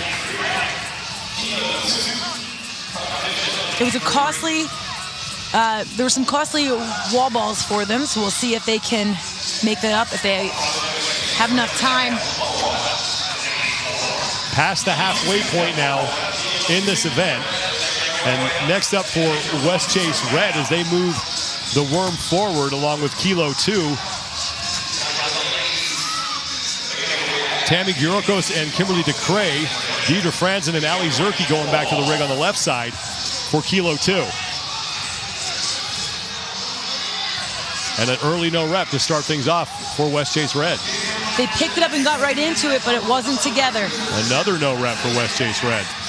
This is opening the door for Kilo 2. They were neck and neck coming back to the rig, and now Franzen and Zerke on the left side of your screen for Kilo 2 taking a break. And the pair of Gurokos and DeCray for West Chase Red on the right. Continuing to chip away at these 20 synchro wall balls. Mayhem Independence now just advancing the worm as Alexis Johnson and Sasa Nieves are trying to make up some ground here. And here's down at Shoe Fly. Their women got a no rep as well. Danielle Dunlap and Shaylin Laurie here for CrossFit Shoe Fly Storm Squadron in third place behind West Chase Red and Kilo 2. They tighten things back up.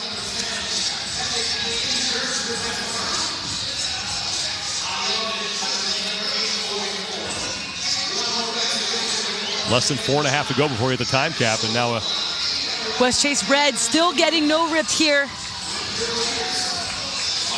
Alexis Johnson and Sasa Nieves for Independence.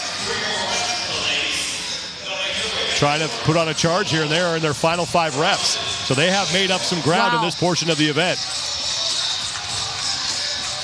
That's really impressive. Now Zerke and Franzen on the left side for Kilo 2 are in the lead. Over in lane 6, Camo Athletics CrossFit. Addison Balderson and Toya Nelson in the bottom right of your screen. They have moved into second behind Kilo 2. Johnson and Nieves for Independence. They're now on the pull-up bar. So they were able to move themselves into contention for a spot in the top 3 right now. 3.5 minutes to go before we hit the time cap. No one has been able to complete this event yet. And now Balderson and Nelson for Camo Athletics CrossFit. Heading back to the worm now. Here come Nieves and Alexis Johnson. So what an effort from those two to move into a battle for first here. Mayhem Independence in the lead now with Camo Athletics CrossFit as we have about 3 minutes to go before we hit the 12-minute time cap. CrossFit West Chase Blue had the top score unofficially from heat number 1, getting through 13 of their final synchro chest-to-bar pull-ups.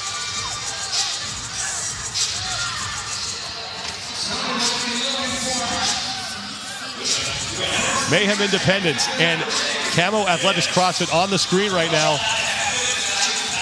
And Camo Athletics CrossFit is a couple reps ahead of them right now.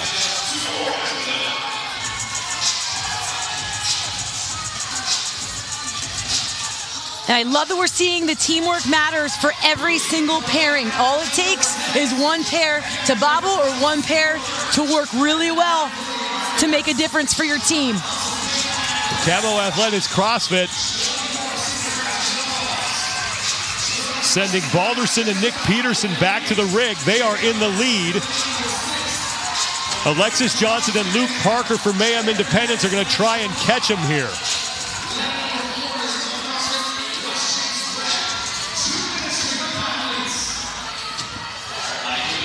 Lane 4, CrossFit West Chase Red. Dylan Bailey and Tammy Gurokos onto the wall ball, but the battle for first is in lanes 5 and 6. Camo Athletics CrossFit taking a break. Balderson and Peterson, the duo for those two. Or for Camo Athletics CrossFit, I should say. The Independence broke there as well, so Camo is still ahead. 13 chest-to-bar pull-ups, that's what they need to get through here in order to take the event lead. They have to complete 20 total to get through the round. But CrossFit West Chase Blue unofficially got through 13 as we now have about 1 minute to go here. Nick Peterson and Addison Balderson on the right side of your screen are on to the synchro chest-to-bar pull-ups. And here come Alexis Johnson and Luke Parker.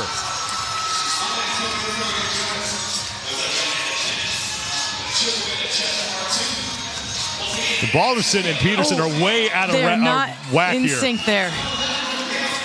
And they may have gotten credit for a couple reps that were not synchro. Oh. And now again out of whack, and it's going to count. I'm surprised that those counted. So they are now your event leaders. 10 worm clean and jerks. It's Camo Athletics CrossFit looking to bring home an event win here. 15 to go. 15 here come seconds. Luke Parker and Alexis Johnson.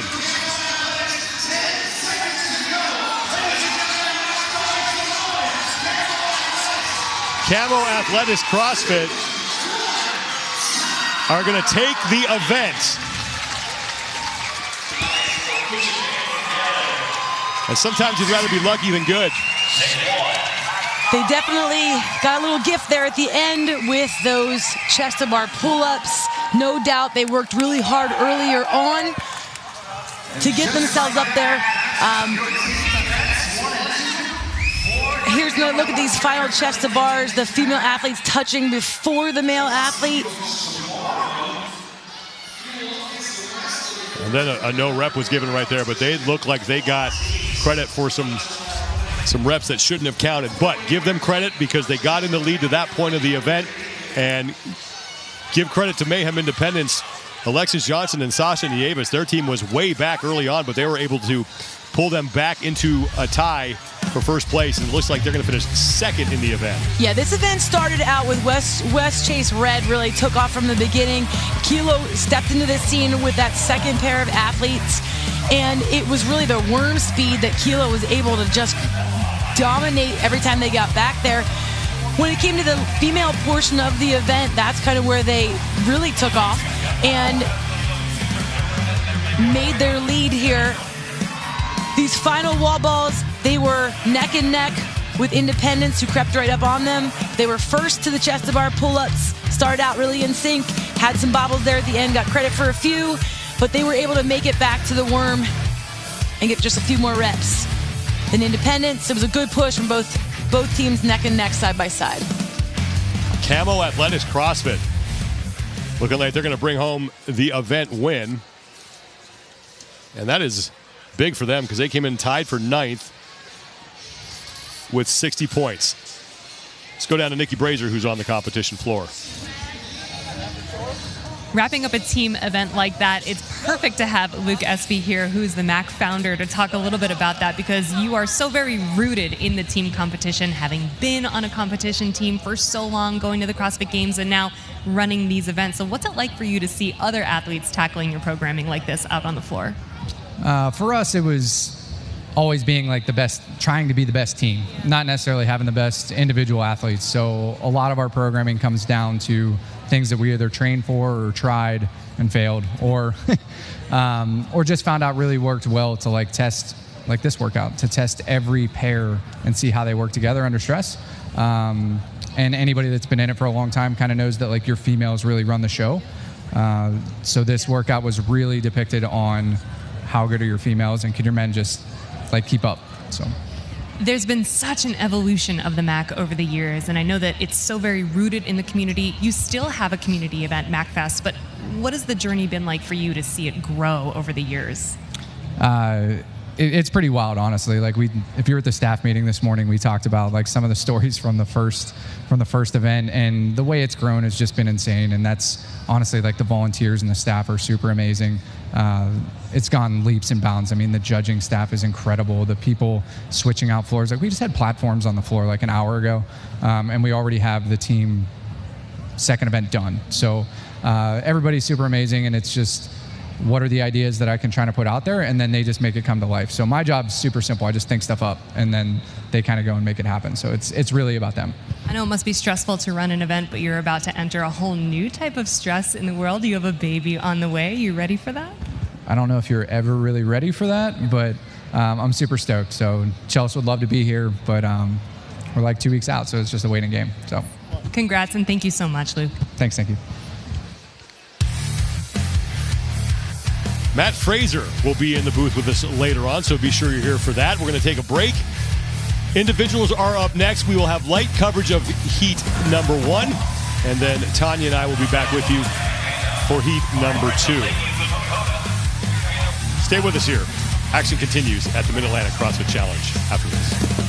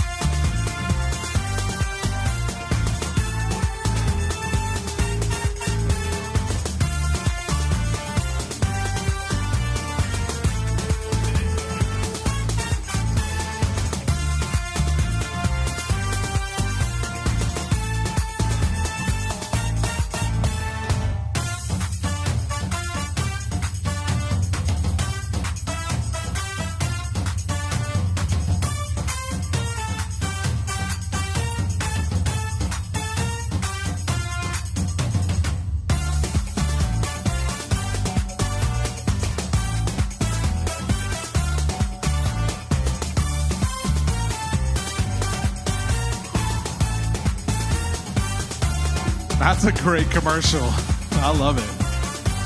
That's a great commercial.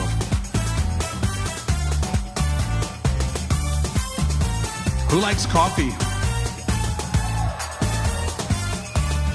Freaks. I meant that in the most loving way. All right. Here we go. Heading out to lane number 1. Event number 2 for your ladies, Jessica Schwartz. And lane number 2, Taylor Babb.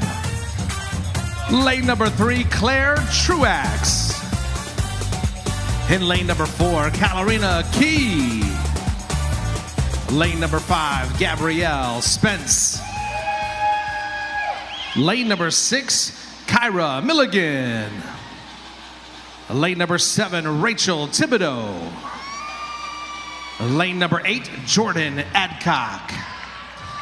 In lane number 9, Danielle Kearns. Rounding out the heat for heat number 1, event number 2, lane 10, Kenzie Nolte.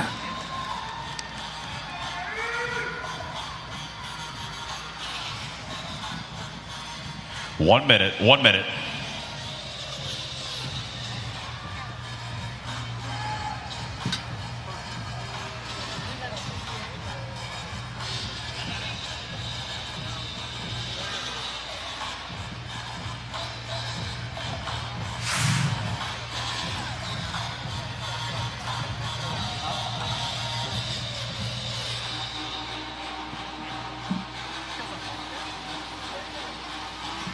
$30 seconds.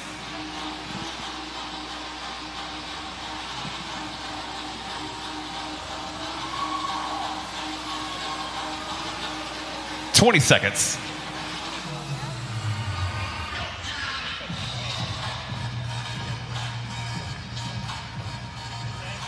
$10 seconds. Stand by.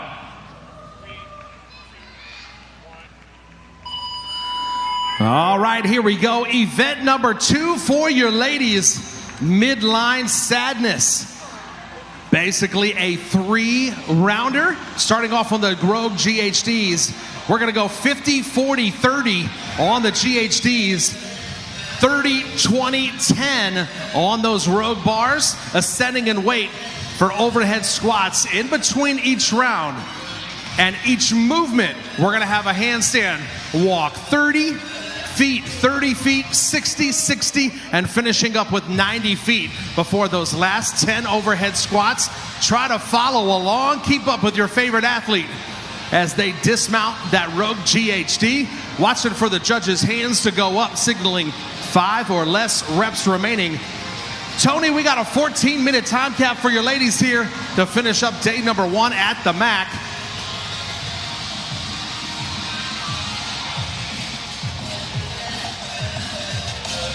If you can feast your eyes down on the competition floor, yellow lines.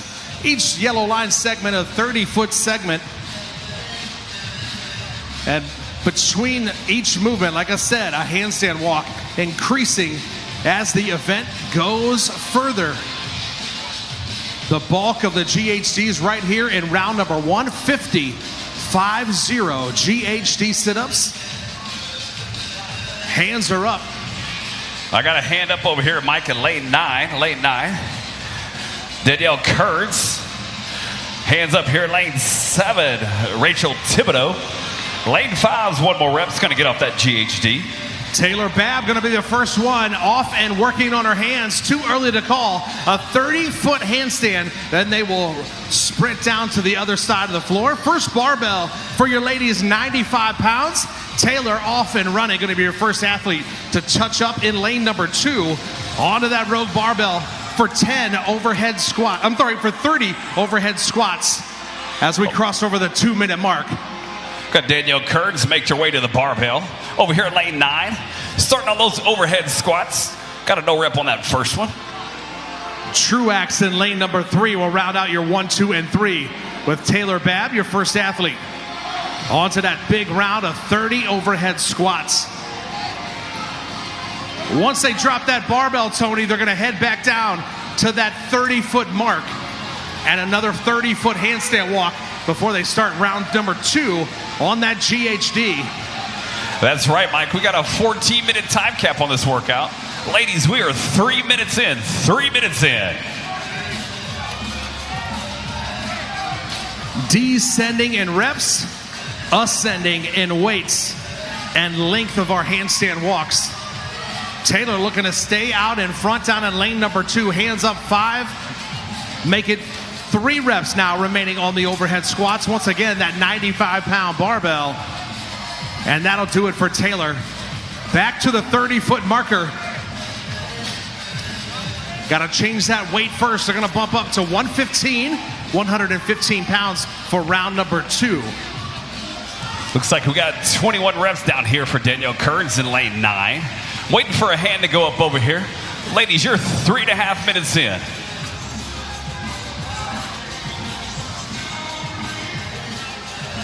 Looks like we got a hand up over there in lane 4, Mike. Calarina Key. Looks like she's got a few reps left and she'll be done. Down here in lane 10. Key putting up some big numbers earlier in the lifting event. We'll see how that translates here in event number 2. But Taylor Babb, your first athlete to that second 30-foot handstand walk. And she's going to be heading back for round number 2, 40 GHD sit-ups in lane number 2. That's your leader. And it's going to be just about rep for rep down in lane number 9. Danielle Kearns. And now lane number 3 for Claire Truax, 1, 2, and 3. Looks like we got lane 8. Jordan Adcock. There you go, my bad. Jordan Adcock's lane 8, lane 10. Kinsey Nolte, she's making her way back to the handstands. Going to make her way back there. So it looks like lane 8 there is your number 2 there.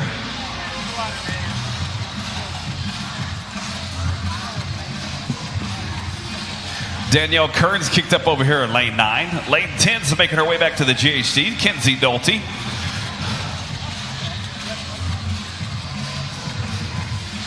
Lane 7 kicked up. Rachel Thibodeau over there in lane 7. We're a little over 5 minutes in here. Once again, there's a 14-minute time cap here. 25 reps in for Taylor in lane number 2. See if she can hang on to that lead. First athlete done with round number 1 and back to the GHD for round number 2 as we cross over the 5-minute marker. Just about 5.5 minutes on the clock.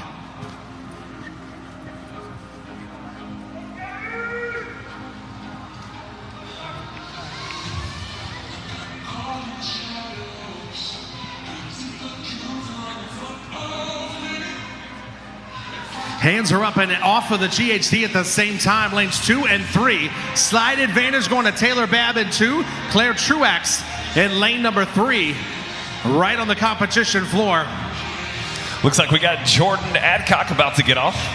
She's done with her GHD, so she's going to join the ladies on the handstands. And a no rep for Babb, putting Truax out in front. Got to go 60 feet down. And that'll do it for Truax, your leader here in round number 2. Looks like we got lane 5, Mike kicked up. Gabrielle Spence, she's going to work through down here in lane 5, middle of your competition floor. 6.5 minutes in, ladies, 6.5.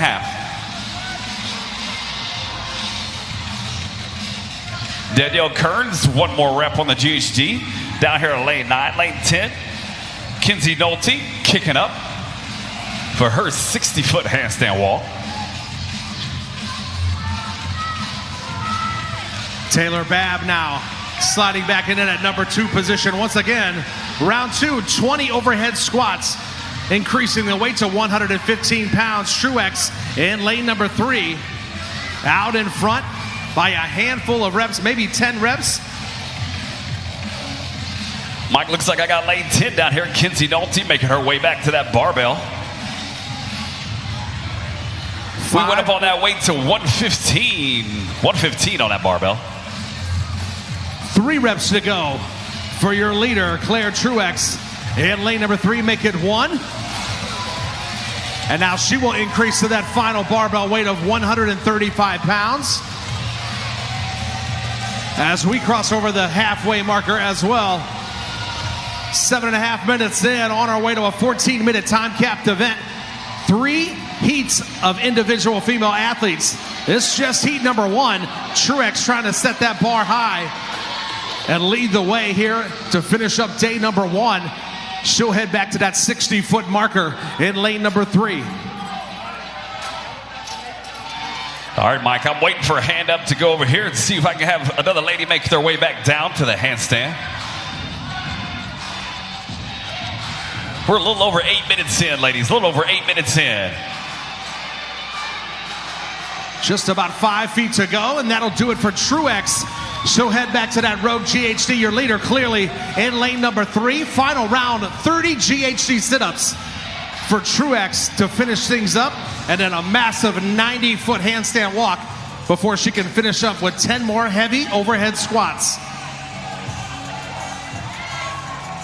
Looks like Cara Milligan's got her hand up over there. And lane 6 gonna finish up. She's gonna add her weight and make her way down for the handstand walks. Looks like lane 5, Gabrielle Spence making her way back to that handstand walk.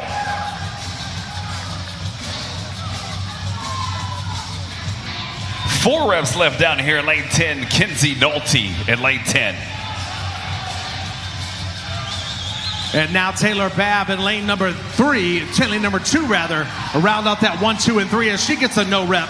Spence in that number 2 position, but your leader now with just 3 GHD sit-ups to go, lane number 3.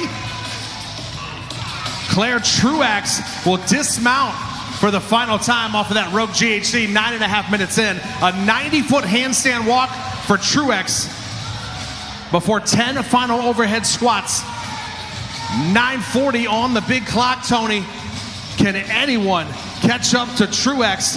We got 10 heavy overhead squats to go. Looks like lane 5, Gabrielle Spence. She's gonna make her way into that GHDs. Looks like we also have Jordan Adcock in lane 8.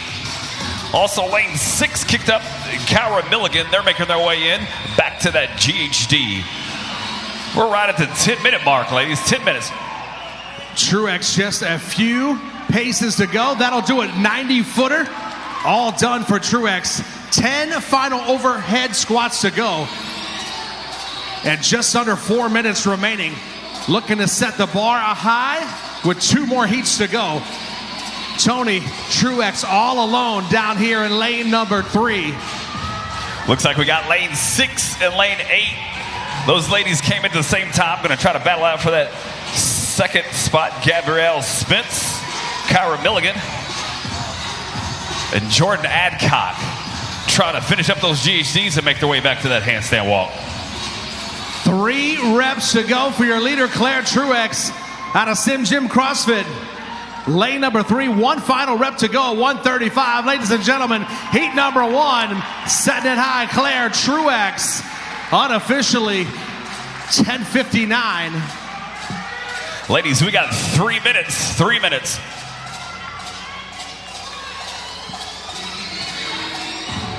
Jordan Adcock in lane 8, chipping away for those DHDs. Also lane 6, Cara Milligan. They came in at the same time. Let's see who comes off. Lane 5, kicking it up, Gabrielle Spence. Mike, looks like she's taking that second spot so far in this heat onto that 90-foot handstand walk. Here comes Jordan Adcock in lane 8, lane 6, Cara Milligan. So lane 8, lane 6, walking it down, 90 foot. Tony, got to do those 30-foot increments or it's a no rep. Athletes can come down off of their hands once they hit that 30-foot mark. Gabrielle Spence working her way through there at lane 5, middle of your competition floor. 2 minutes. But check out lane number 1, Jessica Schwartz, making up a lot of time on her hands. All the way unbroken through 60 feet. 80 feet in, 10 more feet to go for Schwartz. And that'll do it. Jessica sliding into that number 2 position with 10 overhead squats to go. 90 seconds.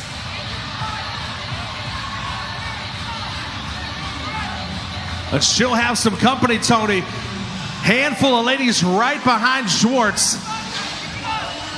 135 pounds for that final 10 reps of overhead squats. Jordan Adcock, Kara Milligan making their way to the barbell. Ladies, you have 1 minute. 1 minute. And Spence will be your first female athlete for the overhead squats. Right behind her is Milligan. Milligan and Schwartz going back and forth just about rep for rep. Here comes Taylor Babb. That number 2 position up for grabs. Babb, Schwartz, Milligan going back and forth. Hands are up. One final rep to 30 go. 30 seconds. Milligan will come across the line in that number 2 position, Tony. Looks like Jordan down here is chipping away. See if she can make it through. One final rep, a no rep for Babb, but it'll be lane number 8, seconds. Adcock, and will finish up the number 3 position. 10 seconds.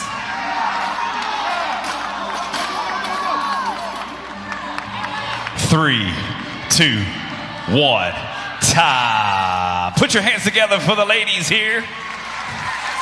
Heat 1, event 2, day 1 here going down at Mid-Atlantic CrossFit Challenge. Nice job. Schwartz able to finish up right underneath that 14-minute time cap. Tony, great job, man. That was a fun one.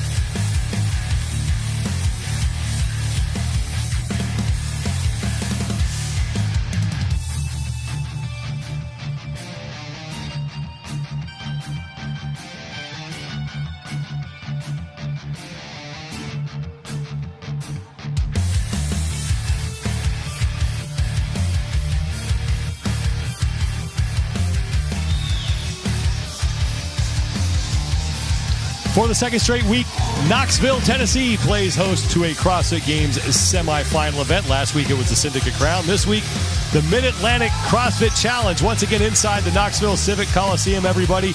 Thanks for staying with us today. I'm Sean Woodland with 2009 CrossFit Games champion Tanya Wagner. And Nikki Brazier is the third member of our broadcast team. Event number 2 for the individuals, presented by Noble Midline Sadness. The perfect name for this event.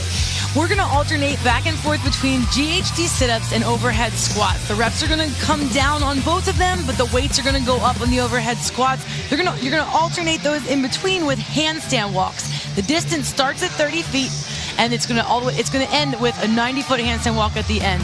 This is devastating on the shoulders, devastating on the midline. What's the recipe for success presented by Trifecta? Don't be afraid to break that bar early if you are not confident with those handstand walks. If you are, then you can smash it. But for a lot of athletes, don't be afraid to break early and grind the GHDs. Get yourself through them quickly. They're not going to have as much of an effect as the barbell will on your shoulders. Let's bring in the third member of our broadcast team, Nikki Brazier. Thank you, Sean. You've heard of midline madness. Well, this is midline sadness. And the sadness element, according to the event programmers here, is this very long and increasing with each round handstand walk in 30-foot unbroken segments. They say if you can get over the mental mat, the mental hurdle it takes for that ascending ladder, then you can basically do anything. Second of 3 heats, 10 women on the floor here. The time to beat belongs to Claire Truax. She was one of 4 women to finish this event inside the 14-minute time cap. She did it in 10 minutes, 58.35 seconds.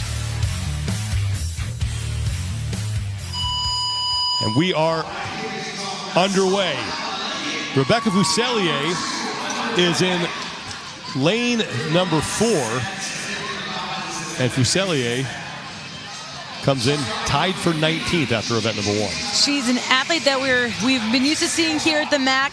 She was at the games in 2016 and 17 in the teenage division. So another one of our teen athletes that we're seeing at the semifinal level of competition here.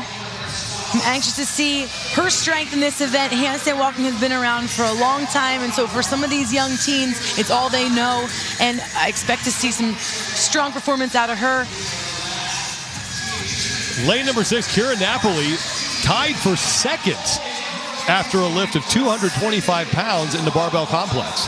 A lot of momentum coming in to this second event to wrap up today. She's in heat 2, but sitting in second place in the leaderboard. Her strength overhead, her confidence on the barbell. I expect to see great things from her on the overhead squat. It's a lighter barbell, that overhead squat bar for those first 2 bars. So the temptation is going to be to hold on. And if her confidence, like Nikki was saying, and her capacity, handstand walks are there, she'll be able to just demolish the barbell. In lane 2, Marissa Flowers, who's on the left side of your screen. She's kept up a really good pace on this initial set of 50 GHD sit-ups, and she is going to be the first woman to move on to her 30-foot handstand walk. Yeah, she is cruising. She literally is running. I didn't expect to see this until we got to Danielle Brandon in the next heat, but she literally is running away with this. That shows her confidence early on.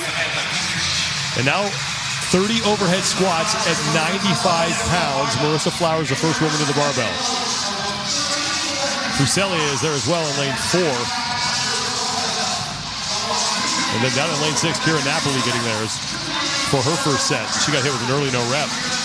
She is not getting to depth is Napoli, and she's already gotten 2 no reps as we see Flowers and Fuselier at 95 pounds on their 30 overhead squats. After this, it's back to that 30-foot line, handstand walk back to the rig where they will start round 2. And there is Napoli, who struggled early in this opening set. 2 no reps right off the bat.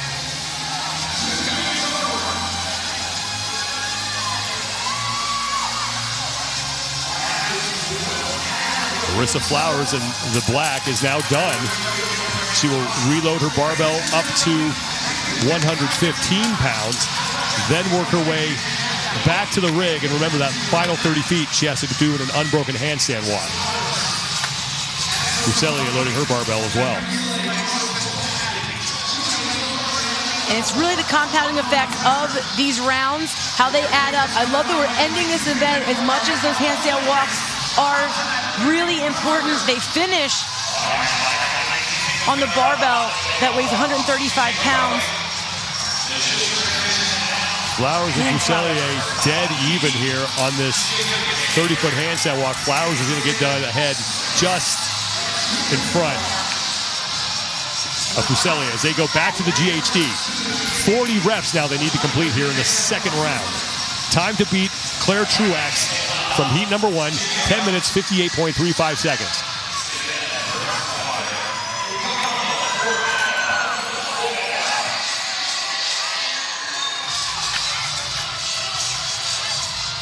She's so aggressive here. She's really pushing the pace.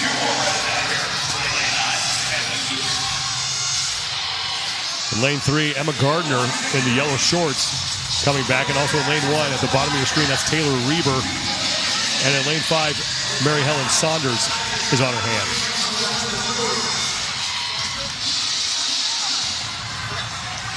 Marissa Flowers and Rebecca Fuselier are your leaders here in heat 2 of 3.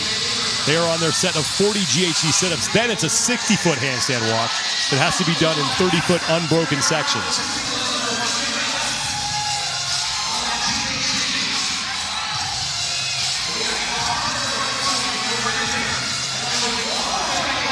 Final rep. With Fuselier, she's done. 60-foot handstand walk. Marissa Flowers is on her 60-foot handstand walk as well. They can kick down at that yellow line if they want. And both deciding to go unbroken here on the 60-foot section. After this, back to the barbell for 20 overhead squats at 115 pounds. Flowers in just ahead of Fuselier. Now, Flowers has the advantage here. She's 4 foot 10 inches, so her squat distance, range of motion there is pretty quick.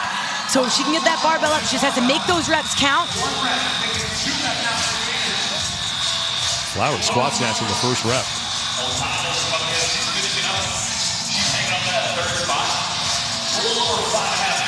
And both these ladies look a little more controlled now that the weight weighs a little bit more. They're dialed in. Shoulders still look really strong. Megan O'Donnell's in lane 10. She's on her 60-foot handstand walk in the bottom right-hand part of your screen. O'Donnell coming in tied for 7th after a lift of 215 pounds in the barbell complex. 5 reps remaining for Flowers, now 4 on the 115-pound barbell. Fusellier's done. And she will load the barbell to the final weight, 135 pounds. Now, this is what could be fun for these ladies coming down. If it comes down to the barbell, Fuselier has it based off of the speed that happened right there and for how Flowers had to slow down. But if one of them loses it on that 90-foot or even right here on the 60 by taking the whole thing and not taking a break, that could cost them everything. And a no rep early for Fuselier. I think her hands did not start behind the line, which is why she got called back.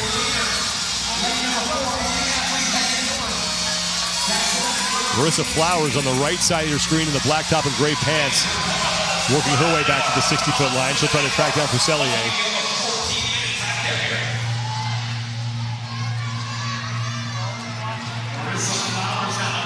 Flowers definitely came out a little too hot. She's definitely losing some steam here. And as these handstand walks look a lot slower for her in the background of your screen there in the black, it's taxing for her. She's stopping here. Smart move. Fuselier into the final round. 30 GHD sit-ups, a final 90-foot handstand walk, and then 10 overhead squats at 135. 7.5 minutes gone by, 14-minute time cap here. Only 4 women from heat number 1 able to complete the event inside the 14-minute time cap, and Claire Truax did it the fastest, 10:58.35 seconds, and Fuselier working through her final set of GHDs. Only 30 reps here. Marissa Flowers is onto the GHD for the final time as well. These are the only 2 women into this portion of the event.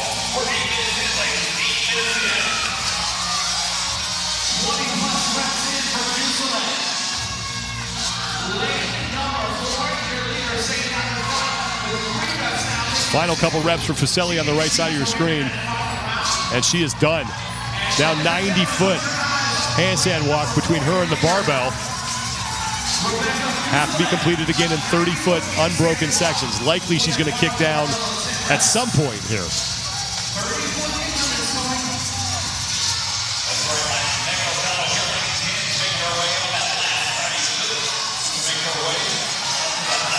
She's going to go for 60. Going for it.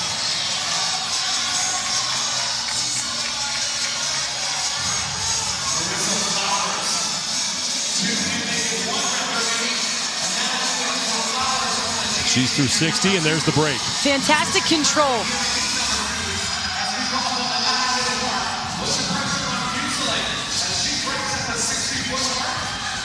Final 30 feet with Fuselier.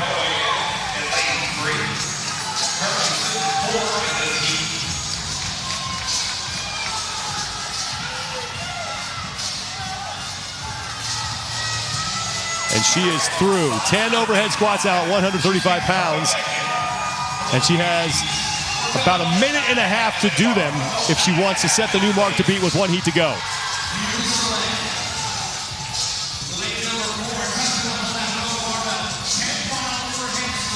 And now we see the effects of that 60-foot and then the 30.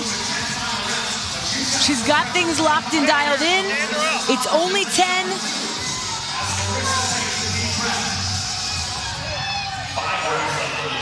Halfway there. She looks great. So strong in her shoulders, not a bobble or a wiggle. She's locked in with that barbell at 135 pounds. Final rep. And Rebecca Fuselier will set the new mark to beat by about 50 seconds. 10:09.50.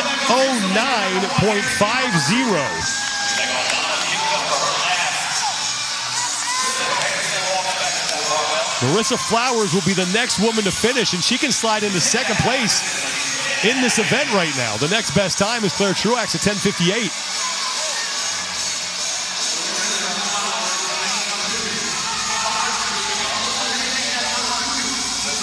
Three reps left.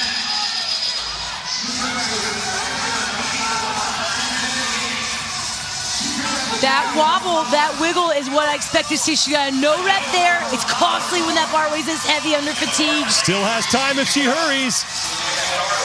Barbell is down. And Flowers comes in. And that time will be good for, I believe, third place right now in the event. It's going to be close. Now in lane 10. Megan O'Donnell working her way back for her final set of overhead squats.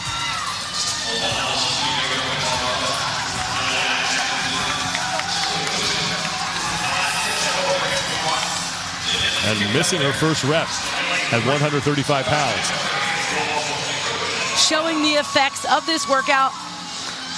And, you know, a lot of people like to squat snatch the first one, but when you're that fatigued, sometimes just getting up overhead and almost a little clean and jerk like Fuselier did to get the bar up and stable so you can lock it in helps. O'Donnell looks much better here. She needs to stand all the way up.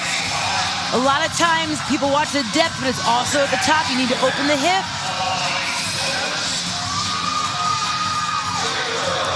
Two minutes left here in this event. O'Donnell's in. 12 minutes, 8.01 seconds. Good right now, it looks like, for fifth in the event. That's Emma Gardner in lane 3. She is done. And Emma Gardner is in. 3 more women on their final sets of overhead squats. Mary Helen Saunders in lane 5. In lane 1, that's Taylor Reber just picking up the barbell. And then down in lane 7, Haley Murillo is on her final 10.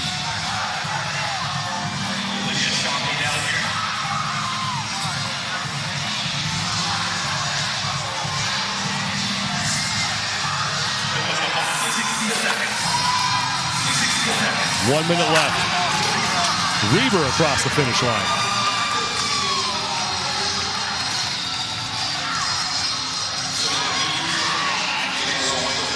Mary Helen Saunders from CrossFit Invigorate with a no rep. Right back to work. Final 2 for her.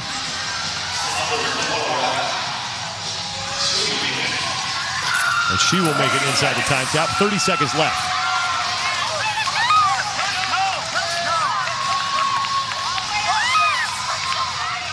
6 women in this heat have finished.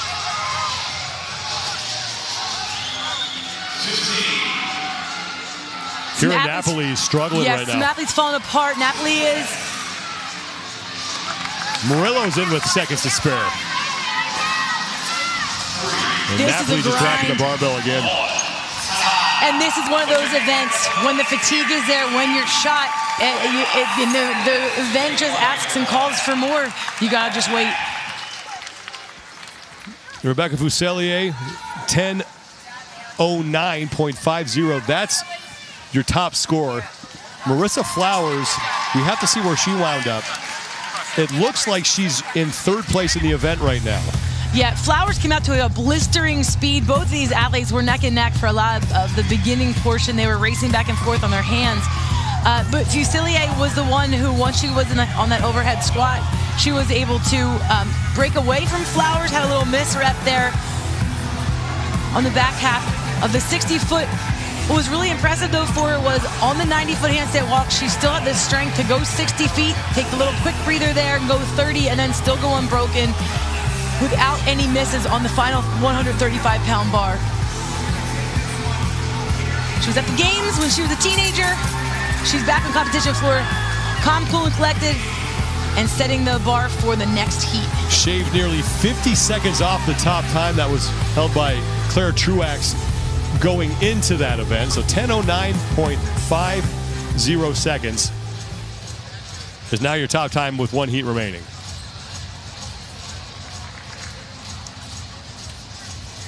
Good crowd on hand here in Friday night for the opening day of competition here at the Mid-Atlantic CrossFit Challenge inside the Knoxville Civic Coliseum.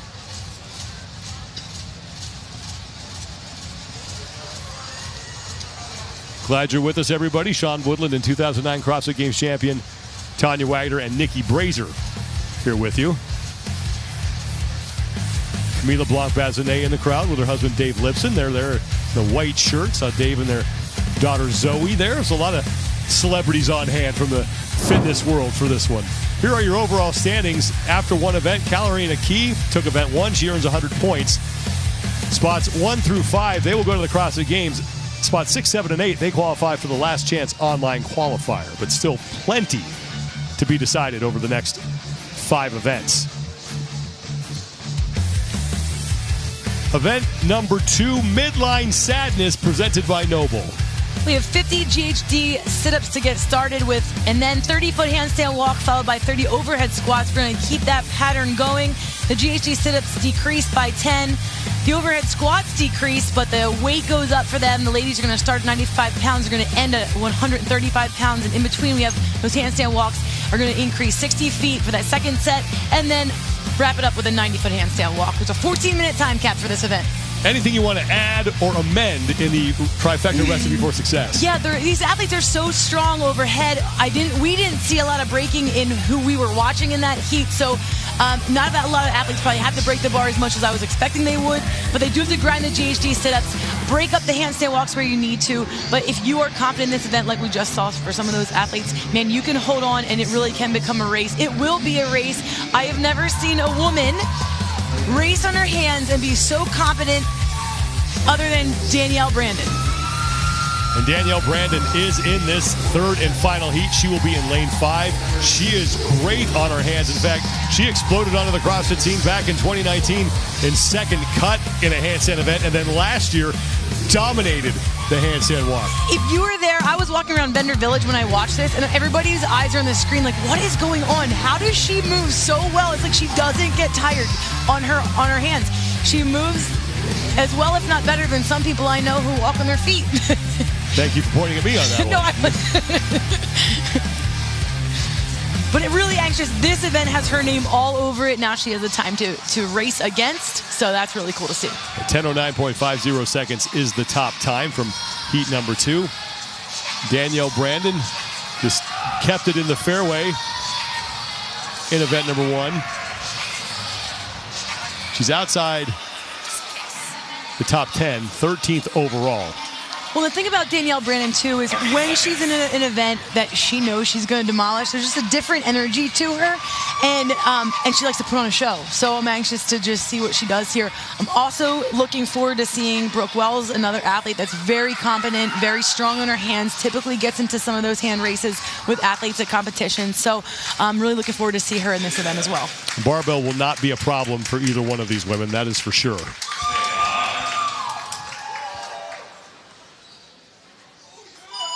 Final heat underway. We start with those 50 GHD sit-ups, followed by the 30-foot handstand walk, and then the 30 overhead squats, starting at 95 pounds. And it's important to be really fast and grind these out, but not reckless and out of control. The GHD is already devastating enough and can kind of tax you enough. These ladies, with this volume, it'll be fine, but you don't want to be too reckless and get caught up in the speed of this event. There is Danielle Brandon. We saw Brooke Wells as well with a very good pace on this opening set. She's in lane 6. Brandon is right next to her in lane 5. Bailey Rail, we also saw her, you know, at Mayhem. They wake up in the morning and they knock out 50 GHDs, so she's not going to have any problem with this. That's before breakfast. Yeah. Brooke Wells, though, really impressed with her speed. She's really quick on that turnover, getting herself back real fast.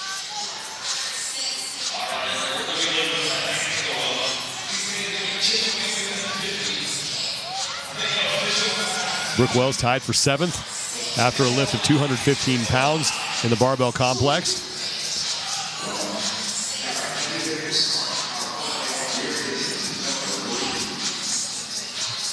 Final couple reps for Brooke Wells, and she is going to be first onto the handstand walk, and she jumps right into it.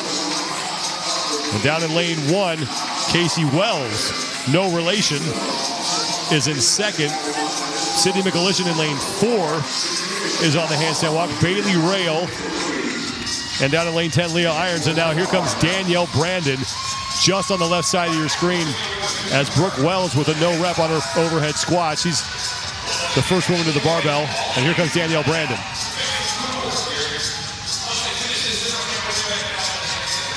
Brooke's speed is just so fast right now with this lightweight, but Danielle looks locked in. Danielle's squat is really strong. And look at her lats. Look at the support that she has, that bar overhead. Casey Wells in lane 1, bottom left of your screen. She was right behind Brooke getting to this barbell, but Brooke Wells getting through these 30 overhead squats at 95 pounds with little trouble. She's in her final couple reps. Unfortunately, she's done. For her, though, she didn't know how close the others are behind her, so she just needs to keep moving and keep that pace. She will add more weight to her barbell to get it up to 115 pounds, and it's back down the floor, 30-foot handstand walk, and then into round 2. Danielle Brandon done with her set, and Casey Wells is finished. There goes Brooke. Nice hustle in that transition.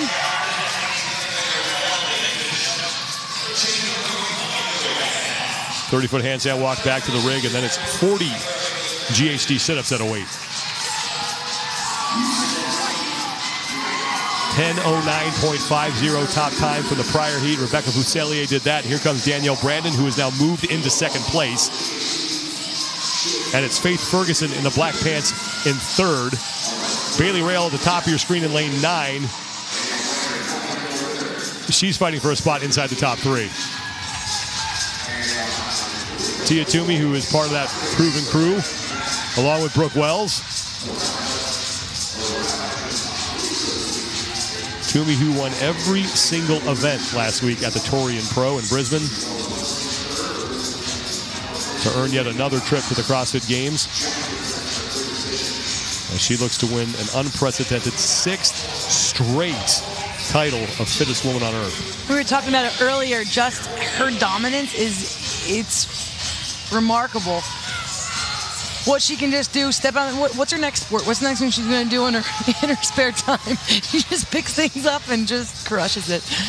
But for Brooke and for some of the other athletes working with her, we said we really like seeing that, and her supporting the other athletes too. Bailey Rail going through her second set of GHDs. She had a great result in event 1. 210 pounds, 13th overall. Her strength has improved tremendously. She looked really, really good on that first event, and I'm really happy to see that was a great start for her. She's a well-rounded athlete, and that was really the only thing I really saw looking at this competition that may give her a little trouble, but no, didn't. Brooke Wells is through her 60-foot handstand walk, and here comes Danielle Brandon. This will be no problem. Bailey Rail has moved into third, just ahead of Sydney Mikulishin. And Brooke Wells onto the overhead squats, right side of your screen. 20 reps at 115 pounds. But Brooke got another no rep that happened in the first barbell too, just for her speed. But she tightens things up right away.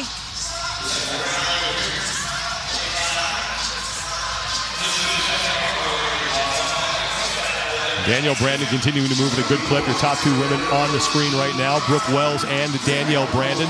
Sydney Mikulishin left side getting to her barbell for the second time. Brooke One final rep for Brooke Wells. Real strong there overhead with that barbell. Didn't look much different than the first one at 95 pounds. Weight goes up to 135 pounds now for Brooke Wells. She has to handstand walk 60 feet back to the rig. Brandon's done.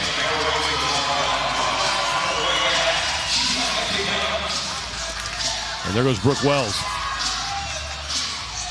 And the luxury, 10:09.50 top time. Sorry, and the luxury for Brooke there, just being able to not have the pressure. She's staying far enough ahead of Danielle Brandon. She's really given herself a really nice cushion. And she looks like she's still moving really strong. There's no sign of slowing down for her.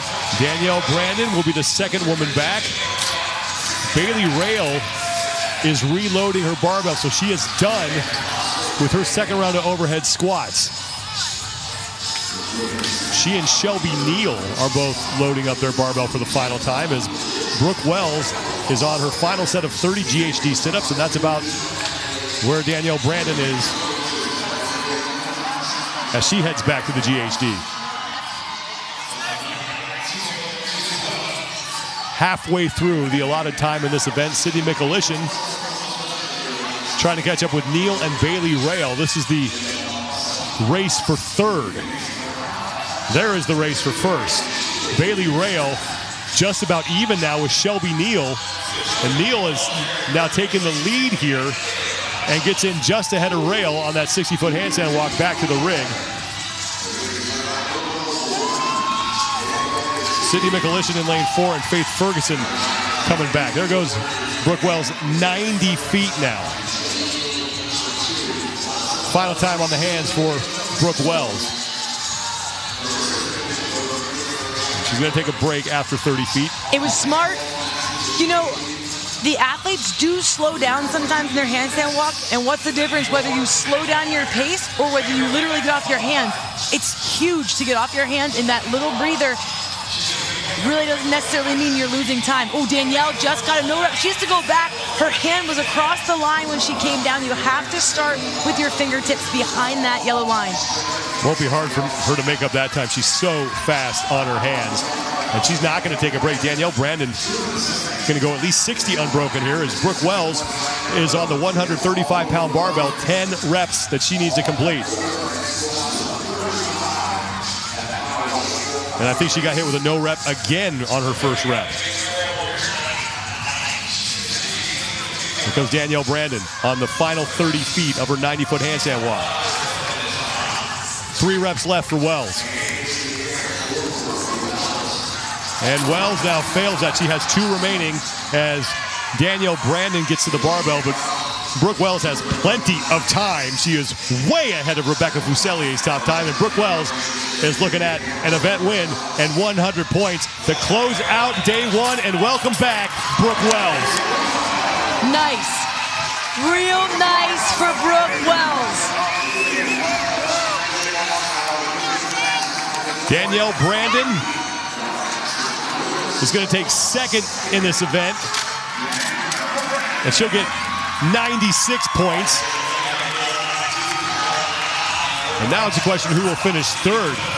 Bailey Rail tried to squat snatch that first rep at 135 and failed. She's at the top of your screen. Shelby Neal now on the left has already gotten to work on her final set, and she has 5 remaining.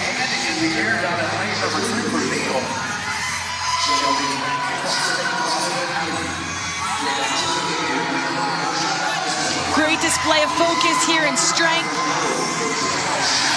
Rail is going to finish 4th. Shelby Neal will take 3rd place in the event. Rail's got to hurry if she wants to get inside that mark of 10:09 from Fuselier in the prior heat. Final rep, and she puts the barbell down. So now Fuselier looks like she'll lock up 4th place in the event. Here comes Mikulishin. One final rep for Bailey Rail. And that is done. So Bailey Rail will come in. 4th place in the heat for Rail. And she'll take 5th in the event. So a really solid day 1 for Bailey Rail. As Sydney Mikulishin is across. And that's great for Sydney Mikulishin, who was in the 2nd place position after she did her barbell complex this morning, or earlier today. That was a great finish for her. Awesome day 1. A 6th place overall for Mikulishin, and she may find herself when it all shakes out in the top spot.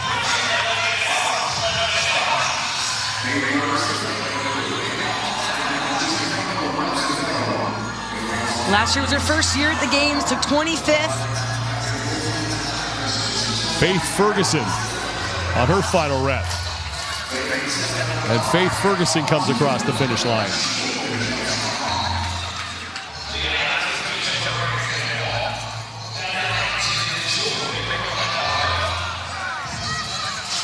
That's Kelly Clark in lane 7. Beautiful squats. Technique and form is solid.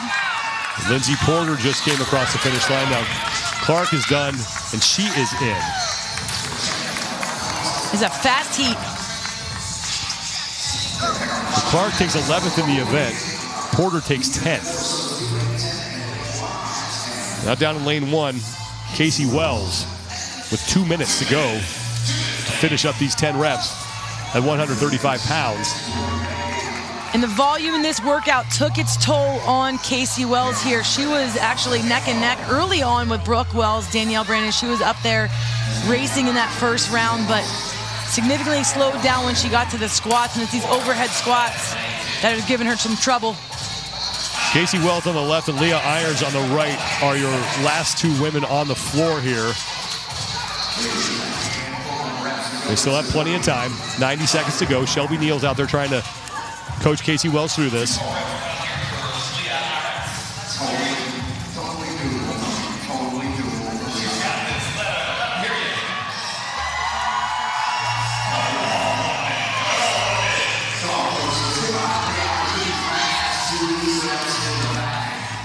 Wells with the no rep. She stepped out of that box. The athletes need to stay in that space for the rep to count. Irons is creeping closer to that line, but still staying inside her designated area, and she is done. Now Casey Wells inside a minute to go. 45 seconds left for her.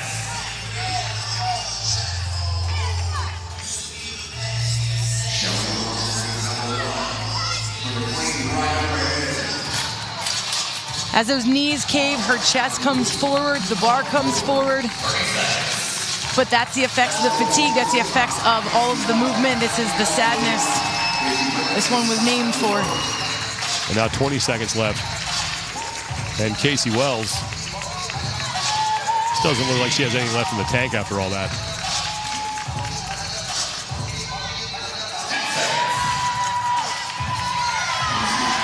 Five reps remaining.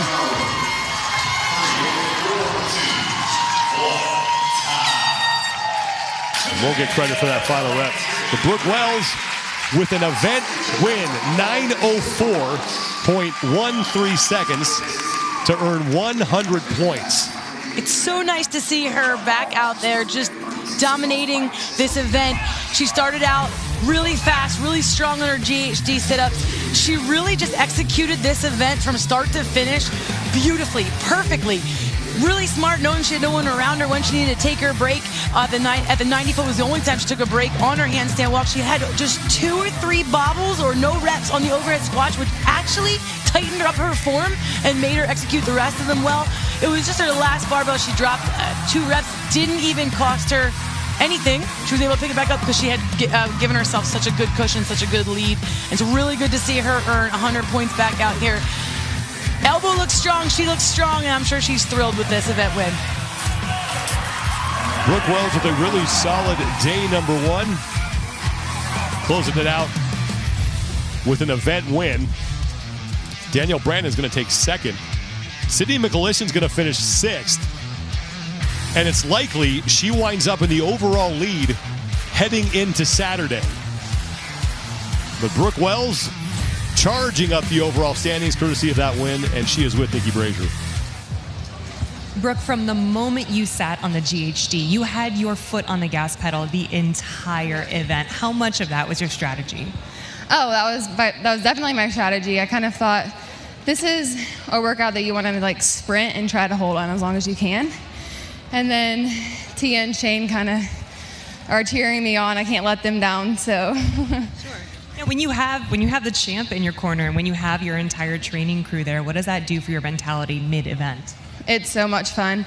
Last year we had Tia here, so it was a blast competing next to her. But it's amazing having her on the other side and kind of coaching me. So it's been really fun to have her, Shane, Nick, and Dwight helping me and being in my corner. It means everything. A couple no reps going on with the overhead squats, not just you, but other athletes as well. What was happening there? I think it was just depth on the overhead squats. You don't really realize how much the GHD actually affects your legs. So I think they were just a little fatigued and so wasn't getting low enough, I guess. Well, great job. Congrats. Thank you. Brooke Wells with the event win. We're going to step aside. We'll have light coverage of the first heat for the men, and then Tanya and I will be back for heat number 2 and expected to be joined later this evening by the 5-time fittest man on earth, Matt Fraser. Stay with us, everybody. Action continues at the Mid-Atlantic CrossFit Challenge.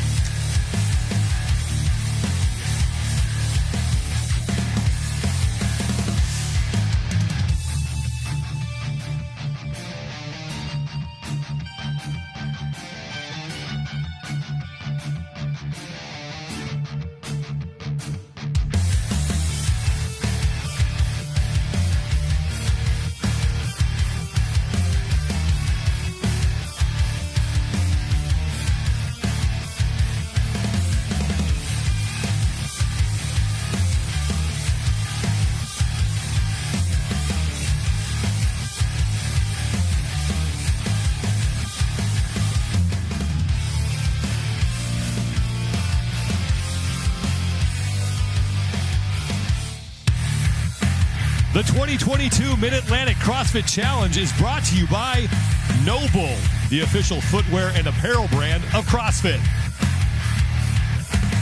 Arasti, the official rapid recovery provider of CrossFit. O2, the official recovery drink of the Noble CrossFit Games. And the U.S. Army. Know your Army.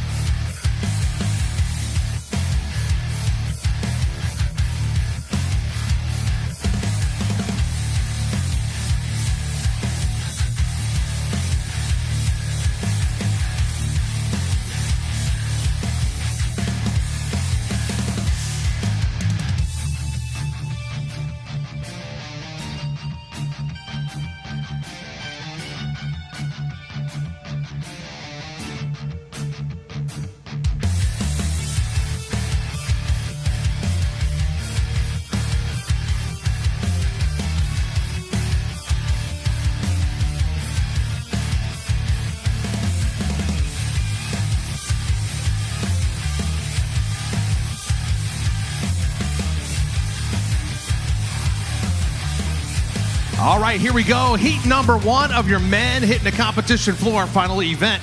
Event number 2 today for your men, starting in lane number 2. Mitch McCune. Lane number 3, Traven Benton. Lane number 4, Philip Muscarella. Lane number 5, Frank Mastriani. Lane number 6, Connor McDonald. Lane number 7, Tanner Balaz. Lane number 8, Richie Carroll. Lane number 9, Lee Sharam. Rounding out the heat for event number 2, heat number 1, Robert Yates. 1 minute.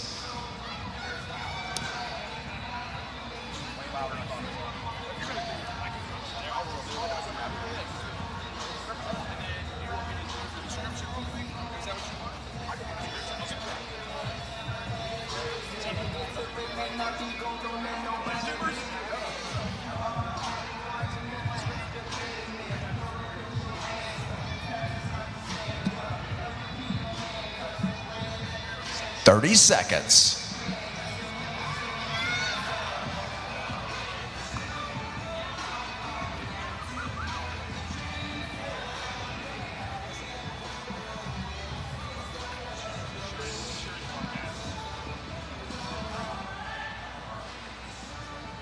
Ten seconds. Stand by.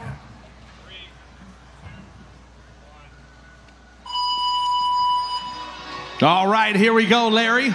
The midline sadness. A lot of GHDs, overhead squats, and a whole bunch of handstands. We're going to break it down to 3 rounds, right? 50, 40, 30 on the GHDs.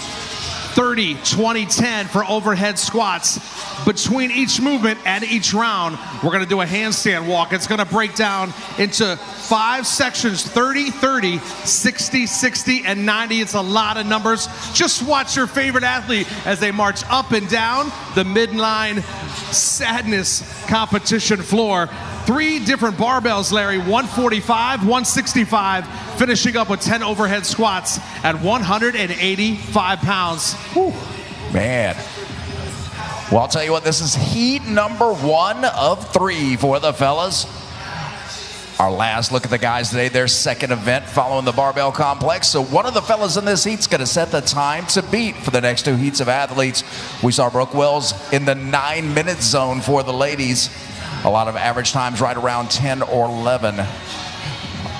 We'll see what the gentlemen here in heat number 1 of our men's division can do. Guys working their way through. Keep your eye on the jewel. There we go. Got to judge all the way down there in lane number 10. Yates coming to the end of his sit-ups.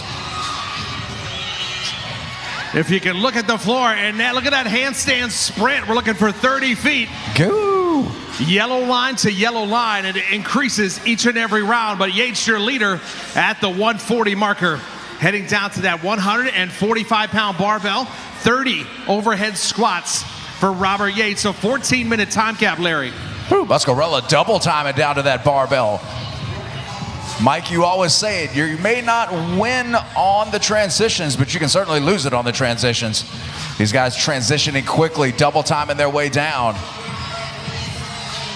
Yates setting a blistering pace on the GHDs in that first round of handstand running that he just did. Tanner Balaz blazing fast on this first set of overhead squats. Our athletes are going to have to change those weights after their set of overhead squats as well. Looking for 30 reps.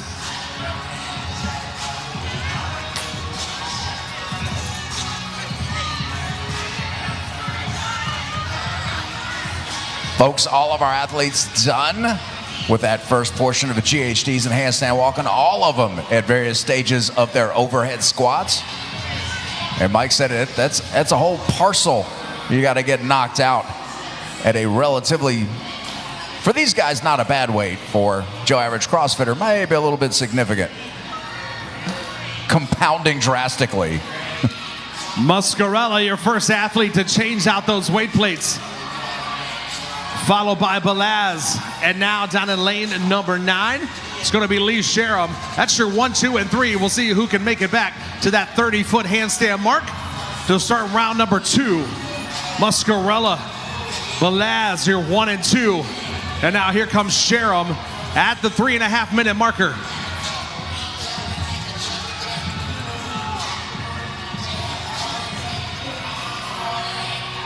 Muscarella out of Precision CrossFit there, late number 4, the first back to the GHDs. Tanner Balaz out of Triple T CrossFit, TTT CrossFit, the next back. The training think tank. Muscarella not wasting any time though, Mike, going right to work. He knows he's got work in front of him. He knows they are in the first heat. He's got to set a solid time for heat 2 and 3 to work with. He's doing just that right now. As that lactic acid starts to build up, Larry, hey, we're going to help him out. We're going to decrease the reps, but also we're going to increase that handstand walk. And oh yeah, we're going to increase the weight on those barbells. But the reps are going down. I mean, there's that. You got to focus on the positive. You got to focus on a positive, Mike.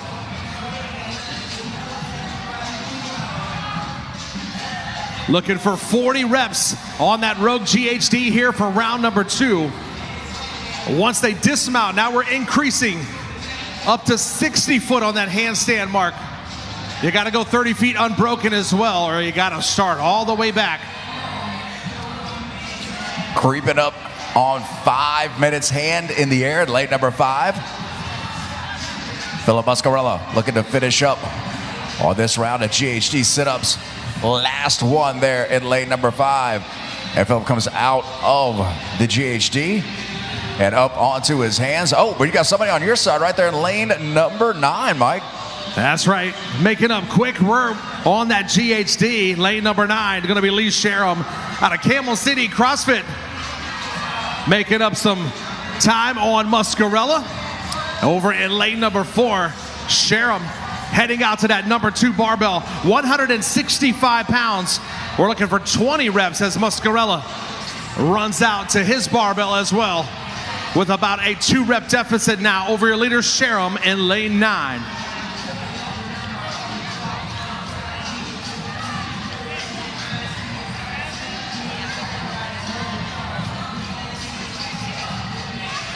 Muscarella finding the groove now.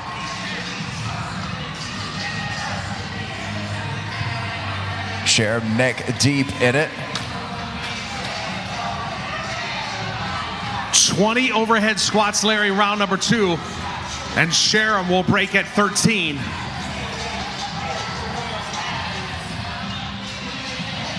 Balaz and Yates both arriving at their barbells as well.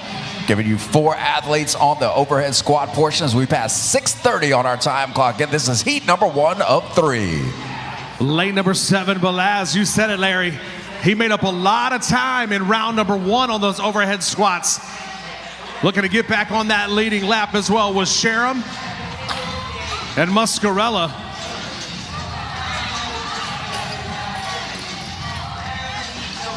Muscarella and Sharam now switching to their final weight plates. That 185-pound barbell for their final round. Got to get past another 60-foot handstand walk before they can hit up that final round of GHDs. And it's going to be Sharam, lane number 9, hanging out in front here for heat number 1 rather. Trying to set that bar high at the 60-foot marker.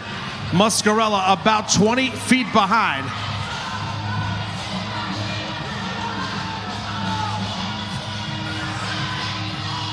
Past the 7:35 mark. Less than half our allotted time remaining. Get a 14-minute time cap in place for midline sadness. Matter of fact, we are approaching 8 minutes on the clock. Sharam back to the GHD. Muscarella really not far behind him. Muscarella getting situated. Sharam with a 2-rep lead on the GHDs. as we keep our eye out for our number 3. Tanner taking a quick breather as he switches over his final weight plates. Over in lane number 7 as he heads back for that 60-foot marker. Sitting in that number 3 position as we cross over the 8-minute mark. A 14-minute time cap. Time slipping away. Your leading men here trying to set the bar high for 2 more heats to come. Big shot of your leaders right there up on the jumbo screen. Muscarella and Sharam.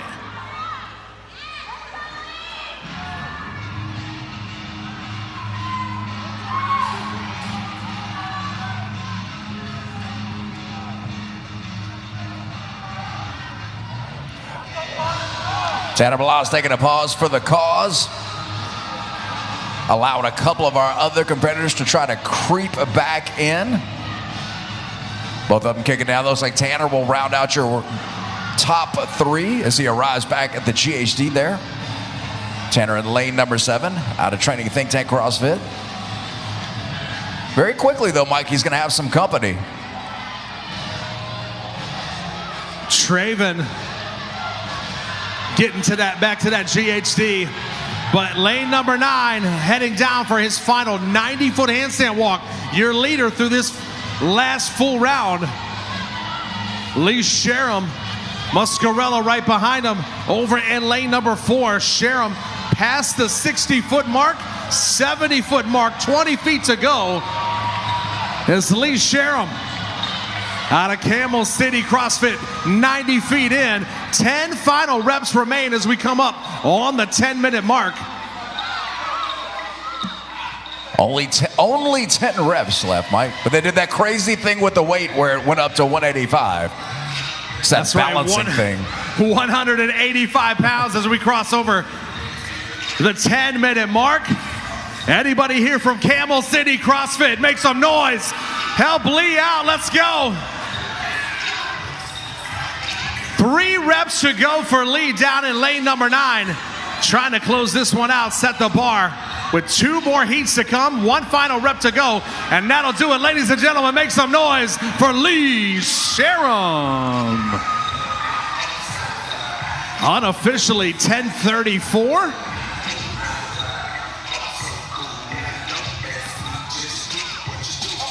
Sharam wrapping up his day 1 with a finishing time. Top time at heat number 1. We'll see how that stacks up. Muscarella on to the last handful of overhead squats. Looks like Muscarella, last one. And he will hop that bar. And Philip out of Precision CrossFit will finish up right around the 11:06 mark. 2 competitors done. Crossing over that 30-foot marker. Trying to hold on to that number 3 position. Connor McDonald out of Bar 10 CrossFit, lane number 6. He's going to have some company in the lane just east of him in lane 7. Tanner Balazs, and Tanner very fast on those overhead squats through rounds 1 and 2. Don't count out Traven Benton. Traven out of Lone Star CrossFit. Traven trying to keep it even. It's pretty much a 3-way split right now for that number 3 spot. And Traven back up and moving. Traven putting up some big numbers earlier this afternoon as well. And he'll have to go back. So center of your competition floor, and now McDonald will get a no rep, 90 foot in for Tanner Balazs in lane number 7. He'll take a quick breather as Robert Yates will now make it 90 feet. Yates and Balazs, lane 7 and 10, looking to lock up that 3rd place position here in heat number 1 at the 12.5 minute marker. And just like that, Tanner, lane 7, going to work with that 185 Rogue barbell. No problem for Tanner. He'll take a quick break at 5 as Yates gets a no rep in lane number 10. And now here comes McDonald in lane number 6. Tanner catching another no rep though, Mike. Just 3 to go. 60 seconds remaining, athletes. 1 rep to go for Tanner, and about 45 seconds. Robert Yates in 10, steady moving. Tanner fighting his way through. I'm keeping my eye on lane number 2, Mitch McClune. McClune done, and he will roll across that finish line. 30 seconds remaining. McClune blazing through those last 10 reps, making up a whole bunch of ground, and now here comes Tanner Balaz with just about 10 seconds remaining, athletes. Yates will come across.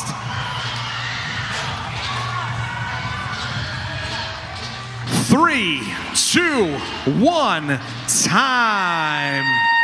That'll do it for heat number 1, Larry. 2 more to go. That was awesome. Lee Sharam, the score, time to beat unofficially, right around 10:34. We'll see if that score can hold up.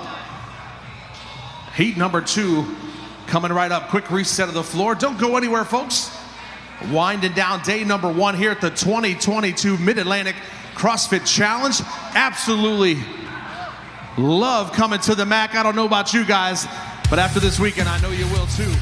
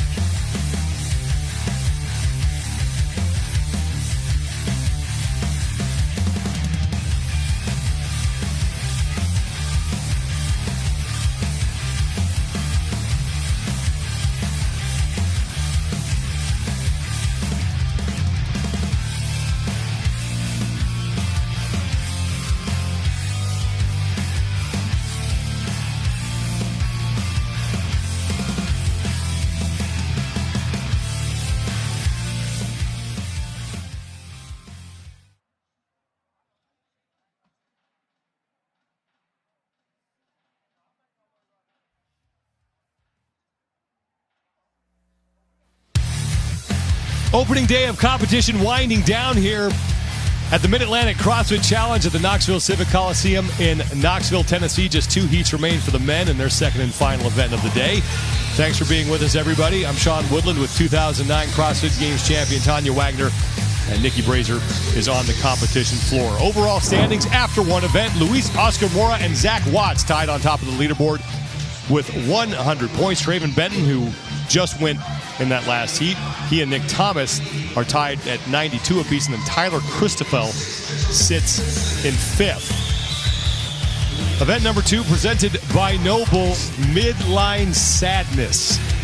This one is going to be a GHD and overhead squat movements alternated back and forth, but you're going to have handstand walks in between. The handstand distance increases, and so does the weight on that overhead squat bar. But the reps on both the GHD and the overhead squat, they come down. But this one just compounds the effects all over it. So there's a lot going on here. And after watching the women, the recipe for success presented by Trifecta changed a little bit now. Changed a little bit for the men. On the men's side of things, those compounding effects are no joke, but you got to move it, or lose it. You have to move it. If you want to do well, you have to go fast. And also avoid the no reps. So there's a lot of no reps on the overhead squat bar. Make the first overhead squat count. Every time that rep, just feel that depth, get a feel for what that thing that's going to feel like. Moiving is always faster than moving. 10 men on the floor for the second of 3 heats. Mitchell Stevenson competed on a team last year at the Mid-Atlantic CrossFit Challenge. He is competing as an individual. And then Jake Marconi, part of that Hard Work Pays Off crew under the tutelage of Matt Fraser. For Mitchell Stevenson, he was an individual originally, Sean, back in 2018. And here for Jake Marconi in 2018, he came on the scene as a semifinal athlete. He took 20th in 2018 at the semis. Last year he was 12th. Just keeps working his way up and working hard. Hard work pays off with Matt Fraser as a coach. And so now that we're into the CrossFit style event, I'm anxious to see how he tackles and attacks this one. First set of 50 GHDs to kick off the event. The top time from heat number 1 belongs to Lee Sharam, 10 minutes 32.50 seconds. Nick Thomas in lane 1 out of CrossFit Marysville. John Colte down in lane 10, a Games veteran.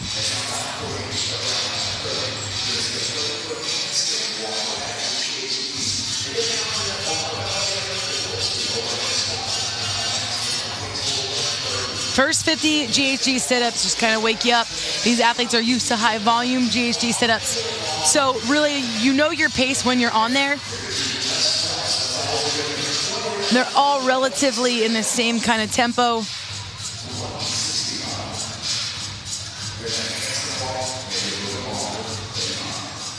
That's Chase Smith in lane 2.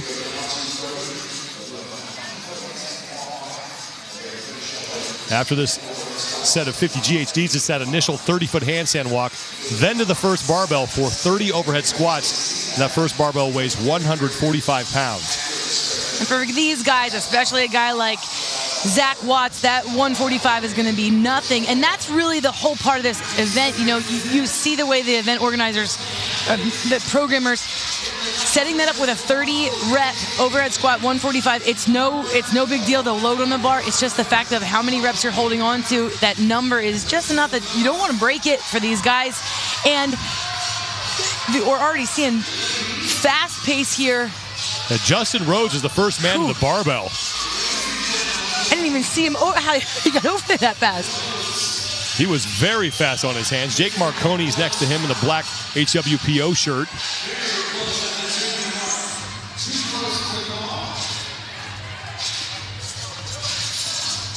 Justin Rhodes out of CrossFit MWM. Rhodes currently sits in 26th place.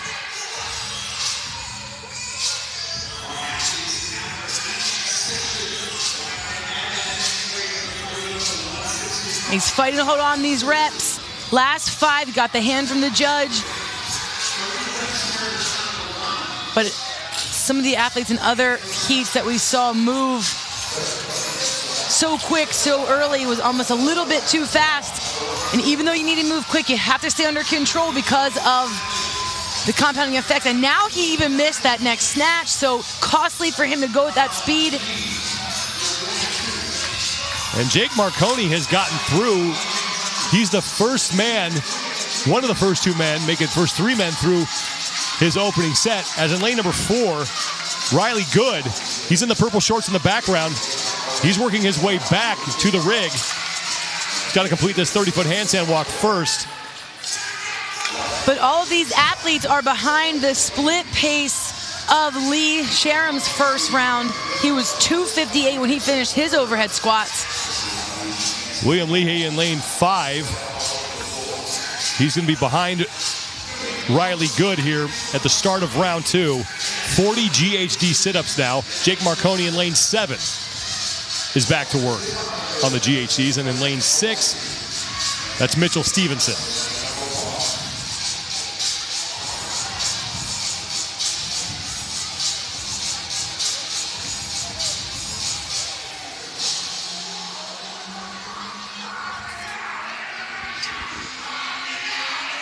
.10:32.50 seconds. That is your time to beat from heat number 1. This is the second of 3 heats. Final event for the day for the individuals. The second of 6 total events that they will face over these next 3 days of competition.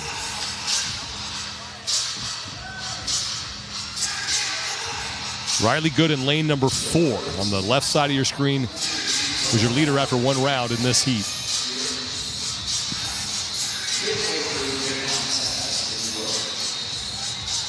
Jake Marconi on the left is Coach Matt Fraser, bottom right, along with Jason Hopper and Matt O'Keefe there as well in the white HWPO hat. Jason Hopper competing last week at the Syndicate Crown. And we're expected to have Matt Fraser in the booth for the 3rd and final heat. Riley Good is off of the GHDs and now onto his 60-foot handstand walk. Bill Leahy behind him in second place. And Good's going to take a break after his first 30 feet. Leahy gets called back as both of his hands were not behind the line to start. Now Jake Marconi in lane 7 trying to creep up on Leahy. In lanes 1 and 3, Nick Thomas bottom of your screen, and in lane 3, that's Cam Crockett. And Riley Good is through his 60-foot handstand walk, and he'll go back to the barbell now, 20 overhead squats at 165 pounds. Leahy and Marconi are through. Nick Thomas is done left side of your screen, as is Cam Crockett. Riley Good, first man to work on his set of 20 overhead squats. Marconi clean jerks that, get the barbell overhead, and that first rep was a no rep for depth. See if he can dial that in, and he does. And the barbell down for Jake Marconi. Riley Good, left side of your screen in the purple shorts, continues to lead here. In the second of 3 heats, 14-minute time cap. We've almost hit the halfway point of that, about 40 seconds away. And 10:32.50 seconds from Lee Sharam in heat number 1 is your top time. Good in his final couple reps here at 165. And remember, Good broke up that 60-foot handstand walk into the 2 sections. So that, for him, paid off because he had that little breather and was able to hold on, then have the strength on the barbell here at 165 pounds. Marconi drops again.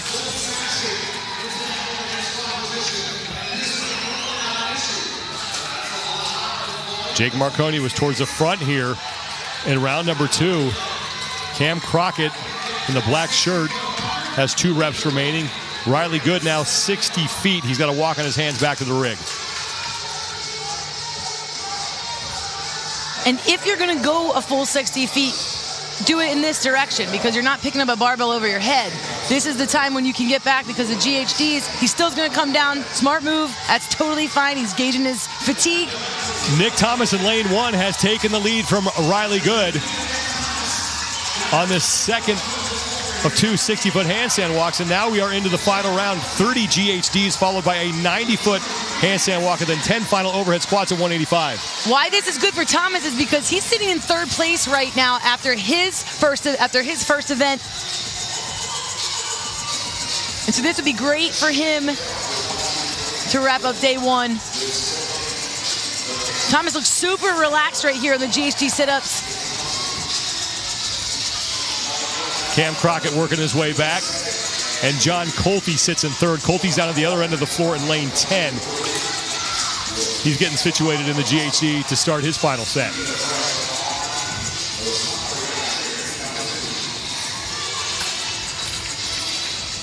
If Nick Thomas can come up with another top 5 finish in this event, he's got a chance of being the overall leader heading into the second day. We still have another heat remaining after this. And Lee Sharam still has the top time, 10:32.50 seconds. Almost looks like he's catching his breath.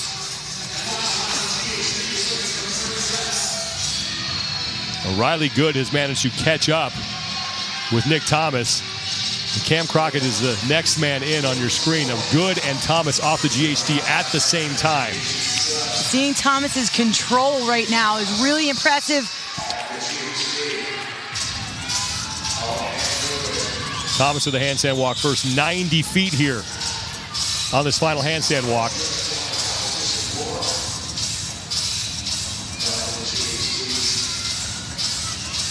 And he should come down here if he's nervous on the barbell, but looks like he's going for it. He has confidence with that 185-pound barbell ahead of him. He has 10 reps on that bar. Solid walk. Thomas is through and he has less than a minute to go if he wants to catch Lee Sherham's top time. Riley Good has 30 feet to go on his handstand walk. I love the way he gets everything locked up. Stable before he starts squatting.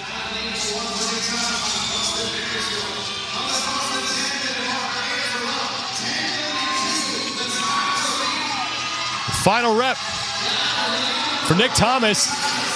And he's going to have the top score heading into the third and final heat.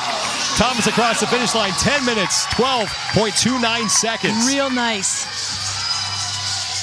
Riley Good, if he hurries, can maybe slide into second. Lee Sherham's top time is now the second best mark and looks like that's going to hold.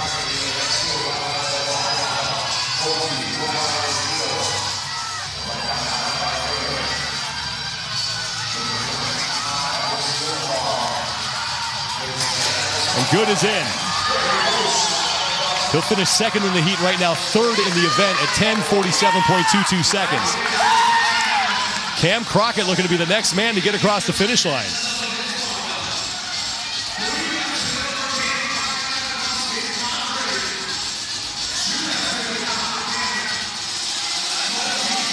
Crockett is done and he is finished.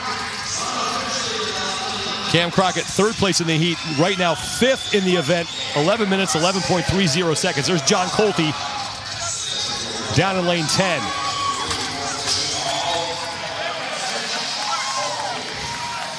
Colte across for fourth place in the heat, sixth in the event, 11:24.26 seconds. And now Justin Rhodes, who was out front early, getting set to finish up. And he is across.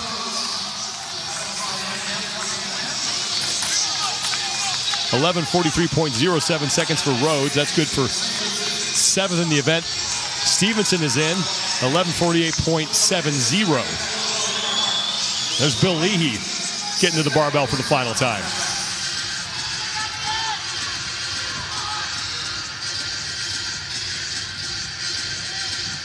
Waiting till he's really ready to pick up that bar.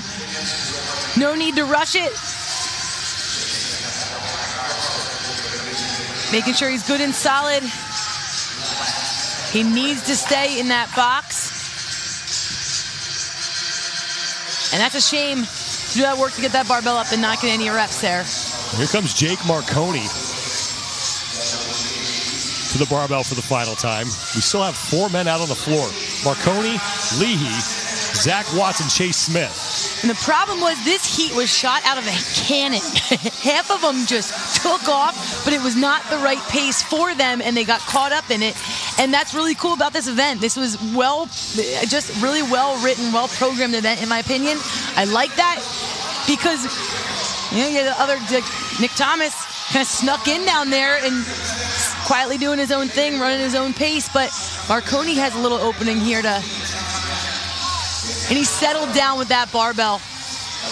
Less than a minute to go, about 45 seconds. Zach Watts, bottom right-hand part of your screen, came in tied for the overall lead with Luis Oscar Mora, and now he's got to go back 30 feet. He will not get credit for that section. He tapped over the line, but his hand wasn't fully across the line before he came down. Now Marconi is in. Oh.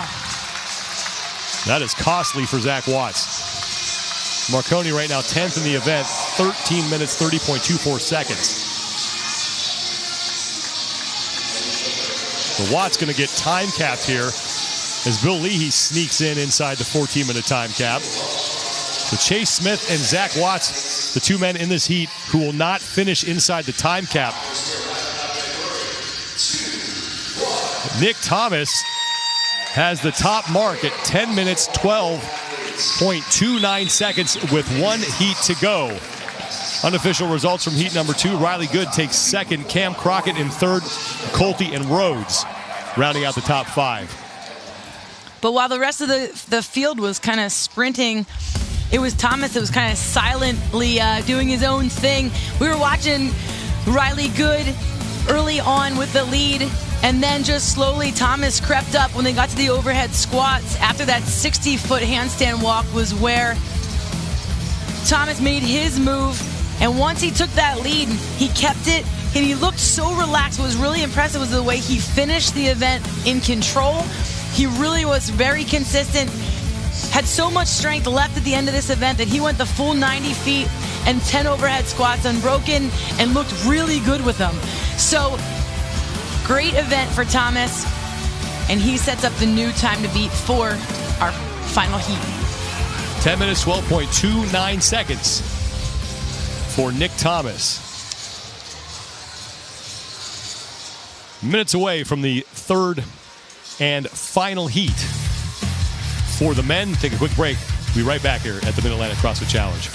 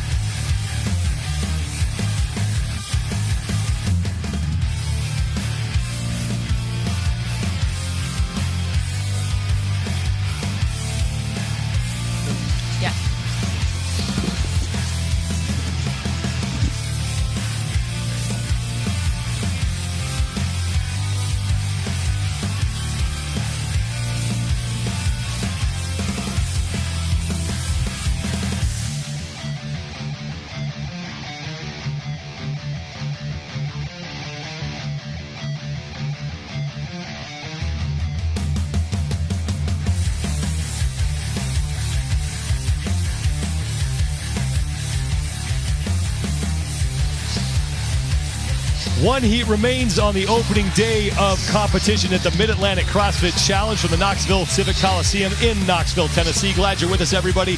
Sean Woodland alongside 2009 CrossFit Games champion Tanya Wagner, and Nikki Brazier is down on the floor. Your overall standings after one event. We have a tie on top of the overall leaderboard. Luis Oscar Mora and Zach Watts with 100 points. Traven Benton, Nick Thomas, and Tyler Christoffel occupy spots 3 through 5. And then the men right now in the last chance qualifier position after one event, Saxon Panchik, Dallin Pepper, and Cam Crockett. But still, 5 events remain. Event number 2 is Midline Sadness, presented by Noble. GHD sit-ups and overhead squats that are going to get lower in reps, but in between them, they have handstand walks to get them back and forth between the two movements. The weight on that barbell is 145 pounds and goes up to 185 pounds for that final 10 overhead squats.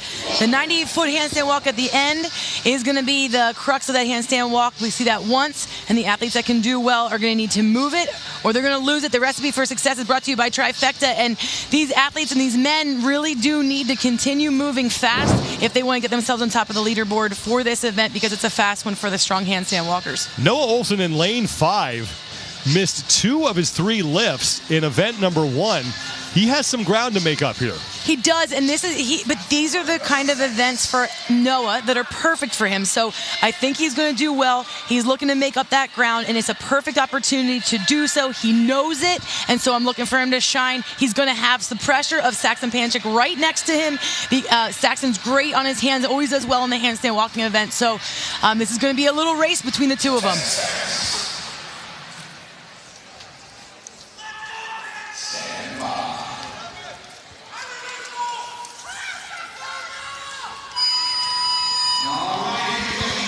Third and final heat is underway, and it's Nick Thomas with the time to beat at 10 minutes, 12.29 seconds. Joined now in the booth by Matt Fraser. Usually watching you out here on the competition floor, what's it been like for you now as a coach for the last 2 weeks? I mean, it's been phenomenal, planning the warm-ups, running everything off the clock, and then just making sure the athletes have exactly what they need before they hit the floor. I know you're always trying to learn something. What did you learn from week one, having been here with Jason Hopper? Going with Hopper, that's when I kind of got my routine dialed in with, all right, looking at, event time, call time, what equipment, how long ahead are they getting called? Because at the beginning of the week, it was 15 minutes, then it got stretched out to 20 minutes. So, really just making a schedule so that as soon as the athletes come back, they see your confidence in their warm-up, and then, they reflect that confidence. Let's talk about this event in particular. If you were going through it, how would you break it down and decide where the crux was? An event like this, it comes down so much just athlete to athlete. I don't think there's one strategy that's, blankets everyone. You have an athlete like Noah Olson, who is phenomenal at GHDs. He can sprint those right from the get-go. He's phenomenal on his hands. His overhead squat's probably one of his strongest lifts. So for him, this is a sprint, start to finish. And then you have other athletes where, they need to pace the GHDs, but then can sprint the rest. It's so much person to person. But there's a medium volume of GHDs, 120 reps total. So, you can't discount it right from the get-go and just think, I can hold the sprint pace right from the go. Noah Olson is the first man to the 30 overhead squats at 145 pounds. Early no rep, but he continues to work. And then in lane number 6, Saxon Panchik right there with him, as well as Logan Collins, Cole Sager, and Dallin Pepper. This is such a stacked heat. These guys, so many of them are perennial games athletes. It's they're moving pretty quickly. 30 reps here on the overhead squat, then back down to the floor for a final 30-foot handstand walk. Noah Olson, 4 reps remaining. And he is done with round 1. And like Matt said, Noah's overhead squat is so strong. He always takes that wide stance when he does that, shortens the range of motion, gets as fast as he can. He looks for every little advantage, but he needs it in this event. Yeah, you can tell who is very efficient at their overhead squats when all the joints are stacked. Your shoulders are down low.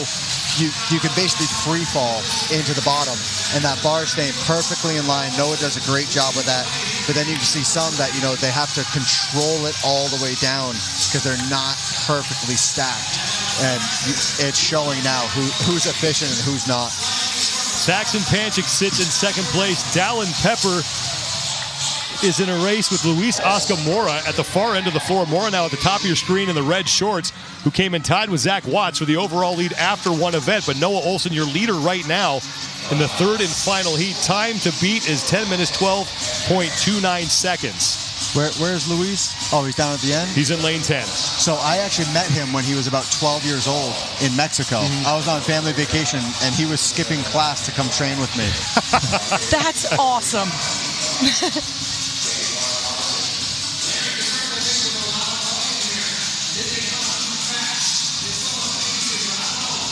Mora with an event win in event number 1 to put himself in first place coming into this event.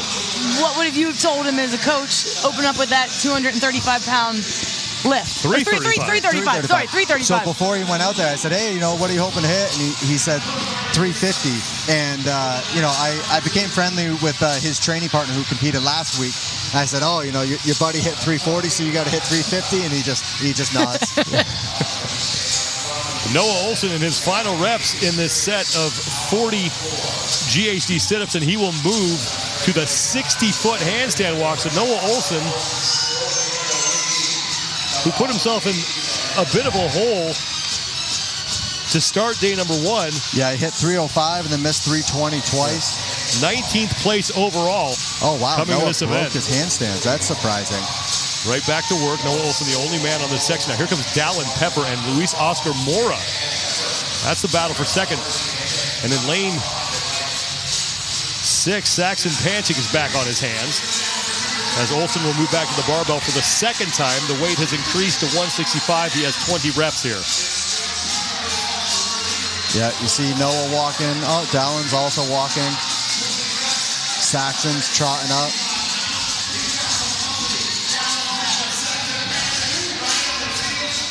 Olsen right to work alongside Dallin Pepper, who's on the left side of your screen. So Pepper has been able to gain some ground on Olsen, but Olsen a faster pace. He got hit with a no rep there.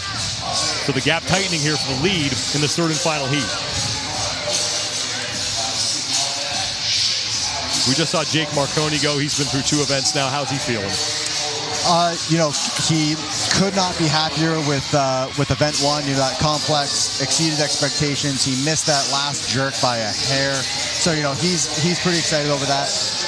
Event 2, I think, snuck up on him pretty quickly. You know, we went in with a plan A, plan B, and, you know, he said, hey, I'm feeling good. So he went unbroken on set 1, and then he just got hit in set 2, and but he recovered phenomenally well. You know, that's what I was really impressed with. All right, things aren't going your way. You know, how do you bounce back from this? So I think he's happy with his performance. He came in here with very low expectations. Obviously, he works for us. He's one of our coaches, and he works like a dog. So fitting in all his training with Mal at the same time is no easy task.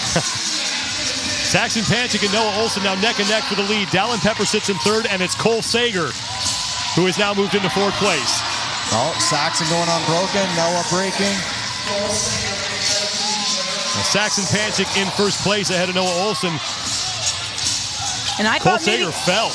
I thought maybe Noah was breaking going to the bar just to be smart, going to the barbell, but I thought he was going to stay, especially with Saxon right there on the 60. So that surprised me he's breaking these up. Final round here of the GHDs. 30 reps in the 90-foot handstand walk, and then 10 final overhead squats at 185 pounds. And it's Saxon Panchik who has taken the lead from Noah Olsen in this 3rd and final heat. Dallin Pepper sits in 3rd. Luis Oscar Mora trying to keep himself in the overall lead. He's in the top 4 in this event.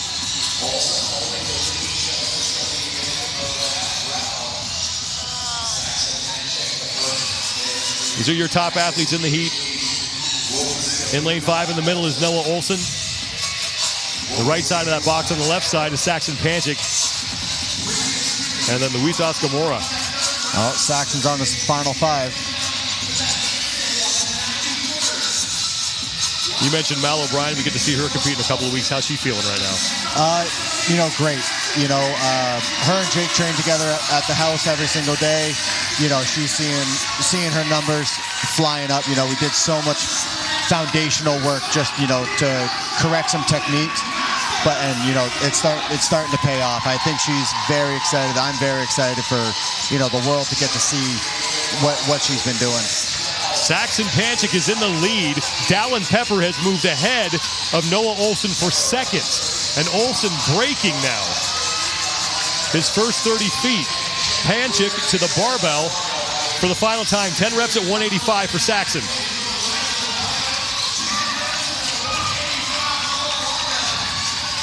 Pepper is done. Pepper taking a break as Saxon Panchik continues to rip through these final 10 reps. 2 to go for Saxon Panchik. And Saxon Panchik's going to win event 2. He crushes Nick Thomas's top time, 8:56.28 seconds for Saxon. And now Dallin Pepper trying to finish 2nd. And he was peeking over his shoulder, watching where Noah Olsen was. He waited till the last possible second to pick up that bar. And Pepper is in. That's great awareness, but you got to remember you're racing the guys in the previous heats as well. Pepper's going to finish 2nd and pick up 96 points. Noah Olsen will take 3rd. Now Cole Sager and Jake Berman, along with Spencer Panchik, as Spencer wins that race and he gets across the finish line. He'll take 4th in the event with a time of 9:44 flat.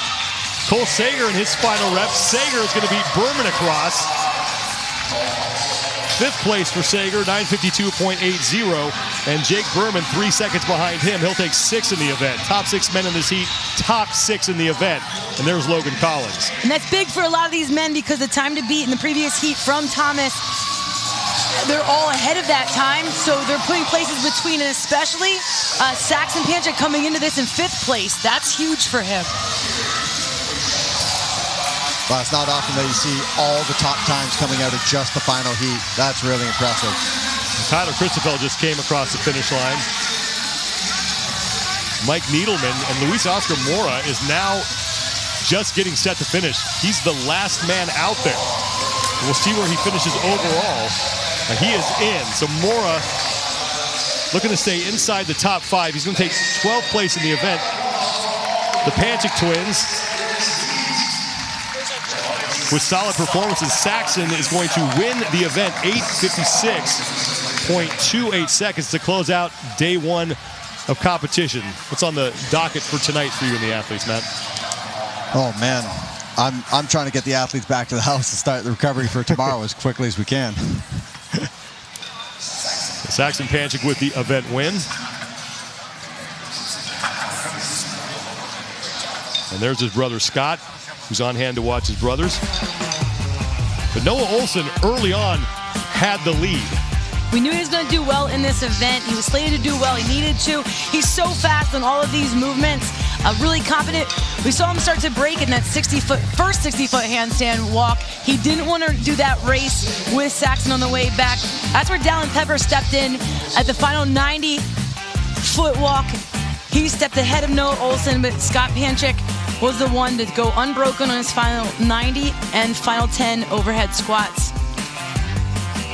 And it was smooth sailing for Saxon Panchik after that. He got right to work on those final 10 overhead squats at 185 pounds, had little trouble with those, and he brings home the event win. Unofficial results for events number 2.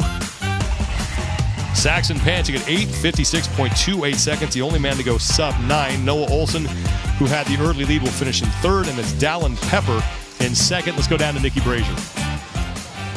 Now, you were able to pass ahead of Noah on that 60-foot handstand walk. How do you determine in an event like this when to really step on the gas like that? Honestly, I was just kind of focusing on staying in my lane. It's a long workout and that's a lot of volume, so for me it was just trusting my plan and try and excel in those last 2 rounds. You've got the entire Proven crew out there right in your lane cheering you on. You've got the champ Tia cheering you on. What's that like for you? Just try not to look tired.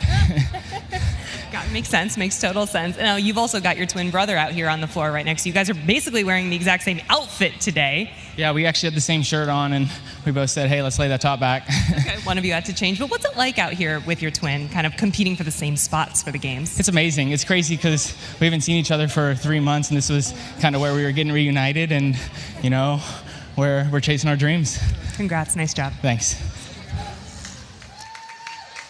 Saxon Panchik, the event win. Matt, thanks so much for taking the time to join us. Really appreciate you being up here. Best of luck tonight, and best of luck to you and the HWPO crew, man. Thank you guys for having me. Thanks. It's always a pleasure. Yeah, thanks a lot, Matt. Have a good night. And with that, we close out day number 1 of competition. Saxon Panchik looking to maybe take the overall lead. We started with the heavy barbells, and we ended with a sprint on the hands. 2 events down for the teams and 2 events down for the individuals. 4 remain over the next 2 days of competition here at the Mid-Atlantic CrossFit Challenge. For all the official standings and results, you can head to games.crossfit.com. For Nikki Brazier, Tanya Wagner, and our entire broadcast team here, I'm Sean Woodland. We'll see you guys tomorrow here at the Mid-Atlantic CrossFit Challenge.